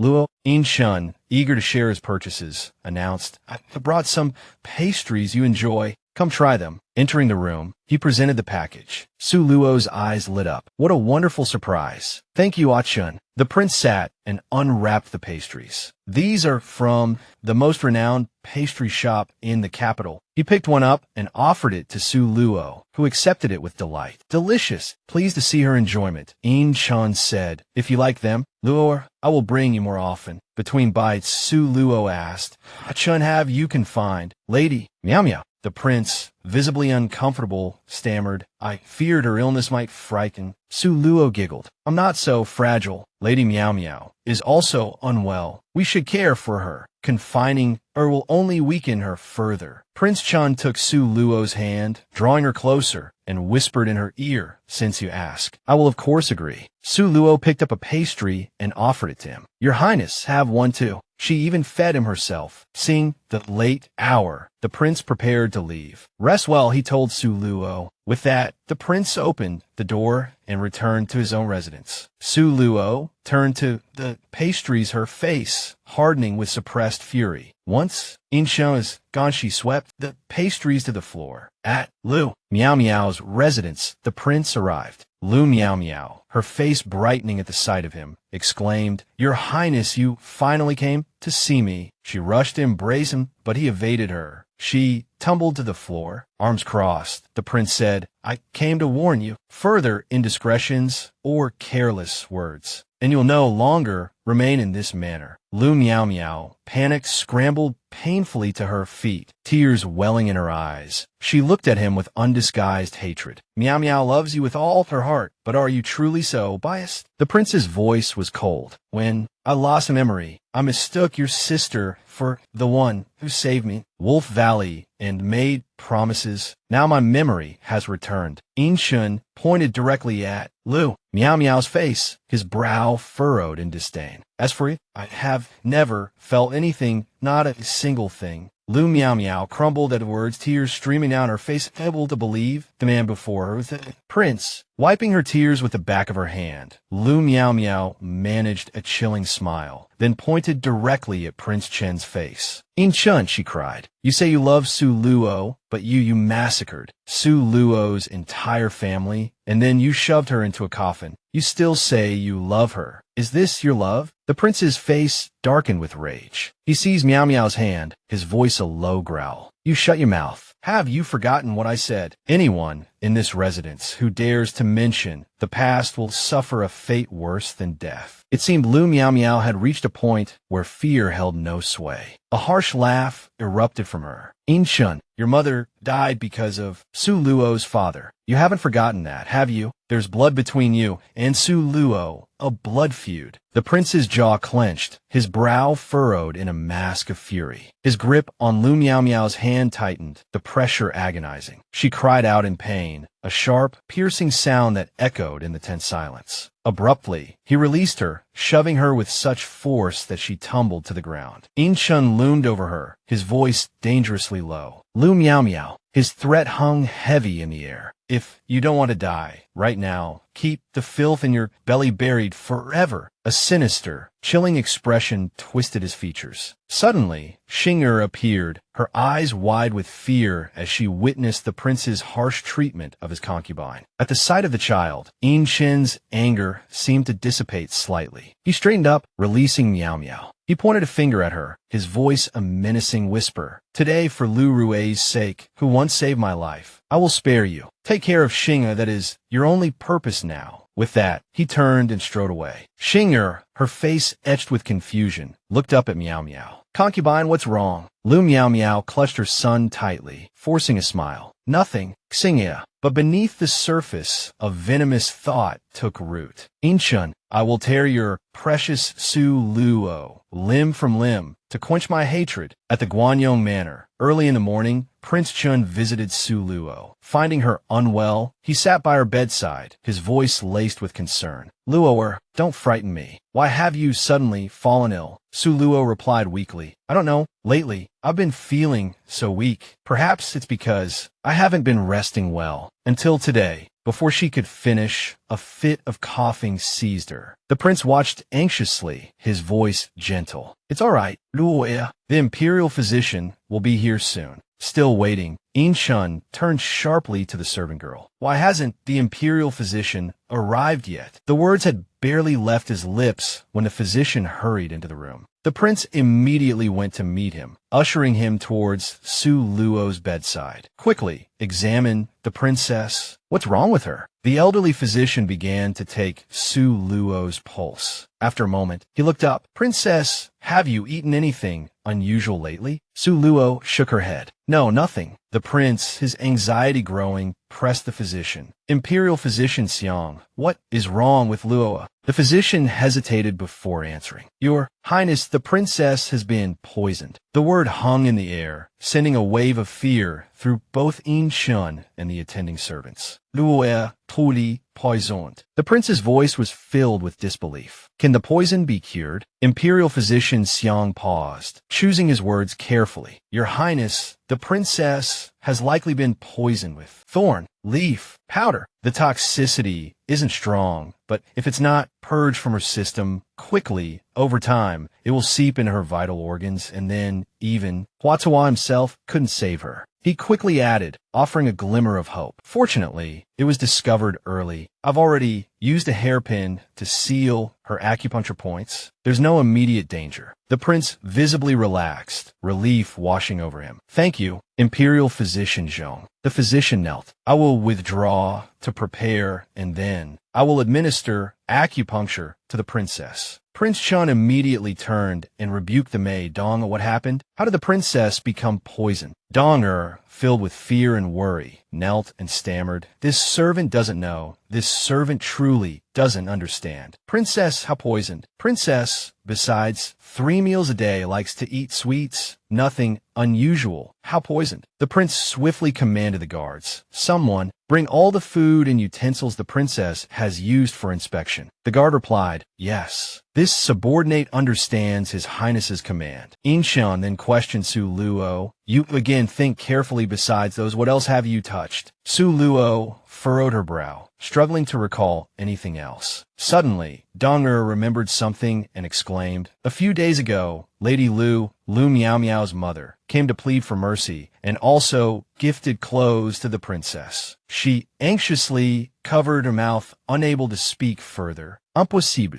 Inshun, sensing the gravity of the situation, ordered the maid, quickly bring the clothes for inspection. Dong upon hearing the command, replied, this servant will go immediately. Seeing Su Luo's cough worsening, the prince grew even more worried, and immediately asked her, Luo, anywhere else uncomfortable? Then he brought a bowl of savory soup, coaxing her to eat. Luo, drink some soup to quickly recover. A short while later, Dong returned to report, Your Highness, it's this garment. The prince commanded, quickly take it to the imperial physician to check for poison. Imperial physician Xiang arrived, took out his poison testing needle, and examined the clothes to see if they were truly poisoned. The old physician, startled, stumbled backward, seeing the needle turn black.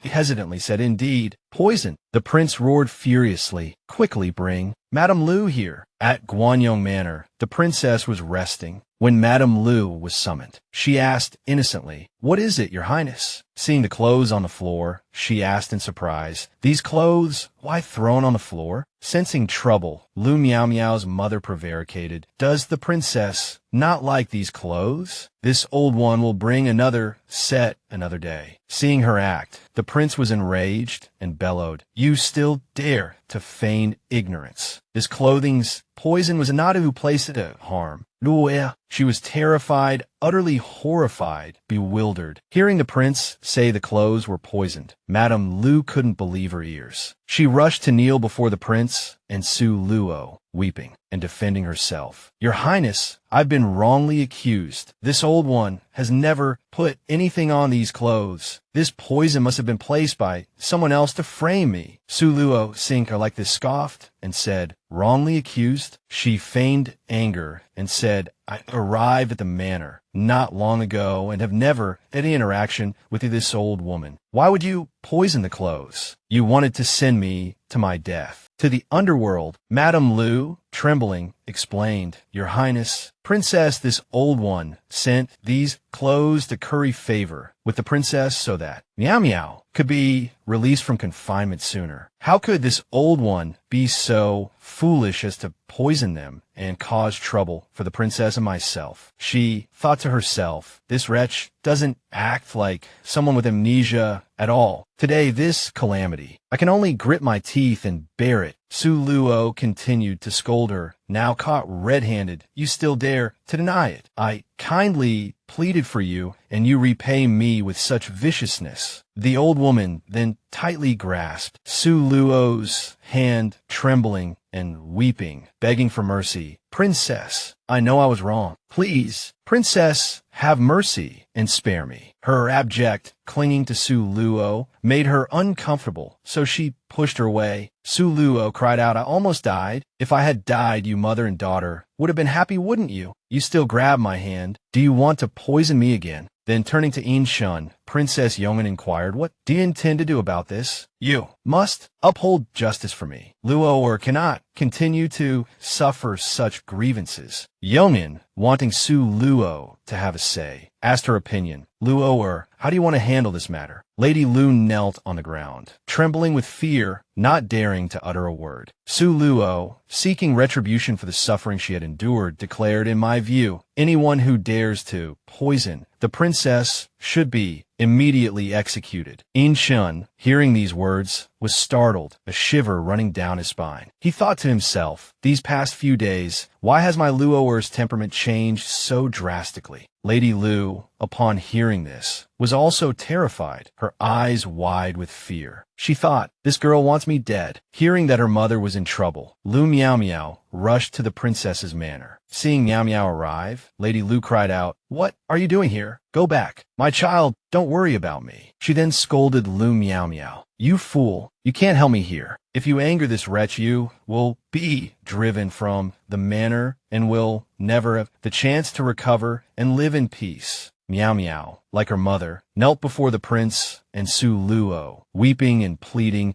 "Your Highness, I beg you, for the sake of little Shinger, who still needs care, please spare my mother this time." "Your Highness, your Highness." The prince, irritated by this plea, coldly stated, "Meow meow, you should know that your mother's consequences are her own doing." Su Luo, with a thoughtful expression, added, "Asking me to spare your mother? What authority do I even have in this manner?" Lu Meow Meow sobbed, crying, "Your Highness, my mother is already over 50 years old. Your Highness, please show mercy and spare my mother's life. I beg you." Su Luo firmly asked, "Lady Lu, if you are truly filial to your mother, why don't you die in her place? How about that?" The prince, witnessing Su Luo's drastic change, felt a chill run down his spine, a cold sweat breaking out. He thought, she clearly has amnesia. Why does she harbor such deep resentment towards these two? Lu Meow Meow and her mother took turns pleading, "Your Highness, please, for the sake of Lu Rue, who once saved your life, spare us." She even brought up Lu Rue's matter, saying, "Lu Rue has been filial since childhood. If she saw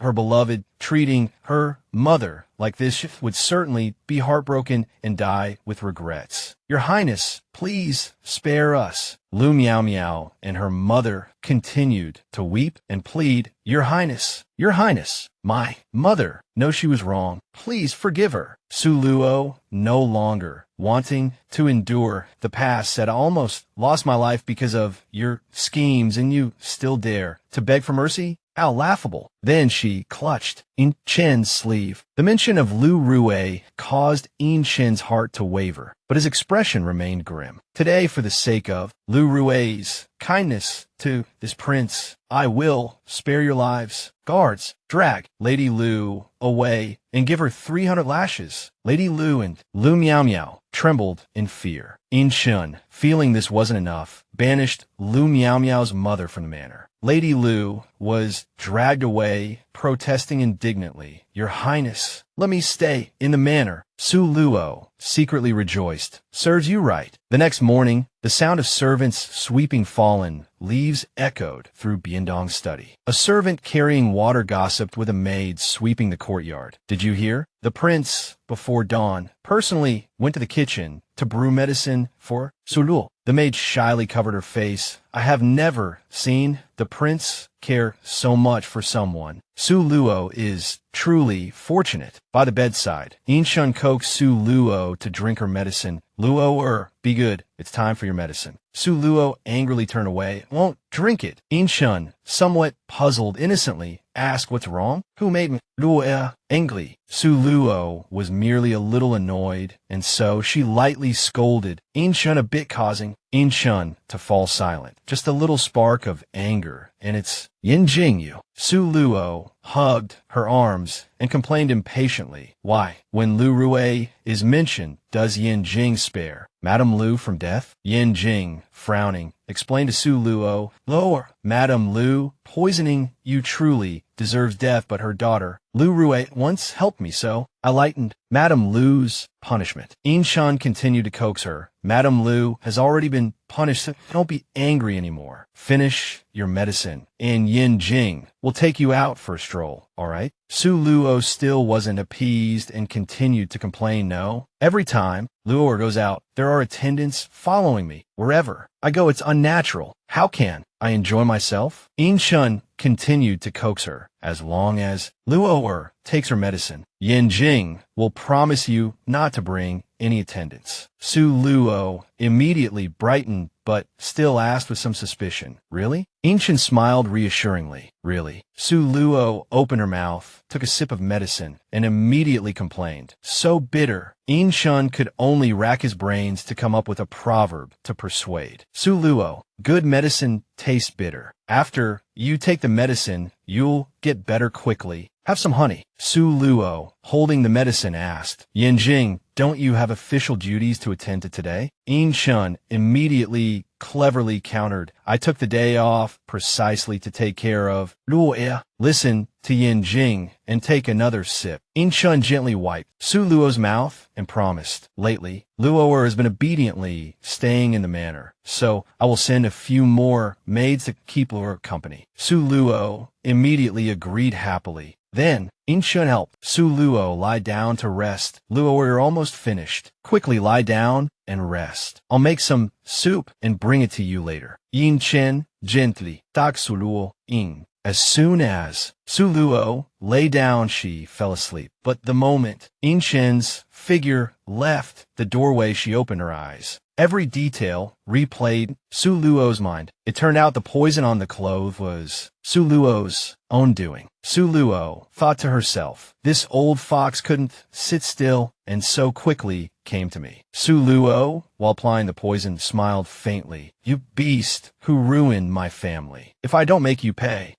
Su Luo, will not rest in peace. The sprawling, glazed tiles were covered with snow. Lu Miao Miao was giving Madame Lu a bottle of medicine. Mother, drink this medicine. Your wounds will heal faster. Madame Lu said worriedly, Miao Miao, that wretch is definitely feigning amnesia. She clearly came for revenge. If I leave, you'll be all alone. What am I to do? Lu Miao Miao was prepared. Isn't that even better? That wretch went through so much trouble to harm us. Does Yin Jing not see it? As long as I'm still in the manor, working together from the inside and out, are we afraid that that wretch won't reveal her true colors? Madame Lu continued, in any case, you still need to be careful. This injustice I will avenge sooner or later. Then Madame Lu, carrying her bundle, left. Mother is leaving. You must take good care of yourself. Lu Miao Miao, although usually very arrogant, couldn't help but watch her mother leave. Her heart filled with hatred. In Shun, I will make you taste the pain of losing your beloved. The next morning, at Lu Miao Miao's residence, a swarm of centipedes, appearing from nowhere, crawled onto Lu Miao Miao's bed. The centipedes slowly approached, crawling onto the bed, crawling onto her hand, then crawling into Lu Miao Miao's sleeve, causing her to shiver. She reached out to touch the thing that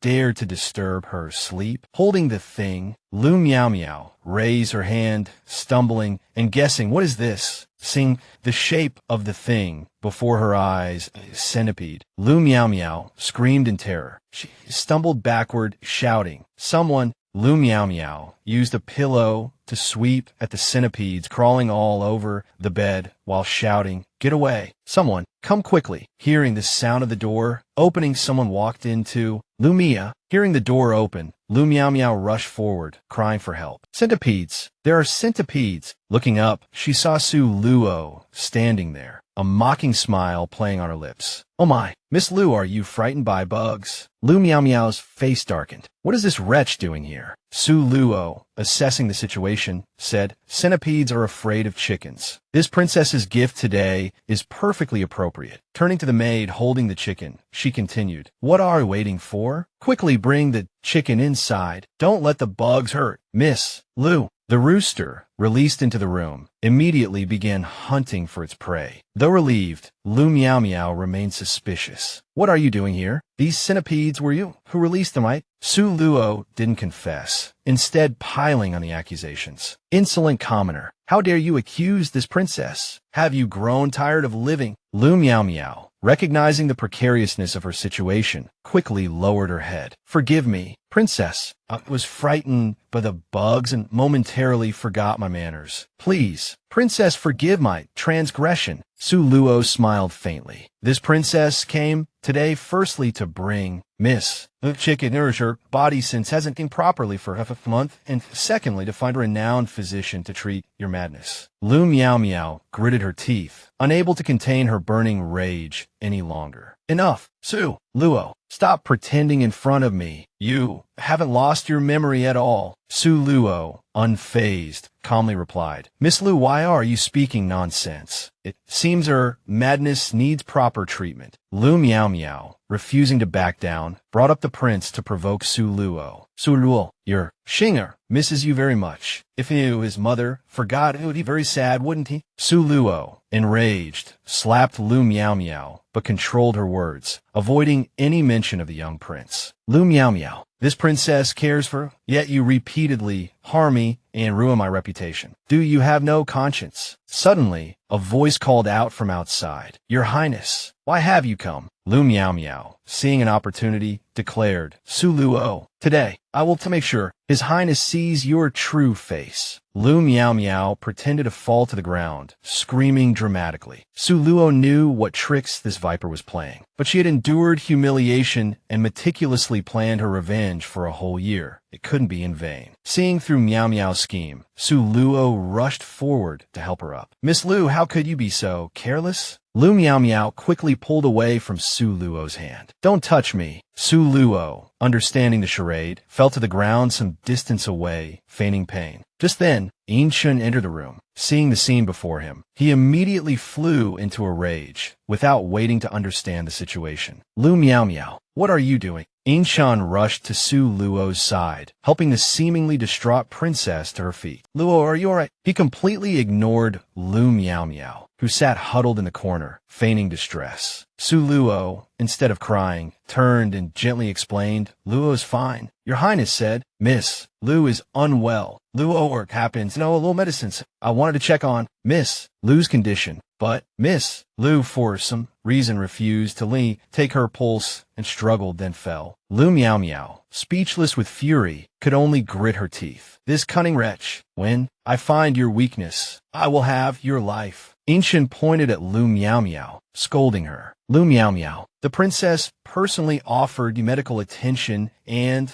irreparable kindness with such ingratitude." Lu Miao Miao tried to explain. "Your Highness, Princess Su didn't." As Lu Miao Miao struggled to explain, Su Luo interrupted. "Yin since Miss Lu doesn't appreciate it, let's not be an eyesore here." Yin didn't pursue the matter further, simply warning Lu Miao Miao, "If you dare to offend the princess again, get out of this manor." He then turned and took Su Luo's hand. "Luo, let's go." Su Luo, feigning sympathy, turned back to Lu Miao Miao with a smug look. "Lu Miao Miao, our days are still long." Lu Miao Miao's eyes blazed with hatred. "Su Luo," she hissed, her voice dripping with venom, "if I don't take pieces, I—" Lu Miao Miao, "Swear?" "I won't rest." Later, as they traveled, Su Luo asked, "Yin Chun, why did you do Manting Hall today?" Yin Chun answered, "I brought some candied fruits for Luo to try." The servant said, "Went there early this morning. I was afraid Lu Miao Miao's madness would get the better of her and she'd hurt you, so I came." Su Luo's suspicion eased, and she offered a grateful "Thank you, Yin Chun."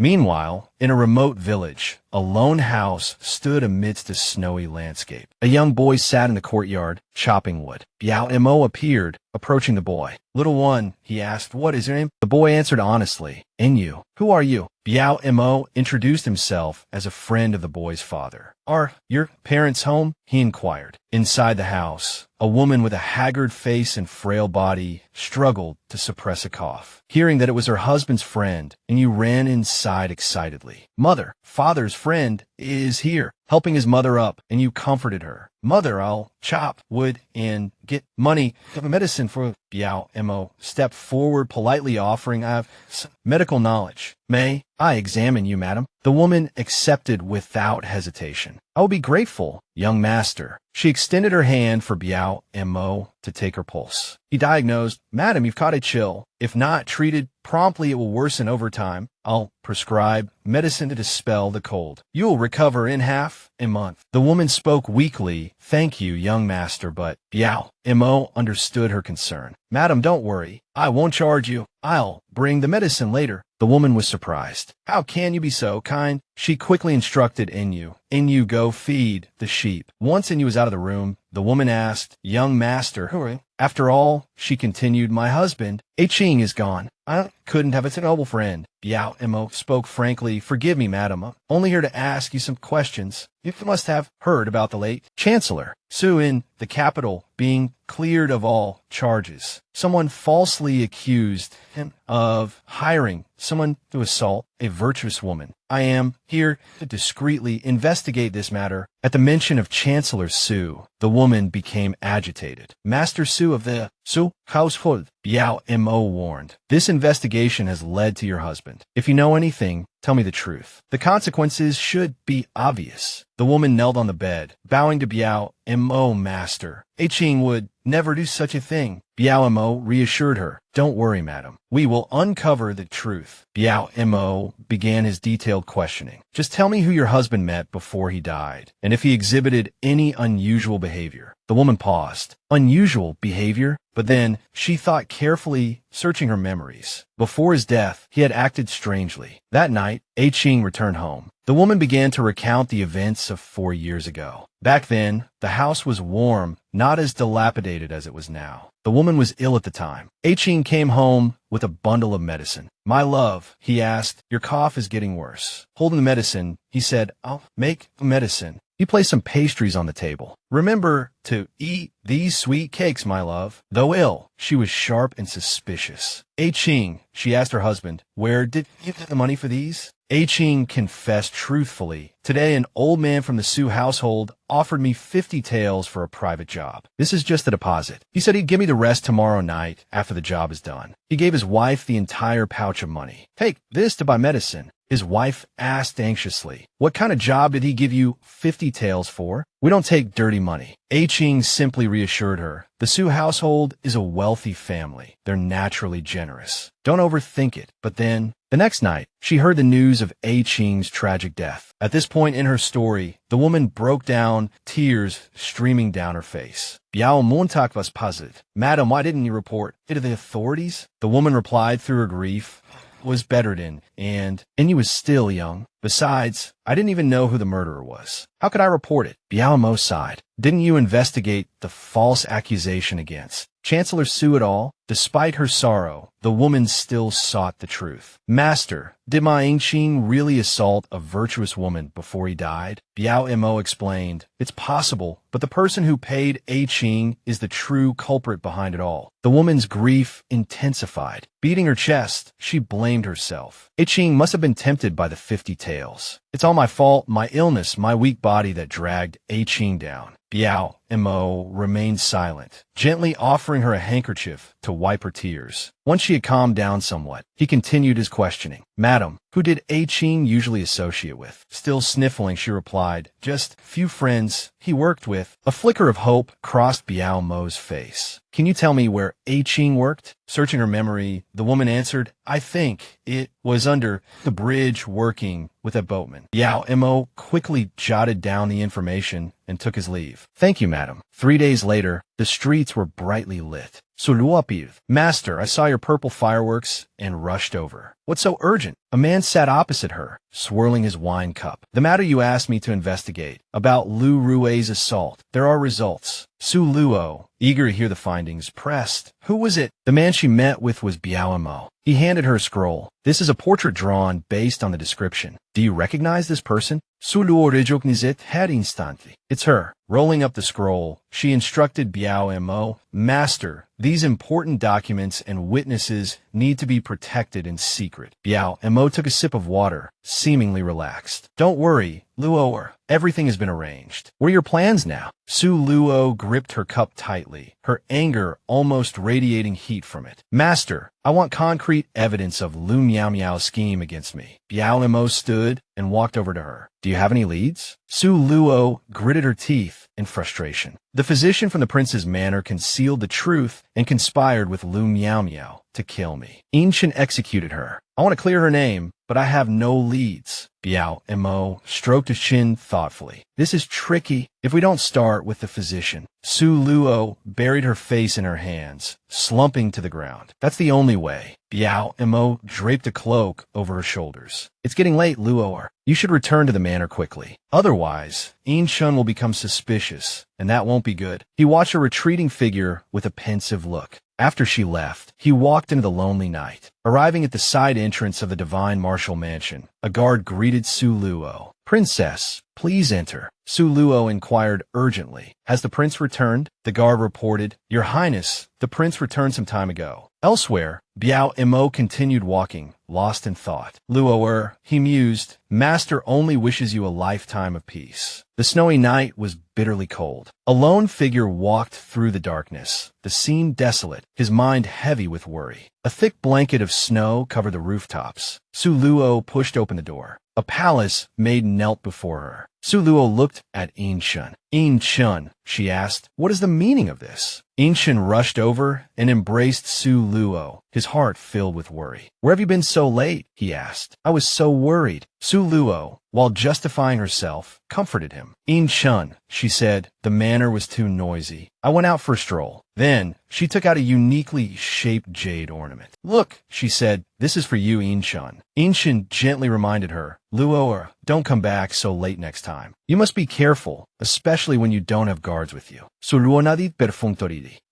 She replied. I understand. In Shun, temporarily reassured, instructed the palace maid, take good care of the princess. If anything happens to her, you will be held responsible and dismissed from your post. The maid responded and went to make preparations. Yes, your highness, she said. Su Luo was stopped. Puzzled, she asked, Yin Jing, what is it so late? In Shun replied, Luo, I have official business to attend to. I need to leave for a few days and wanted to tell you before I left. Yin Jing took off his cloak and gave it to Su Luo, casually draping it over a chair. Su Luo continued to ask, Yin Jing, you're going out? When will you return? But In Shun didn't address her question. While Yin Jing is away, Luo, remember to take good care of yourself. In Shun gently stroked Su Luo's hair and admonished, don't wander off. Su Luo, seemingly perceiving In Shun's worry, confidently assured him, don't worry, Luo will obediently wait for In Shun to return, and won't go anywhere. As they were speaking, a subordinate came to report, Your Highness, everything is ready. It's time to depart. In Shun gently kissed Su Luo's forehead, reluctant to leave. Remember to think of me, he said. Su Luo nodded in agreement. In Shun departed, his subordinates bowing behind him. Your Highness, safe travels, they said. Yin Jing turned back and instructed, if the princess leaves the manor, remember to follow her discreetly and protect her safety. Late at night, outside the city, two men on horseback met to discuss matters. Indichin spoke first. Have you made up your mind? The man before him was Tuoba Jun, son of Tuoba Nanfong. He replied loudly, Your Highness, my father's assassination of the great Han Emperor was indeed a capital offense. You were ordered to apprehend the criminal. I don't blame you. However, that person I must kill. Ancient couldn't bear to dismantle his heroic resolve. All right, he said, if your mind is made up, I won't stop you. Be careful on your journey. I will also inform my men. Tuoba Jun bowed his head. Thank you, Your Highness, he said. Then he rode away. That same night, on the outskirts of the capital, a group of prisoners were making camp for the night. Suddenly, one of them forcefully broke the wooden board hanging around his neck and opened the shackles on his feet. He escaped, unaware that people were lying in ambush in the grass. Running away would only hasten his death. The prisoner was still arrogant. Damn it, he exclaimed. I'd rather die than be exiled to that desolate frontier. Hearing his plea, a sword, tasted with much blood, appeared. Then let me send you to your death. Gong Sanyan was startled and retreated repeatedly. Who are you? He demanded. Why are you trying to kill me? Tuoba Huan pointed his sword at him and said, Then you should ask your beheaded father. A son pays for the sins of his father. He pleaded repeatedly in terror. It was all my father's doing. It has nothing to do with me. Please spare me. He coldly replied, Spare you? Not so easy. He trembled with fear, cold sweat dripping down his face, his eyes wide with terror as he stared at him. Immediately, he ran. Help, he cried. He instantly raised his sword, ready to thrust it down.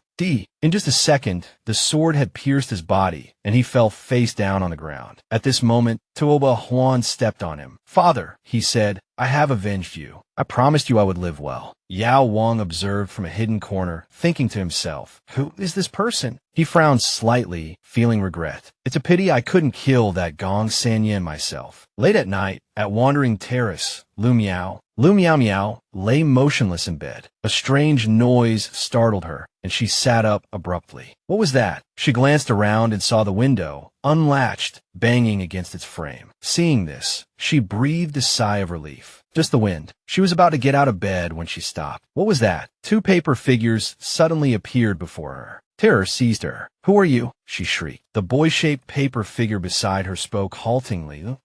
Lady, Minner. Minner's hand hurts. Hearing this, She crumbled. Minna, hidden behind the paper figures. Su Luo continued to mimic the voice. Why did you harm Minna? Lu Miao Miao. Her limbs weak with fear stammered.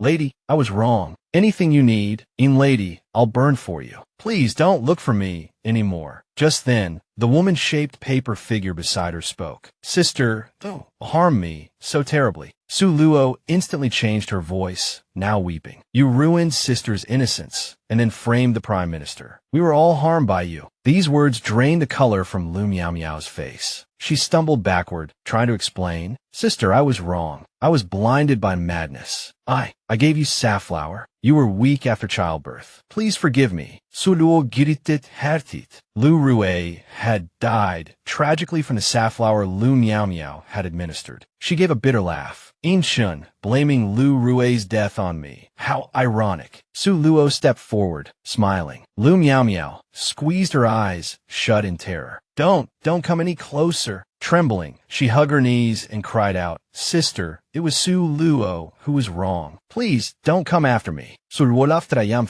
Come after you? This princess is sending you to the dungeons. Realization dawned on Lu Miao Miao. Su Luo, it's you. She shrieked in fury. You dare to trick me. She lunged at Su Luo, intending to strike her. But Su Luo swiftly caught her hand. Lu Miao Miao, she questioned, are you afraid now? Lu Miao Miao retorted angrily. Su Luo, what do you want? Why are you pretending to have amnesia? Su Luo gripped Lu Miao Miao's wrist and threw her forcefully to the ground. What do I want? I want to watch you slowly lose everyone you love, to be tortured to death. Lu Miao Miao, sprawled on the floor, cried out in pain. Su Luo, how dare you? Aren't you afraid? I'll tell Lord Jun you're faking your amnesia. Su Luo scoffed, bending down to grab Lu Miao Miao's hair and yank it back. How laughable. Does the Lord listen to you now? The entire Shenwu Manor listens to this princess. What can you possibly do to me? Having finished tormenting her, Su Luo turned and left. Lu Miao Miao ground her teeth in rage. She then grabbed the paper figures and ripped them savagely in half. In Shirshir village, Yao Wang paused before a door. His subordinate behind him said, Master Yao, this is the place. Yao Wang then knocked. Is anyone home? Hearing the call, a woman came to the door. Who are you two? Yao Wang spoke. Madam, may I ask if this is the home of Lu of Shenwu Manor? Hearing this, the woman replied, yes. He then introduced himself. I am Biao Mo. I've been entrusted to investigate the death of a Shenwu Manor guard. Hearing this, the woman's eyes widened in fear. Then, she cautiously curtsied. Young master, please come in and speak. Before entering, Yao Wang instructed his subordinate, wait outside. The subordinate immediately obeyed. Yes, young master. Inside, Yao Wang sat down on a chair, glanced around, and asked, Madam Lu, why did you suddenly move back to your old home? As she poured tea, she replied, if I weren't desperate, who would want to live in this remote backwater? Hearing this, he immediately asked, Madam Lu, what do you mean by that? She calmly set down the teacup. Young master, please have some tea. Then, her brow furrowed as she recounted. That night, when he returned home, he immediately started packing our things, insisting we leave the capital. I asked him why, but he wouldn't say a word. I knew something was terribly wrong, but I didn't dare press him. At this point, she reached up to wipe away tears, her voice thick with emotion. He gave me a letter, urging me again and again to keep it safe. He told me, she continued, her voice rising with indignation, that this letter could prove his innocence and expose the person who framed him. He made me swear to protect it. She paused, her anger palpable. After that, men from Shenwu Manor took him away, and he never came back. Watching Madame Lu dab her eyes with a handkerchief, Yao Wang offered gentle comfort. Madame Lu, please don't grieve so deeply. You must take care of yourself. Then, his voice taking on a more official tone, he inquired, where is that letter now? Could I perhaps see it? He asked. At his words, she turned immediately. Young master, please wait a moment. I'll fetch it. Returning shortly, she held out a letter to him. Young master, I beg you, avenge my husband. Clear his name. Yao Wang read the letter's contents, his jaw clenching in anger. Turning back to Madame Lu, he asked, "Madame Lu, have you read this letter yourself?" She answered truthfully, "No." Before he passed, he instructed me that since it was evidence, I shouldn't open it. At her words, Yao Wang carefully requested, "Would you permit me to keep this letter?" Her voice heavy with grief, she agreed. "Yes, I believe you can clear my husband's name." With his questions answered, Yao Wang didn't linger. He offered a parting farewell. "Thank you for your time today. If the need arises, would you be willing to testify, Madame Lu?" She readily assented. "Of course. For Qing's sake, I would do anything." Back at Wandering Terrace, Lu Miao Miao plotted alone.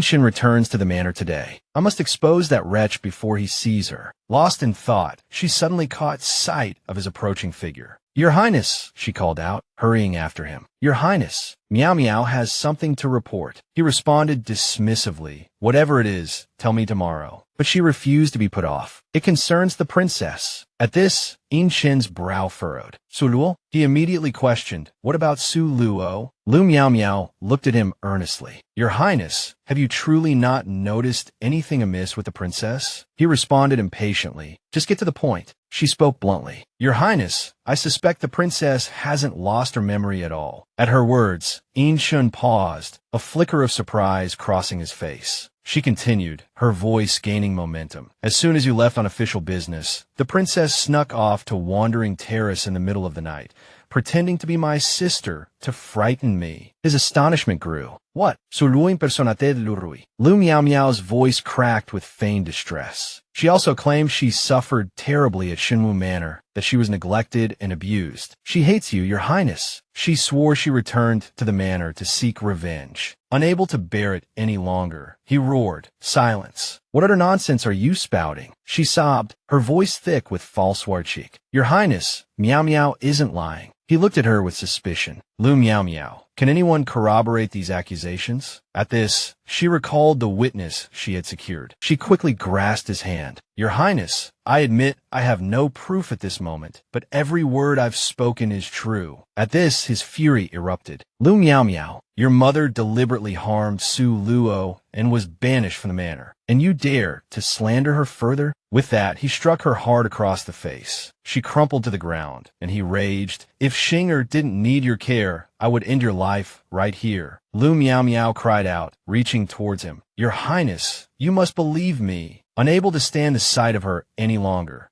Shen turned and strode back towards Wandering Terrace. "Don't let me see your face again." Watching her retreat, he thought to himself, "Su Luo, have you truly returned for revenge?" Just then, Su Luo's voice rang out. "Yanjing, what are you doing standing at the doorway? Why not come in?" Hearing her voice, his brow furrowed slightly. Turning, he asked, "Su Luo, have you been standing there long?" He felt a pang of worry, wondering how much of the conversation she had overheard. He approached her and explained, "Just now, Lu Miao Miao came to find me about something, so I spoke with her here for a bit." Su Luo smiled and inquired, "What did she want with Shen?" He, naturally, wouldn't tell the truth. Perhaps her illness acted up again, and she was speaking nonsense. But Su Luo deliberately pressed him. What did Miao Miao say?" He hesitated. She said that Luo wants to take revenge on her and me." Su Luo feigned surprise, covering her mouth with her hand and gasping. "What? How did she know I wanted revenge?" Hearing this, Shen placed his hand on her shoulder, anxiously asking, "Luo,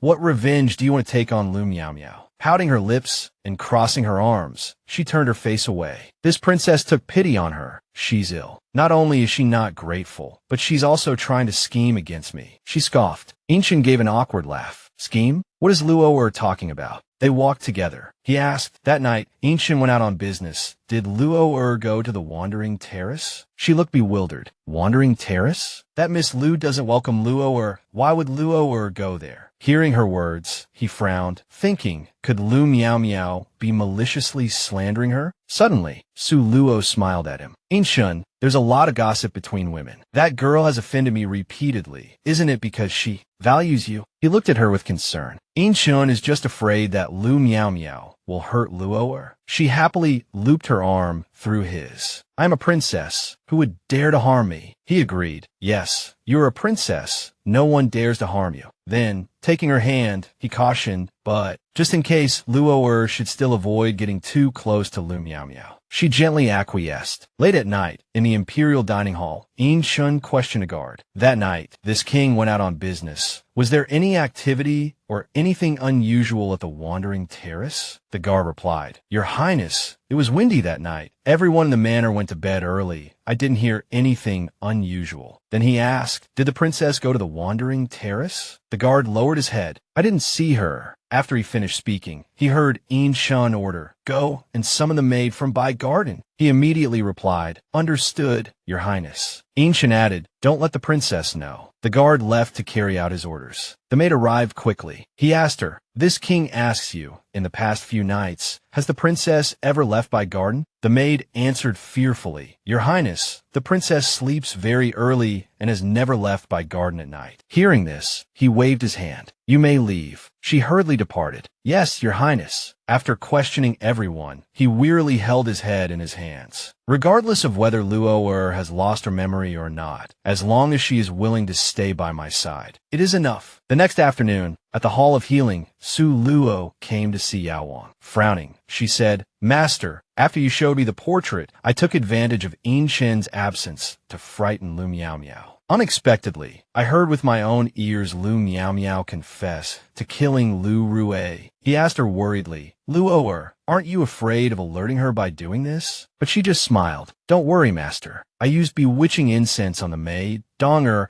and waited until the night watchman left before I acted. Also, Master, please continue to investigate the matter of Lu Miao Miao killing Lu Rue. He naturally agreed. I will send someone to investigate. There's one more thing. Gong San Yen was killed during his exile. She anxiously asked, but what? He frowned slightly. But the person who killed him is someone else. Their identity is currently unknown. Hearing this, she sneered. His father made countless enemies in the court. There are innumerable people who wanted him dead. It doesn't matter who killed him. It's good that he's dead. Then she inquired about another matter. By the way, Master, how is the investigation into guard Lu's death coming along? He replied, There are results. The evidence is conclusive. She said happily, The trap has been set. Now we just wait for the prey to take the bait. Then she asked about another matter. By the way, Master, how is the investigation of Lu Yishue going? He replied, It's concluded. The evidence is conclusive. She said with satisfaction, The trap is set. We just need the right moment to lure the prey in. Yao Wang's voice was laced with concern. Su Luo, he said, Be careful when dealing with him. She nodded in agreement. He continued, Su Luo, I had my people watching Madame Lu, just as you asked. There's been a new development. Lu Miao Miao's child. It seems he has a different father. Su Luo paused, then burst into laughter. This is getting more and more interesting. A sudden knock echoed from outside the room. Both of them turned sharply towards the door, their eyes wary. They were in the Hall of Healing. Who could be looking for them? Yao Wang approached the door cautiously. Who is it? He called.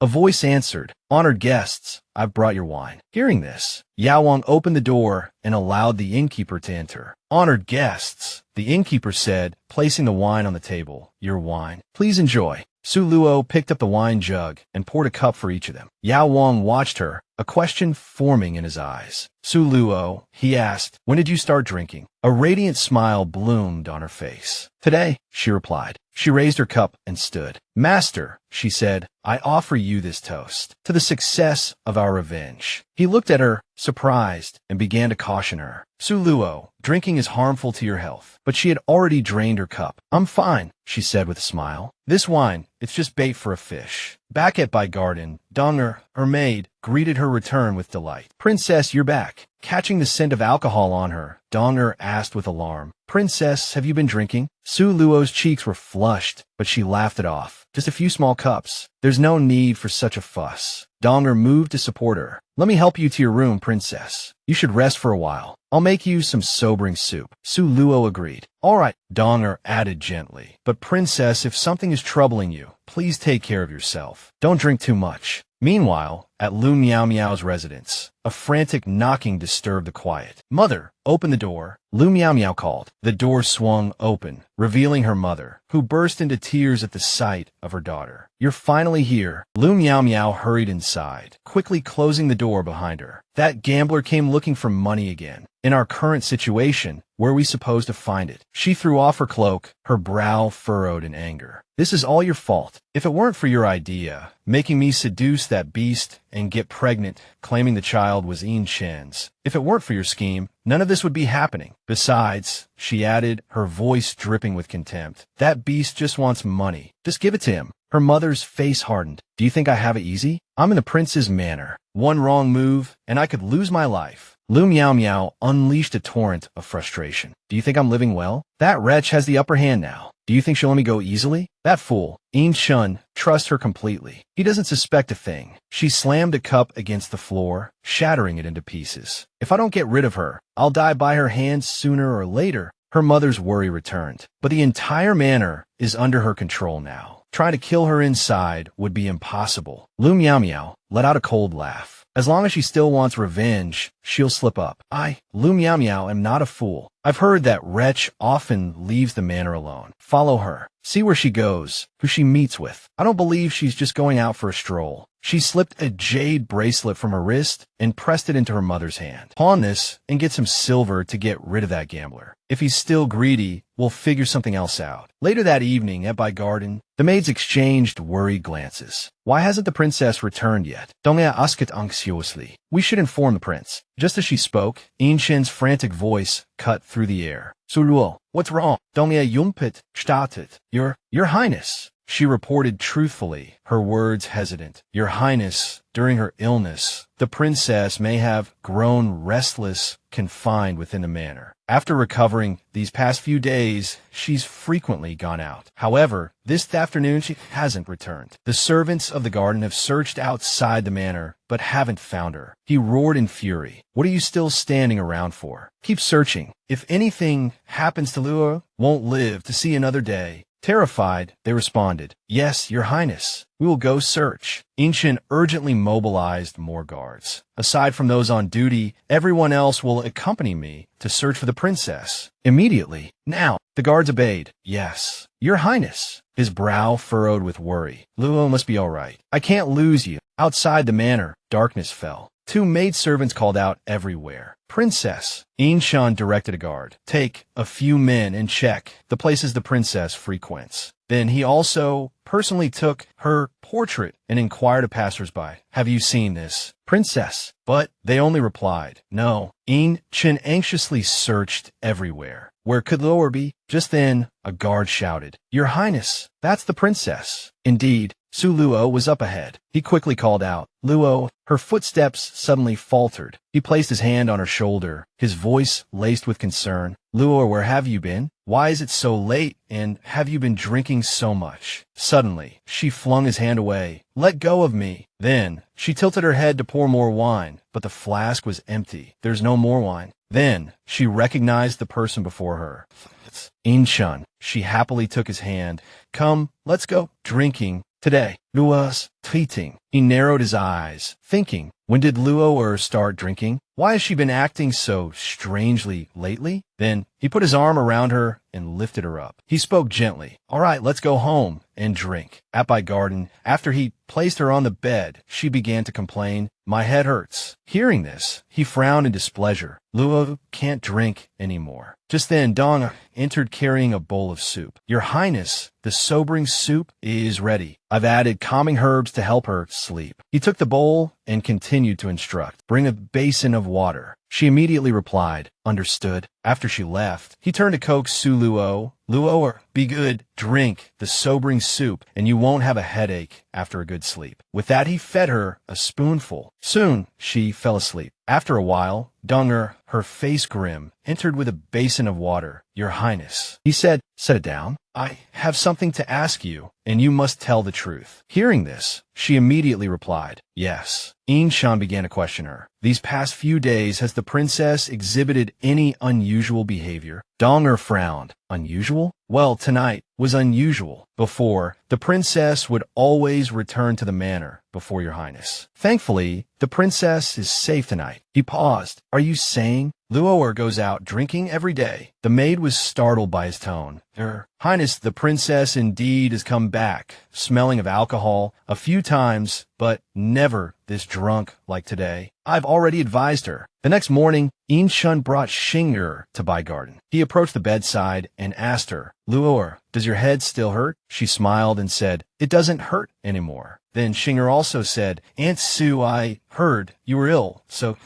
Godfather came to see you. She looked tenderly at the little boy. Thank you, Xingya. The kite in your hand is so beautiful. He happily held it up high, showing it off. This is the kite Minner gave Xinger. Xingya thinks Aunt Sue will be very happy to see Minner's kite. So Luo suddenly frowned. Minner? Who is Minner? Inshan felt a pang of sadness, thinking, Luo'er, does she really not remember our child? Then the little boy offered an excuse. Minner is Xinger's playmate. She continued to question him. Where is that child? Who is his mother? In her heart, she thought, Inshun, you're testing me. Let's see how you answer. Inshun remained silent for a moment. Suddenly, says was piped up into Su. Minner's mother is you. He immediately told the boy, Xinger, go and play with Sister Dong. Xingya replied sullenly, yes, Godvater. Su Luo furoit Herberoth. Inshun, she said, why did Xinger say that I? Am Minner es. Minner's mother, hearing this, he offered a comforting explanation. Children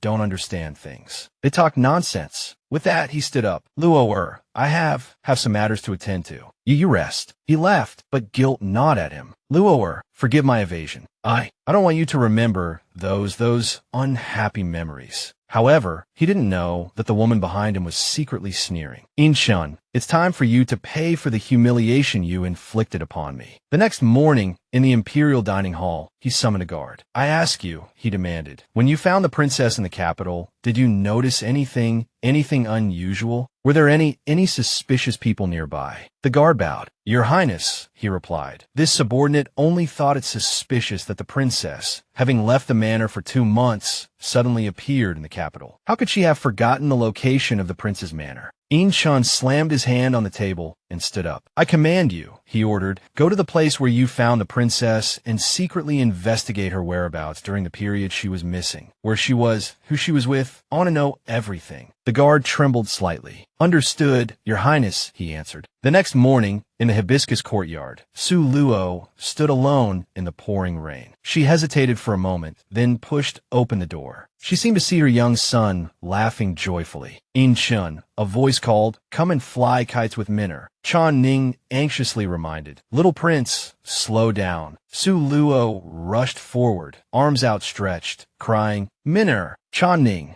Then she sank to the ground, weeping uncontrollably. She looked around the room of years past. This cage imprisoned me for 4 years and took away my Minner. Suddenly, she noticed a ball at her feet. She immediately picked it up. Minner esh ball. She clutched the ball to her chest, her heart aching. It's all Inshin's fault. It's all Inshin's fault. He didn't protect Minner. Suddenly, a loud voice called out, Princess, Princess. She frowned and turned to look. Outside, Donger, holding an umbrella, was searching for her. Seeing the open door, she wondered aloud. Why is the door open? Could the princess be inside? Sure enough, she saw Su Luo inside. Donger hurried in. Princess, the maid asked anxiously, why are you here? Seeing the ball in Su Luo's hand, a thought struck her. Could this be the little prince's old toy? Then Su Luo spoke. Just taking a walk. Let's go back. Donger held the umbrella over her, saying with a smile, the princess has been caught in the rain. Donger will take you back for a warm bath. Hearing this, Su Luo agreed with a faint smile. That afternoon, in the imperial dining hall, a maid hurried to report to Inshun. Your Highness, she began, as you instructed, this servant has been observing the princess's recent behavior, and indeed, I have found some unusual actions. He asked anxiously, what unusual actions? She recounted faithfully. The princess often stays alone in the burned hibiscus courtyard, standing there for a long time, and she holds the little prince's things. I don't know where she got them from.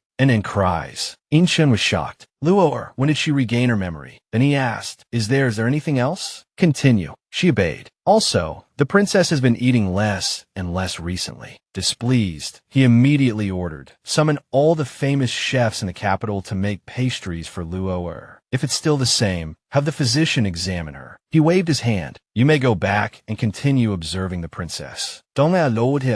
Yes, Your Highness. He was left alone, consumed by worry. Luoer, will she ever forgive me? A guard entered the imperial dining hall. He bowed, reporting, Your Highness, this subordinate has something to report. Inshin replied, Speak. The guard hesitantly said, Your Highness, this subordinate discovered the princess at that time had someone else with her. Inshin's irritation flared. Who? Why so hesitant? Speak quickly. The guard, summoning his courage, said, A young man. Inshin slammed his hand on the table, rising to his feet. A young man? Are you certain you've investigated thoroughly? The guard, his face etched with concern, continued, Your Highness, the princess once saved a young merchant. That merchant has a clear memory of the princess and that man. He also said the man wore purple robes and was behaving intimately with the princess. Inshin furrowed his brow, thinking, could this person be Biao from Yawang Valley? That afternoon, in the Drunken Immortal restaurant, Su Luo glanced around, her eyes scanning the room. Seeing this, Biao asked, Luo, what are you looking for? A cold smile played on her lips. I didn't expect the fish to bite so quickly. He frowned. What's the situation at the prince's manor? She tilted her head, replying, Master, don't worry. Everything is under my control. The plan is proceeding smoothly, making Inshin suspicious of me. Suddenly, he stood up abruptly. Luoer, I've found the person responsible for Inshin's memory loss all those years ago. Hearing these words, Su Luo's eyes widened. She hurried over, asking,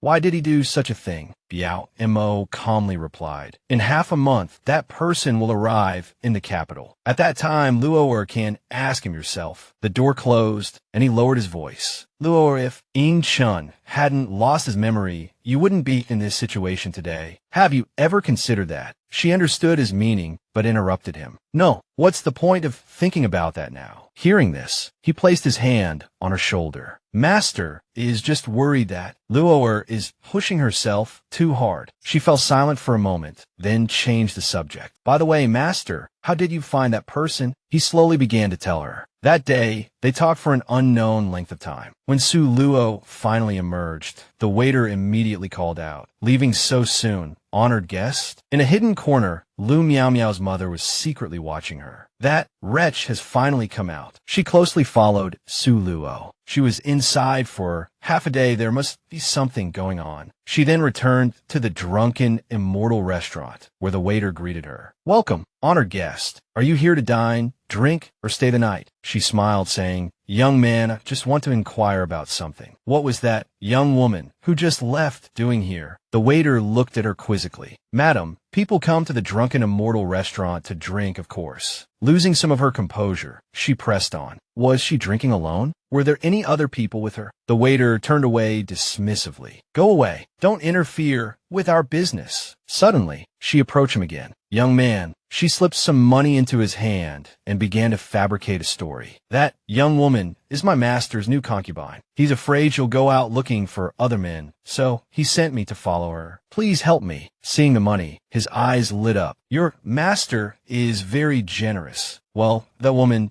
has frequently come here and rent a room with a man. As for whether that man is your master, I wouldn't know. She asked in surprise. You saw it with your own eyes? He replied confidently. Would I lie? The other day, I went up to deliver wine, and those two were quite nervous. Tell me, what married couple acts like that? A smile finally spread across her face. Then, young man, can you tell me which room they meet in? He rubbed his hands together, a sly grin on his face. Well, she understood what he meant, but she was speechless. 3 days later, in the morning, at the Lu residence, Lu Miao's mother paced anxiously. The agreed-upon time has arrived. Why hasn't that girl come yet? A moment later, the girl arrived, and Lu Miao's mother was overjoyed. You're here. Lu Miao frowned at her. Why are you so flustered? What happened? Her mother said urgently. Let's go inside and talk. Once inside, Lu Miao's mother looked around cautiously before closing the door. She handed her a glass of water and began her story. Miao, she said, today on the road, I saw that wretch Su Luo sneaking into the Drunken Immortal restaurant. Lu Miao took off her cloak and calmly asked, and then? The woman Her mother quickly continued. After she left, I went in and asked around. I found out that hussy frequently meets other men at the Drunken Immortal restaurant. Lu Miao Miao's eyes widened. You're saying she's cheating on him? The woman replied through gritted teeth. Exactly. I had to spend a good deal of money to get that waiter to tell me. She sat down in a chair and asked her daughter for her opinion. How should we tell the prince about this so that he'll punish her? Lu Miao Miao's face paled. No, that wretch isn't as easy to deal with as she used to be. I'm afraid, even if we tell the prince, he won't believe us. The woman frowned. Then what do you suggest? We can't miss this opportunity. Lu Miao Miao let out a cold laugh. Seeing is believing, mother. Keep following her. Remember, don't make a sound. We'll find an opportunity to catch her in the act. This is our last chance to turn things around. Her mother agreed. Miao Miao, I'll listen to you. Lu Miao Miao smiled. The esteemed princess of Bayan having a secret affair with another man. If this gets out, the gossip alone will drown her. Then we'll see how Yin Shun protects her. The mere thought of it filled her with glee. Yin Shun, she thought triumphantly, you trampled on my sincere heart time and time again for that woman. Now, your Su Luo is treating you the same way. How will you deal with her? At Prince Xian's manor, Lu Miao Miao walked in happily, holding a package in her hands. Suddenly, she froze when she saw the person in front of her. It was Su Luo. She stood at the doorway and smiled at her. Isn't this the tale-telling Miss Lu? What bad luck to run into her before I even leave the house. Lu Miao Miao clutched the package tightly and cursed inwardly. Wretch, I'll let you be arrogant for a few more days. But in the end, she still had to lower her head and greet her. Greetings, princess.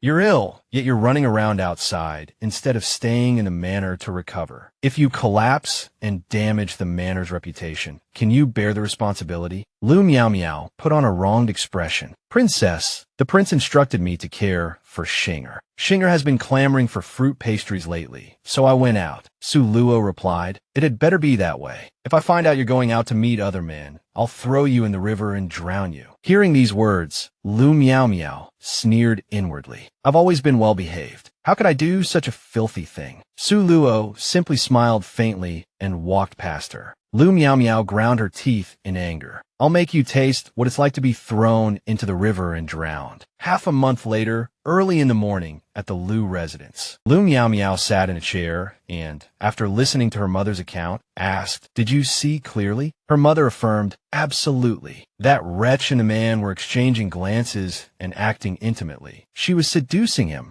Lu Miao Miao covered her mouth, smiling. I wonder how that heartless man will feel when he sees his beloved's promiscuous behavior. Then she asked, when will they meet again? Her mother replied, based on my observations over the past half-month, they will meet tomorrow at the Drunken Immortal restaurant at the hour of the monkey, 3 to 5 p.m. Lu Miao Miao smiled triumphantly. Excellent. My chance to turn things around has come. As long as Yin Shin sees it with his own eyes, even if that wretch has 10 mouths, she won't be able to explain herself. Her mother also smiled and said, exactly. What man can tolerate his woman deceiving him, especially when he's a prince? Lu Miao Miao stood up. All right, that wretch keeps a close watch. I can't stay out too long. Mother, you go and make preparations. Tomorrow, I'll bring Yin Shun there. With that, she put on her hat and left triumphantly. Yin Shun, she thought, you trampled on my sincere heart time and time again for that woman. Tomorrow, I'll let you know who truly cares for you. That evening, at the Shinwu residence, Yin Shun covered Su Luo's eyes with a cloth and led her by the hand to a certain place. Luo, he said, tonight, I have a surprise for you.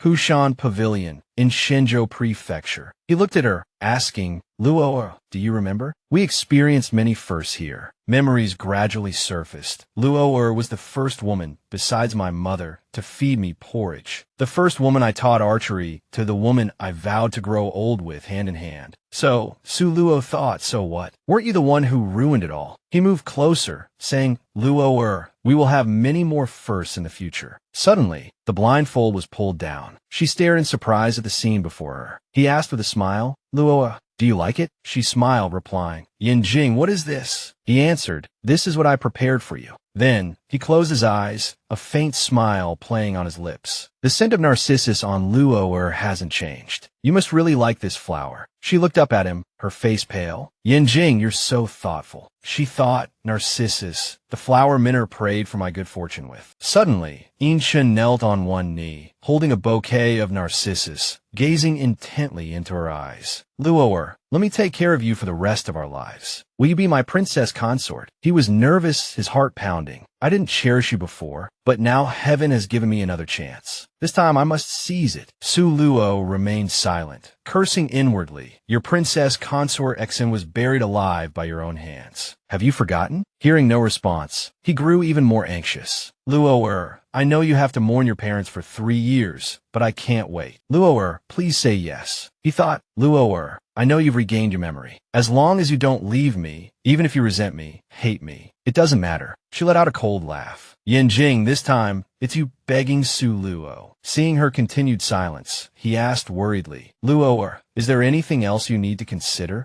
Suddenly, Su Luo embraced the bouquet, smiling. All right, I agree. She brought the flowers to her nose, inhaling their fragrance. So fragrant. If I had known today was a special day, I would have dressed up. He was still immersed in the surprise. Luo'er, you agree? Then, he swept her up in his arms, exclaiming joyfully, wonderful. He looked at her, beaming. Luo'er agreed to marry me. She smiled back at him. Yanjing, put me down. You're making me dizzy. After setting her down, he raised 2 fingers in a vow. I, In Shun, swear that if I ever betray you in this life, may I be pierced by 10,000 arrows. She looked at him tenderly. Yanjing, I believe you. Inwardly, she thought with disdain, Yanjing, you gave me a gift today, and tomorrow I'll return the favor with a grand one of my own. The next afternoon, in the study, a shout came from outside. Your Highness, it's Meow Meow. I have something to report to your Highness. He slammed a book down on the table in anger. Outside, the guards tried to stop her. Miss Lu, please don't make things difficult for us. He strode outside, roaring, what's all the commotion? Seeing him, the guard said, Your Highness, Miss Lu is trying to force her way in. She quickly spoke, Your Highness, the princess consort is having an affair with another man at the drunken, immortal restaurant. Hearing these words, he immediately slapped her hard across the face. Audacious! How dare you slander the princess consort? Throw this wretch out. Clutching her cheek, she insisted, Your Highness, Meow Meow is telling the truth. My mother has been following the princess consort for half a month and actually saw her meeting with another man. Meow Meow wouldn't dare speak such nonsense without proof. In Chun frowned. How could that be? Luo'er just agreed to be my princess consort last night. I don't believe it. She grabbed his robe, pleading, Your Highness, you can see for yourself if it's true or not. If Meow Meow has wronged the princess consort, you can punish me later. Later that afternoon, at the Drunken Immortal restaurant, In Shun and Lu Meow Meow stepped inside. The waiter greeted them with a smile. Welcome. Lu Meow Meow wore a triumphant expression, while In Shun frowned in displeasure. He kicked open the door to a private room. The scene within the room was taut with tension. Su Luo and Biao Mo sat leisurely sipping tea, while Lu Meow Meow's mother knelt on the floor, panicked and bound with rope, a gag stuffed in her mouth, silencing her pleas. Inshin looked at Su Luo.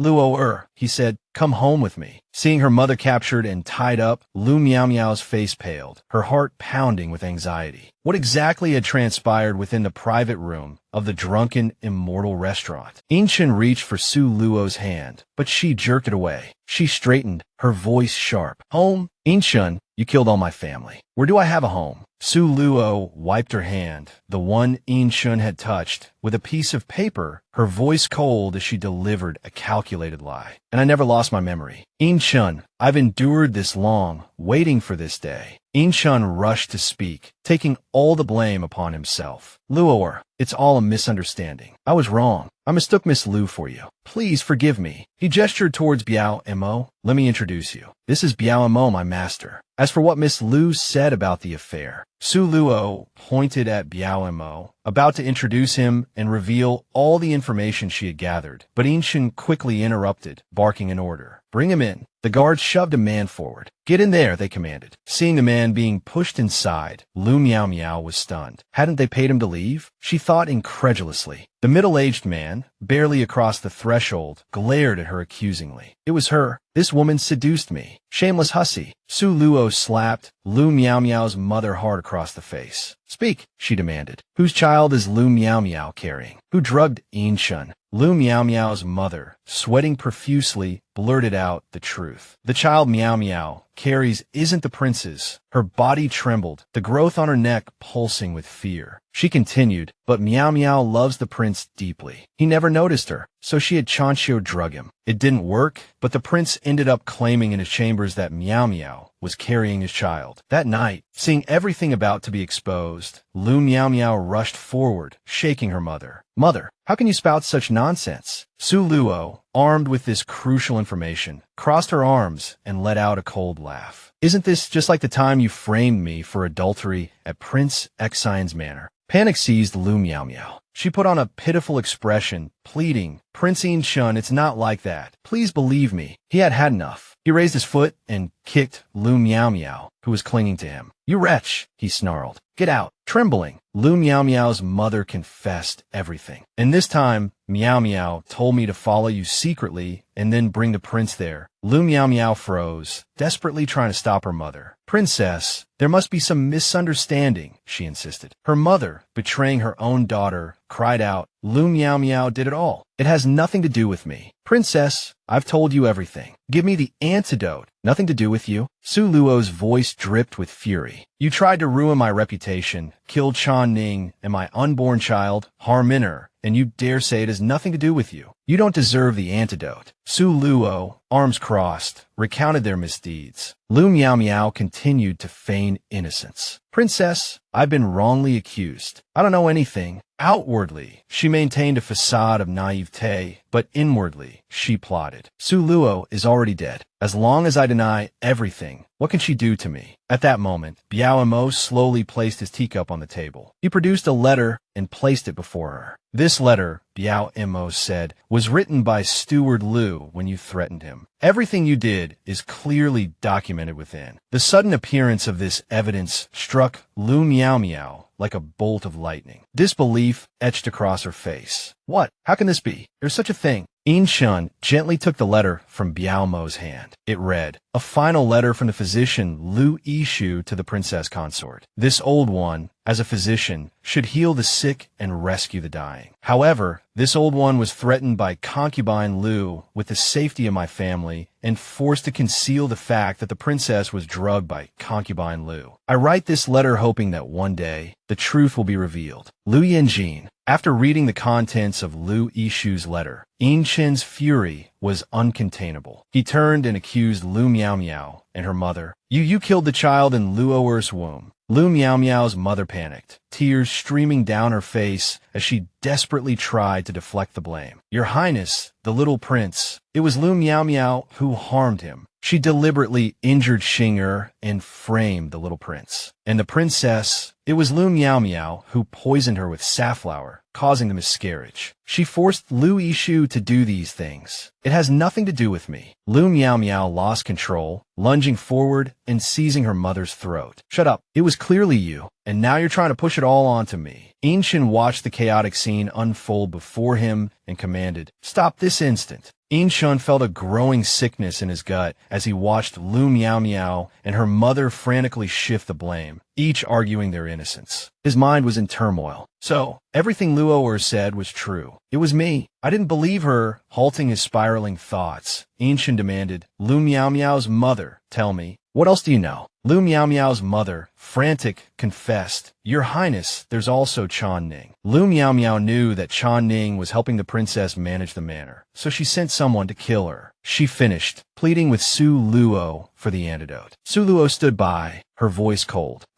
Spare you. Hearing one atrocity after another spill from the culprit's lips, Su Luo's control snapped. She slapped Lu Miao Miao's mother hard across the face. Who will spare Min'er and my unborn child? Who will spare Chan Ning? Yin Shin drew his sword, his voice menacing. Tell me, did you steal Min'er's body? Lu Miao Miao and her mother froze, utterly stunned. Yin Shun pressed. Tell me, was it you who stole Min'er's body? Biao Mo, watching, felt a surge of anxiety. He couldn't reveal the truth to Su Luo. Not yet. Su Luo gently touched Yin Chen's chest, confusion clouding her features. Yin Jing, what do you mean? Min'er died in that fire. Lu Miao Miao's mother vehemently denied any involvement with Minner's body. Lu Miao Miao fanned the flames. Wasn't it you who set the fire that killed the prince to avenge your precious daughter? And not satisfied with that, you stole his body and fed it to the dogs. You've committed so many evil deeds, and now that everything has been exposed, you still want to escape responsibility. Inshin pointed his sword at Lu Miao Miao's mother's face. She was almost speechless, but still insisted that Lu Miao Miao was framing her. With that, Inshin's sword pierced her throat. Lu Miao Miao's mother breathed her last, her eyes wide with disbelief, the weight of her sins heavy upon her. Seeing her mother eliminated, Lu Miao Miao thought gleefully, that damned old woman. Now see how you try to smear me. Su Luo was consumed by grief, tears streaming down her face as she cried out, "Minner! My poor Minner!" Suddenly, Lu Miao Miao rushed forward, clutching Inshin's robes. "Your Highness, Miao Miao is innocent. It was my mother who hated the princess. She planned everything. If Miao Miao didn't obey, she would have beaten me to death." Su Luo's fury ignited. "Even now, Lu Miao Miao, you still dare to lie?" She produced the painting as evidence, thrusting it before Lu Miao Miao. "Innocent? Lu Miao Miao, you bribed someone to frame my father for Lu Ro's humiliation, pinning the blame on me. This is the proof." Lu Miao Miao continued to feign innocence, refusing to admit anything. At that moment, Biao Mo spoke, summoning, "Bring in the witness." A young man was brought into the private room. Biao Mo addressed him, "Look carefully. Who ordered you to do this?" Looking around, the young man pointed directly at Lu Miao Miao. "It was her. That day, she came to find my brother, saying she would give him money and beautiful women." As the young man recounted the events, Lu Miao Miao collapsed to the floor. In a flashback, Lu Miao Miao handed a down payment to the young man's brother. They were discussing it. While they were in the midst of their discussion, as bad luck would have it, the young man had a stomach ache and excused himself. The young man angrily recalled the day he met Biao Mo. "Later, I heard that my brothers had all died tragically. I didn't dare speak up, not until this young masterby sought me out." Inshin pointed his sword at Lu Miao Miao, his voice ringing out, "Lu Miao Miao, up until now, I've only shown you extra consideration because of the debt I owe your sister. I never imagined you would be so venomous, even resorting to such cruelty against your own sister and framing Minister Su." Inshin's face grew darker and darker.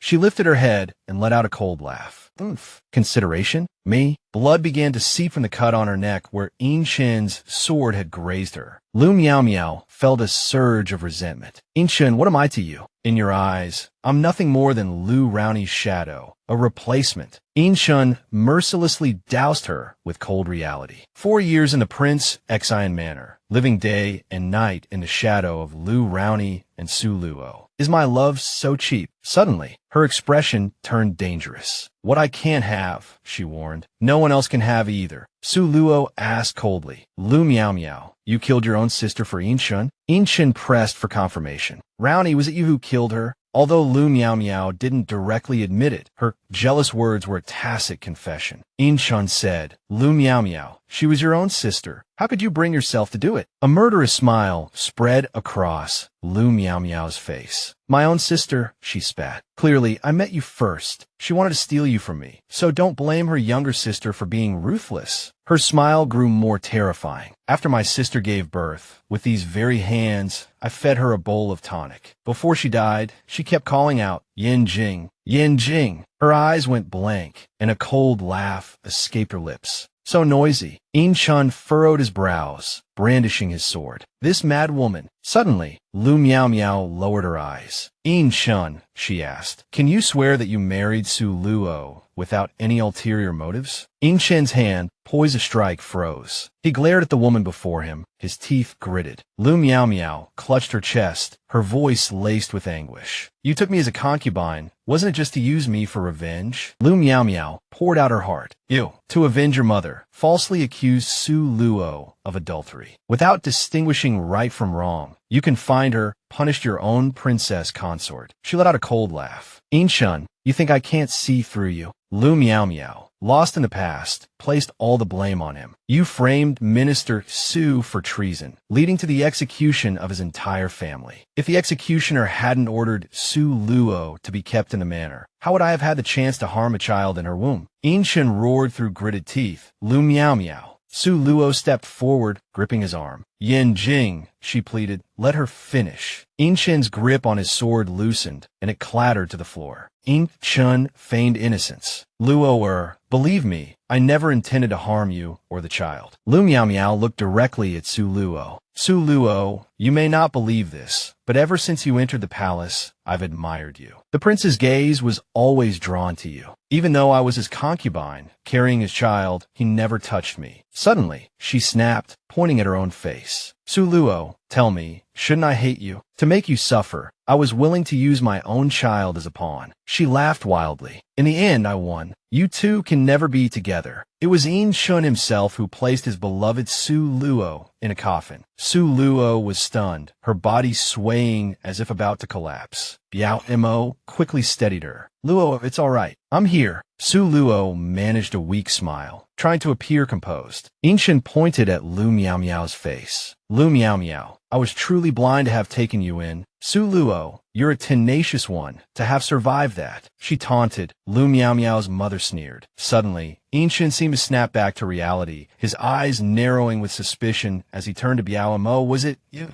who took Oak away? Biao Mo's voice was steady. If I hadn't given Luo a fake death pill beforehand, you would have killed her already. Lu Miao Miao's hand inched slowly towards the sword lying on the floor. Abruptly, she snatched it up, the blade pointing accusingly at Su Luo. Su Luo, she threatened, her voice trembling with a mixture of fear and fury. You must die today. Su Luo gasped, a chill running down her spine. Biao Mo instantly moved to shield her, while In Shin stepped forward, his hand closing tightly around the sharp edge of the blade. In Shin's eyes were dark and dangerous. Dare tu tach ers. Seeing the unwavering resolve in his gaze, Lu Miao Miao's grip on the sword loosened. She stumbled back, collapsing to the floor in a fit of weeping. Why? She cried out, her voice choked with sobs. Sitting on the floor, tears streamed down her face. Why, In Shun? Why are you doing this to me? In Shin's face was devoid of pity. Someone, he commanded, his voice cold and hard. Take this vile woman back to the manor. I want her to suffer a fate worse than death. The guards dragged Lu Miao Miao towards the door, her body writhing in their grasp. In Chun, she screamed, her voice raw with anguish. I hate you. Silence descended upon the private room of the drunken, immortal restaurant, leaving only the three remaining figures staring at one another. In Shan was the first to speak, his voice heavy with remorse. Luo,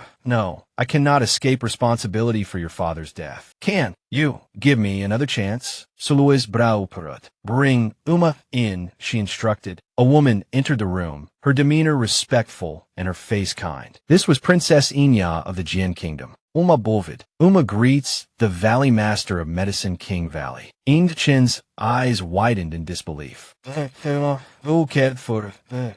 Uma presented a token to In Shan, her voice warm and affectionate. Yin Jing, she said, using his birth name. It's me, Yin Ya. I'm your aunt. In Shan frantically began searching his robes. He pulled out an ancestral token, his face etched with astonishment. Aunt Yin Ya. Uma's voice was thick with emotion. Yin Jing, she confessed. It was my fault. I have wronged you. Aunt, what does this mean? In Shan asked, bewildered. What happened? Uma's eyes darkened. Yin Jing, she began, her voice heavy with the weight of her confession. 5 years ago, after the fall of the Jian Kingdom, I fled. I was rescued by the old Valley Master. From then on, I changed my name and lived in Medicine King Valley, working as a cleaner. Her voice drifted back to that fateful time. 5 years ago, until that day, the Valley Master met Miss Sue. He hadn't returned to Medicine King Valley for a long time, so he sent someone to find her. I found Miss Sue, just as you were parting ways, pledging your lives to each other. Hiding beneath a tree, Uma had observed Su Luo and In Shun. She continued, I saw Yin Jing's unhappiness upon learning Miss Sue's identity. I decided to take matters into my own hands. How could my sister's child be with the child of her enemy? Uma then brought food and wine to In Shun and Su Luo, lacing the drinks with a sleeping draught. Her plan worked, and the young couple fell into a deep slumber. Uma then administered a memory-erasing drug to In Shun. Finally, Uma carried In Shin's unconscious body outside Medicine King Valley and hastily arranged for his return home. Returning to Su Luo, she helped her to bed. When Su Luo awoke and asked what had happened, Uma lied. The wine was too strong, she'd said. Yin Shin has already left Lang Mountain and returned to the capital. Back in the present, Yin Shin's voice was filled with rage. So, it was you who caused my memory loss? Biao and Mo spoke slowly, attempting to calm the escalating tension. After I rescued Luo, I learned of your amnesia. Remembering everyone but her, I had to find a Luo from that time. Only Uma had seen you, and since you and Luo were separated, I suspected Uma's true identity. Uma's face was etched with sorrow. That day, the Valley Master sent someone to find me. Biao, Mo interrupted, his voice sharp. Princess Inya, I believe that's your real name, isn't it? Her identity exposed, Uma panicked. Ow, did you know my true identity? Biao Mo's voice was calm and steady. Before my master died, she told me who you really were and instructed me to take care of you. He placed his teacup on the table and fixed Uma with a piercing gaze. However, there's one thing I can't understand. You were the only one present when Luo and Yin Shun parted ways. How do you explain Yin Shin's amnesia after that? Uma coldly retorted to Biao Mo. Su Luo and Yin Shun are sworn enemies. How could I possibly allow Yin Jing to marry the daughter of his enemy and make her his princess consort? Suddenly, Biao Mo produced 2 letters, placing them on the table. Uma, he invited, there are 2 letters here. Please take a look. Holding the letters in her hand, Uma was stunned. She stammered, impossible. How could this be? Returning to the private room, she held out the 2 letters, taking all the blame upon herself. Yin Jing, she confessed, it was all my fault. I wrongly accused Miss Su. Your mother wasn't killed by Chancellor Su. For 15 years. I've hated the wrong person for 15 years. Yin Shun was shocked, incredulous. How could this be? Unable to accept the story he'd just heard, he stumbled back. Impossible, he cried. Where did these letters come from? Before my mother died, she clearly told me it was Chancellor Su who ruined our family. Biao Mo's voice cut through Yin Shin's turmoil, bringing a semblance of order to his thoughts. Before Chancellor Su died, fearing for you, he entrusted Luo to my care and gave me the secret order and his personal letter. Biao Mo looked directly into Yin Shin's eyes, forcing him to confront the truth. Yin Shun, whether you believe it or not, this is the truth of the matter. Outside the Drunken Immortal restaurant, the atmosphere was lively, filled with laughter and chatter. Biao Mo, concerned for Su Luo's emotional state, paused in his recounting. She urged him on, Master, don't worry about me. Please continue. Biao Mo reassuringly agreed. Biao Mo continued his narrative. The letter clearly states that the Jian kingdom was invaded by the Mo Lin kingdom. The emperor summoned his ministers to discuss the matter. Chancellor Su and several other ministers advised sending troops to rescue the Jing and kingdom. Amidst the debate, the emperor adjourned the court. Su Luo spoke up excitedly. Yin Shun, it was the emperor's secret order that commanded my father to oppose sending troops to rescue the Jing and kingdom. After the Jing and kingdom fell, as long as Bei Yin negotiated peace with the Mo Lin kingdom and made it a vassal state, the godly martial king would have no support. Su Luo, recalling the emperor's image, said dejectedly, it was all the emperor's scheme. Yin Shin looked at the letter over and over, murmuring, Imperial brother, how could this be? Tears silently began to fall as Su Luo painfully revealed the truth. Yin Shun, remember, your enemy is the current emperor, your closest relative, not my father. Having said what needed to be said, she turned and resolutely walked away. Panic seized Yin Shun. He reached out to grab her. Luo, don't go. But halfway, he abruptly stopped. Suddenly, Yin Shin's voice came from behind Su Luo. Luo, although Chancellor Su was harmed by the current emperor, I also bear responsibility. Rest assured, I will not break my promise. Biao Mo replaced the cloak around Su Luo's shoulders. Luo, he said, let's go. After everyone had left, only Yin Shin remained, sitting alone in the room, lost in thought. Luo, he murmured, I know we can't go back. I hope you can be happy in the future.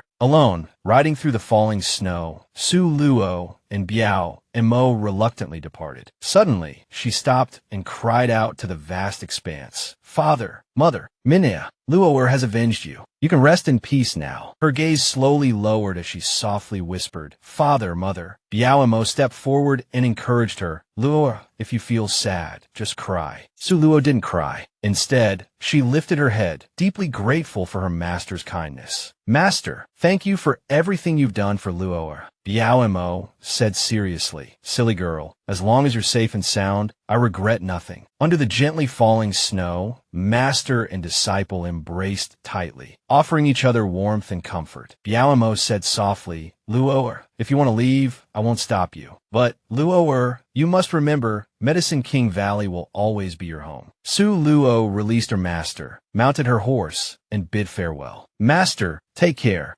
Only Biaomo remained, standing in the vast expanse, softly calling out, Luo. Back in the capital, Shun descended into the prison. The jailers bowed respectfully. A shout echoed from outside the prison. A jailer bowed within the cell. Your Highness! Shun stared at Lu Miao Miao, bound in chains. She lifted her head, a provocative smile twisting her lips.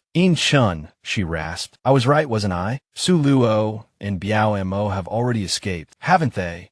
Shun snatched a whip from a nearby guard's hand. He lashed out at her in a fury. Wretch, he roared. You think you can provoke me into giving you a quick death? It won't be that easy. The guards flinched at the sound of the whip striking flesh. Lu Miao Miao, her body covered in wounds, pleaded, Shun, please just kill me. Shun picked up a piece of burning charcoal, his eyes glinting with a cruel light. Want to die, he taunted. It won't be that easy. He pressed the burning coal against her skin, her screams echoing through the room. Unable to bear the agony, she eventually lost consciousness, tears still clinging to her lashes.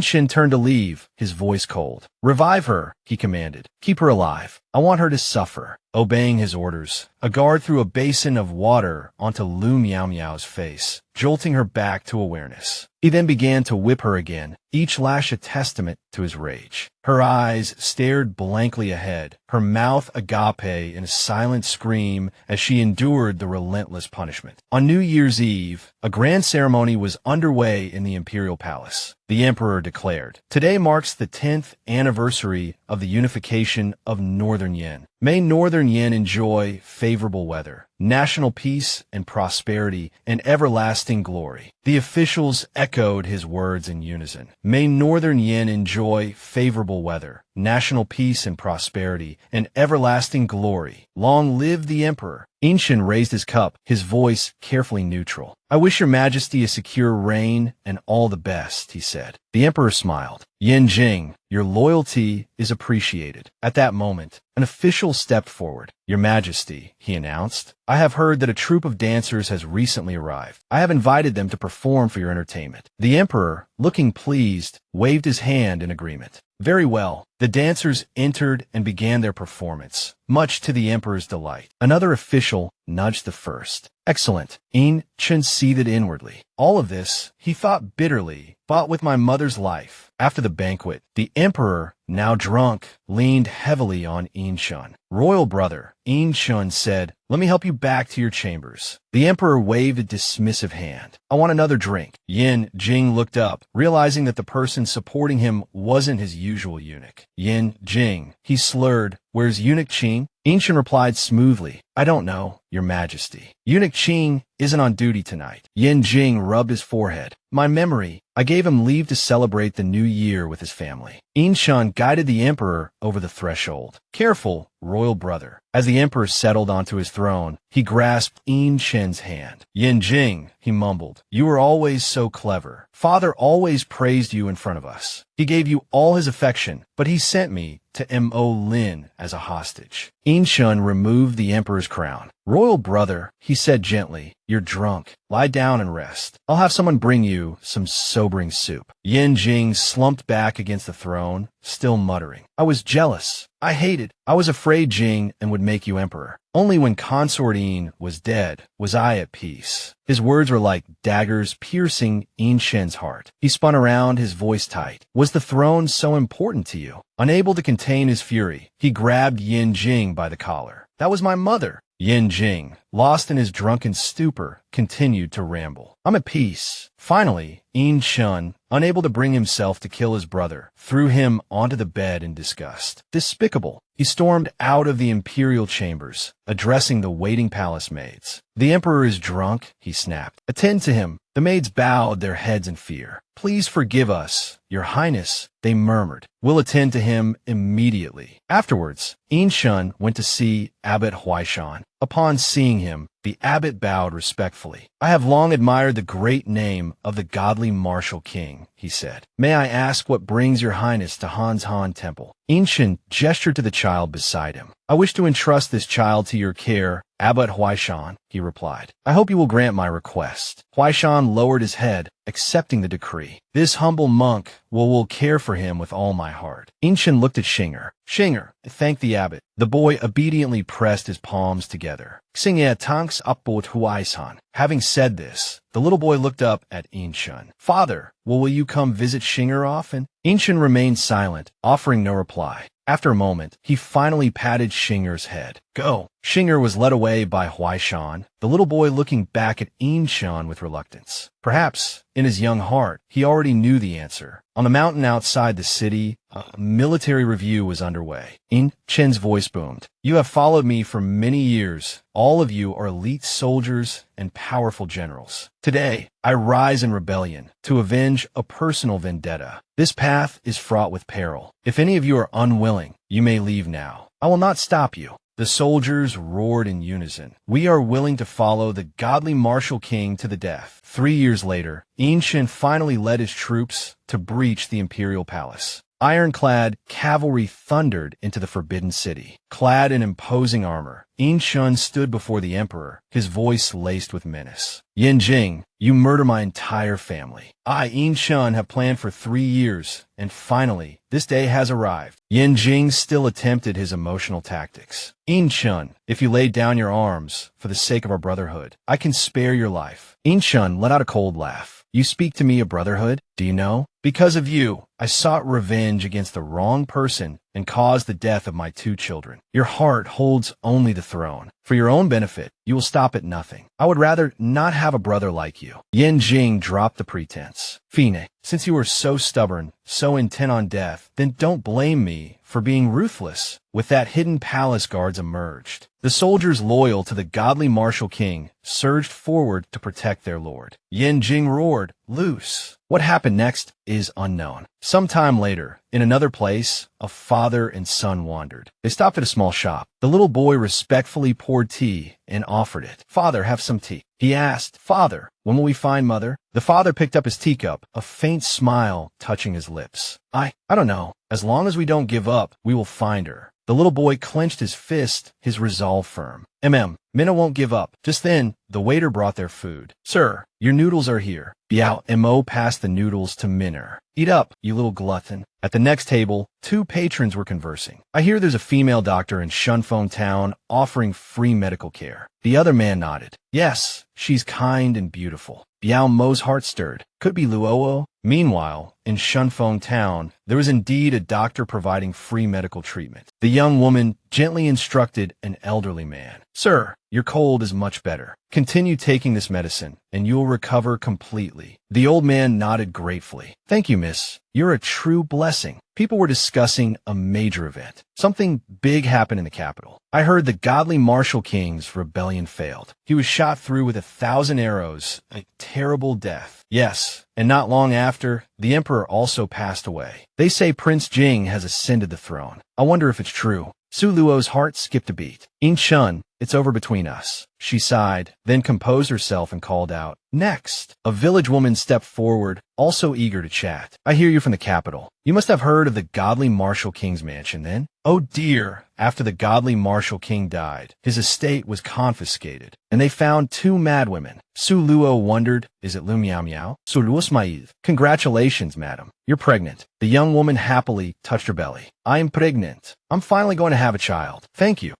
Miss. Su Luo's heart was touched once more. If my child were still alive, they would be this old too. After the free clinic ended, Su Luo, alone to the back mount of Deerhead Town. Suddenly, a familiar voice called out, "Lure?" Seeing this person, Su Luo was so overjoyed she almost lost her footing. "Master, why are you here?" Biao Mo couldn't hide his joy either. "Luo, it really is you?" Su Luo looked at the child beside her master and asked, "Master, who is this child?" They looked so familiar. She thought to herself, if Minna were still alive, they would be this old too. Biao Mo didn't answer her, but said, "I've been looking for you for a year. I heard there was a doctor. Deerhead Town, so I came here to find it." He continued, "Minna call. Mother." Su Luo was stunned. "This child is Minna," Biao Mo explained. "That day I snuck into Prince's manor. I had planned to take you all away, but at the time, Minna was very weak, so I could only take Minna first. Minna's injuries were severe. I didn't tell you because I didn't want to give you hope, only to have you disappointed again." He patted the little boy's head. "After Minna recovered, I took him to find you. Today we are finally reunited." Minna looked a little dazed. "Father, is this my mother?" Tears welled up in Su Luo's eyes. Minna Yimin also hugged her, crying out, "Mother!" Su Luo held the child in her arms. All the pain and humiliation at this moment seemed to disappear. "Minna, my child," regarding the rebellion at the time when Yin Jing shouted to release the arrows, godly martial king's army fought hard to resist, but in the end, godly martial king was still struck by an arrow. At the moment he was about to leave this world, Su Luo's figure suddenly appeared. Inchan reached out to her. "Luo, I'm sorry, I had to go first." His memories with her flashed before, like a movie. "The happiest thing in my life was meeting Long Mountain, getting to know you, falling in love with you. But after parting with you, I learned her identity. You were the daughter of the person who murdered my mother. Using Uma's wine, I tried to forget all of this, but I never imagined it would become such a grave mistake." Chancellor Su requested the emperor to grant our marriage. Forced by circumstances, I could only accept the emperor's decree and marry the daughter of my enemy. Ever since you entered the